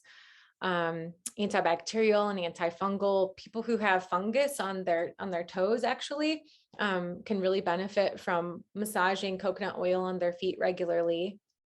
And it actually has an SPF of 4, which is really cool. And then coconut oil is also known to promote collagen formation, which is great. Apricot kernel oil is anti-inflammatory, antibacterial, antiseptic, anti-aging, and it's full of antioxidants. So this is another one of my all-time favorite body oils. It's great for sensitive skin. I have this in some of my formulas that I make, and yeah, it's wonderful for this for the face too. Jojoba oil is structurally the closest to sebum. So that's our natural oil production is sebum. And so jojoba oil is actually closest to that than any other oil, which makes it perfect for people who have oily skin. It's anti-inflammatory. Anybody who has seborrheic dermatitis, it can be really helpful for that, balancing that out. Antibacterial, antifungal, rich in antioxidants. It's a great friend to have around. And then avocado oil, also another one that triggers production of collagen. So that's wonderful to eat and put on your skin. Yeah, helps to reduce age spots. And I've actually, seen that it can actually stimulate hair growth when applied to the scalp, which is really cool. Grapeseed oil is another one, anti-inflammatory, anti-aging, high in vitamin C. And yeah, it's just all over a great oil for sensitive and sensitive skin. And then hemp seed oil is another one of my favorites.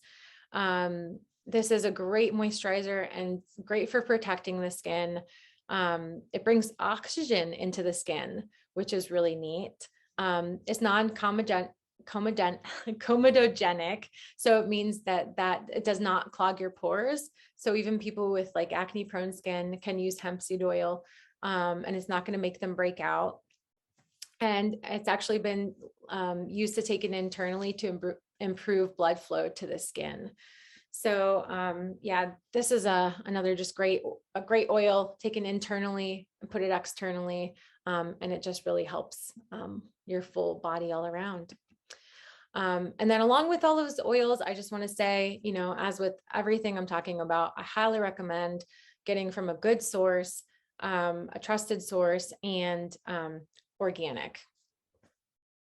So then we're just going to go into showering for a moment here, because we're talking about the whole body care. And one of the things that I mentioned before was not to over shower.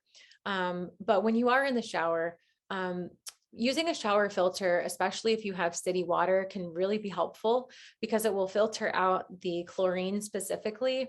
It might not filter out everything depending on what kind of shower filter you have, but filtering out the chlorine will drastically reduce dry skin and dry scalp too. And then when you're, paying attention to what's going on in the shower, using a BPA-free shower liner is also important, because when you're getting in the shower and you have all that steam, all that heat, all that, your pores are opening up and you're actually able to, things are filtering into your body a lot better. So that's why I really like to have a very clean environment in the shower, so that you're only absorbing things that you really want to absorb. So using natural soaps are great. If you are concerned about absorbing things in the shower, you can do an oil massage on yourself first. And then, and with sesame oil, actually, if you massage your whole body in sesame oil, it actually helps to detoxify your skin, and then you can get in the shower and shower it all off. And it also improves the skin barrier. So if you have any concerns about, showering in a toxic environment, that's one way to go around that. And then balneotherapy, the art of bathing. This is one of my favorite things. Oh my gosh, I daydream about having this big, beautiful tub. So there are health benefits to bathing: reduces stress, helps remove metabolic waste. It improves the immune system, cardiac function, lowers blood pressure, and aids in tissue healing. So I highly recommend to a lot of my clients to take a bath at least once a week. And you can actually treat certain diseases through taking a bath. So arthritis is one of them that's really great with warm water. Eczema, psoriasis, fibromyalgia, pain, depression, and anxiety. These are all things that can be improved by taking a nice healing bath. And then if you're in this nice healing bath, having sea salt water is wonderful because it has negative ions that cleanse the aura. They promote a positive attitude. So especially if you've just been somewhere that you want to like wash off the bad vibes, taking a bath with some sea salt is amazing. Increases serotonin, accelerates oxygen to the cells in the brain, reduces depression, relieves stress, boosts energy, and has a vibration of pure love. Who doesn't want that? So, and that's a lot of the reason too why people say they want to take a vacation at the beach, because all of these things are also happening at the beach. So we can mimic that in our own bathrooms if we want to. Epsom salt water is also really wonderful just to bathe in, helps with muscle relaxation, aches and pains, helps with detoxifying, pain, swelling, and it also prevents magnesium deficiency. And that's something that is a big concern these days because there have been studies done showing that a large population of the United States is magnesium deficient. And magnesium is really needed for a host of different functions of the body. So yeah, if you're not taking a supplement of magnesium, you might want to look into that. But just taking an Epsom salt bath, a few times a week can really help also. And then we're going to go into nutrition. So I always encourage people to eat the colors of the rainbow. And Hippocrates said it best, let food be thy medicine and medicine be thy food. That will never go out of style. So eating a healthy diet will encourage a healthy lifestyle. And eating a healthy diet is usually rich in whole foods. So that's not processed foods. Those are, going to the grocery store and finding, or the farmer's market, ideally, and finding these whole beautiful foods that come from the farmers and incorporating those into your meals. And organic is always the best. You're going to get the most nutritional value from those and the least toxic load from those. So eating dark leafy greens is also very important, especially for women who are menstruating. That's something that we really need a lot of. Protein is very healthy for necessary for healthy skin.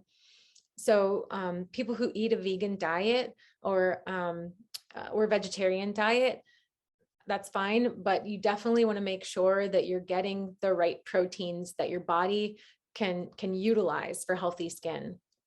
Because as you get older, if you continue that without eating the right proteins, you're gonna see it on your skin. It's gonna be crepey and dry.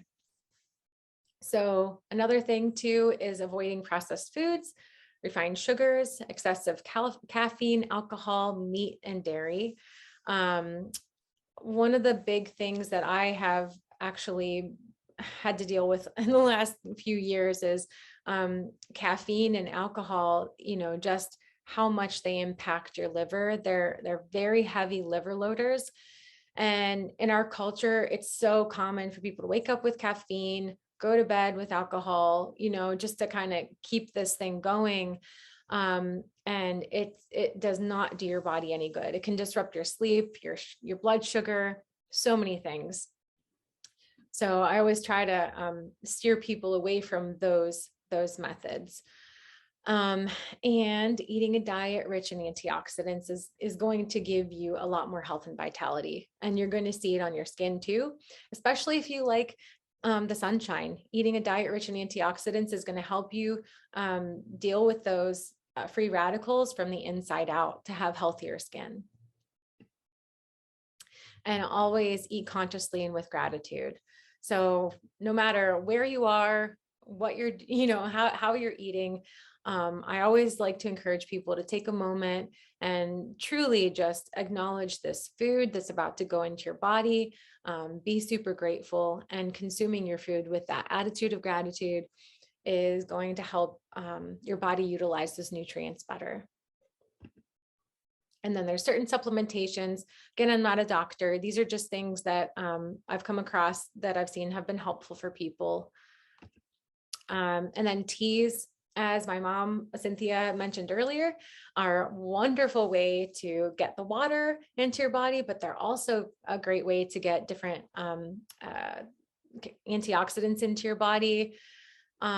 Teas that are like milk thistle, dandelion, and burdock are very helpful for people who have problem skin. So, acne, rosacea, those are really great in helping to assist the liver.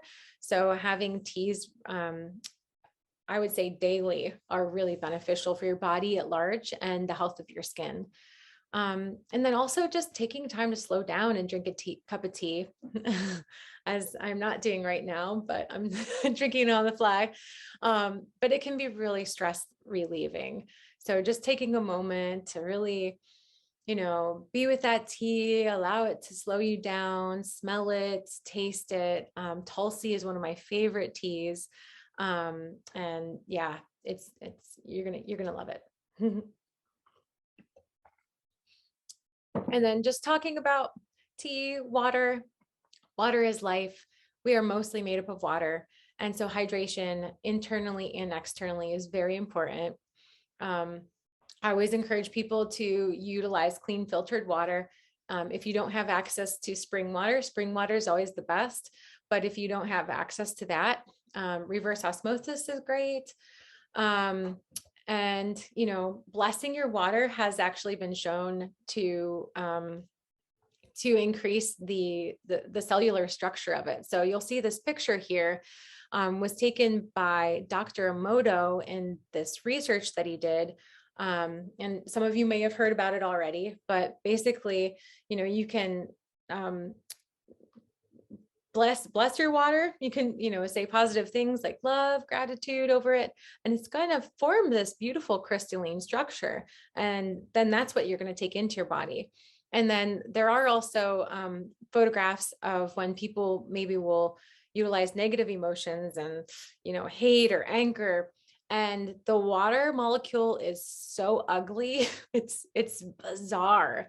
So that's something that I always like to look at also, especially with water, because, water is life. And I work with the beauty ritual a lot with my clients. I'm going to kind of skip over this for right now.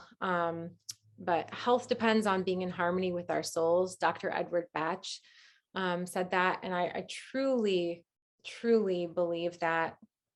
And that's something that I also try to work with people on if they're having some emotional disturbances. We utilize Bach flower therapy to help get the body and the soul into more harmonious resonance with each other. So I'm just going to skip through some of these. And yeah, Hippocrates has another great saying, which I love. The way to health is to have an aromatic bath and a scented massage every day. Gosh, that sounds luxurious. I would love to be able to do that every day. But, we can kind of mimic these things in our own daily lives by making our self-care more intentional, our shower time, our bath time, utilizing these beautiful oils to massaging our skin. And that is a way that we can enhance our health and well-being. And then just salt and sugar scrubs. We can go, the salt scrub benefits, lots of benefits here, lots of benefits with the sugar scrubs. You probably all have used them. These are different oils that can be really helpful. The same oils that I talked about earlier. And then coming back to the essential oils here. So these are some of my favorite essential oils to use in the bath and body care. In your massage oils, in your bath. Lavender, frankincense is probably one of my all-time favorites. Sweet orange, ginger, lemongrass is another one of my favorites.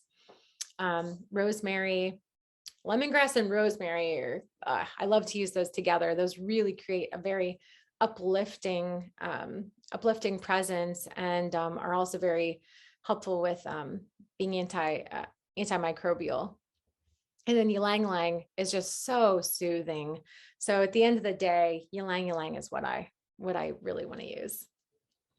And then here is the essential oil dilution chart here. So if you're going to use essential oils for your face, only 3 to 6 drops per ounce. For exfoliants, 6 drops per ounce. And then for massage oils, you can use more, 15 to 18 drops per ounce. And this can give you a therapeutic level if you're using a good source of essential oils. And then, so what is beauty, I ask? And why is it revered through the ages? Is it a beautiful vessel, lovely to look at? Or is it the living flame illuminating the vessel from within? And I just love to end with this, meditating on that idea that, we are a living flame illuminating our vessel from the inside. So, really taking time to understand the skin, how to take care of it, how to treat our bodies properly can really, truly enhance our well-being from the inside out. And I just encourage each and every one of you to just take a little bit more time to see what you're doing in your daily rituals. So I just want to thank you for being here. Thank you for going through this with me today. And thank you for joining us in this whole day. We've had a lot going on here. I'm sure everybody's ready for, this relaxation time this evening, processing all this information. So grateful. And I just hope that, all of you leave today with something that maybe you didn't know before and that can impact your life in a better way. So I'm going to stop sharing here and see, does anybody have any questions or any thoughts or any last things you want to say or talk about?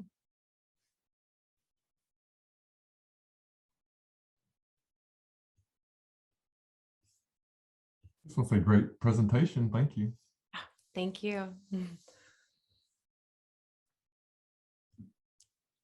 Awesome.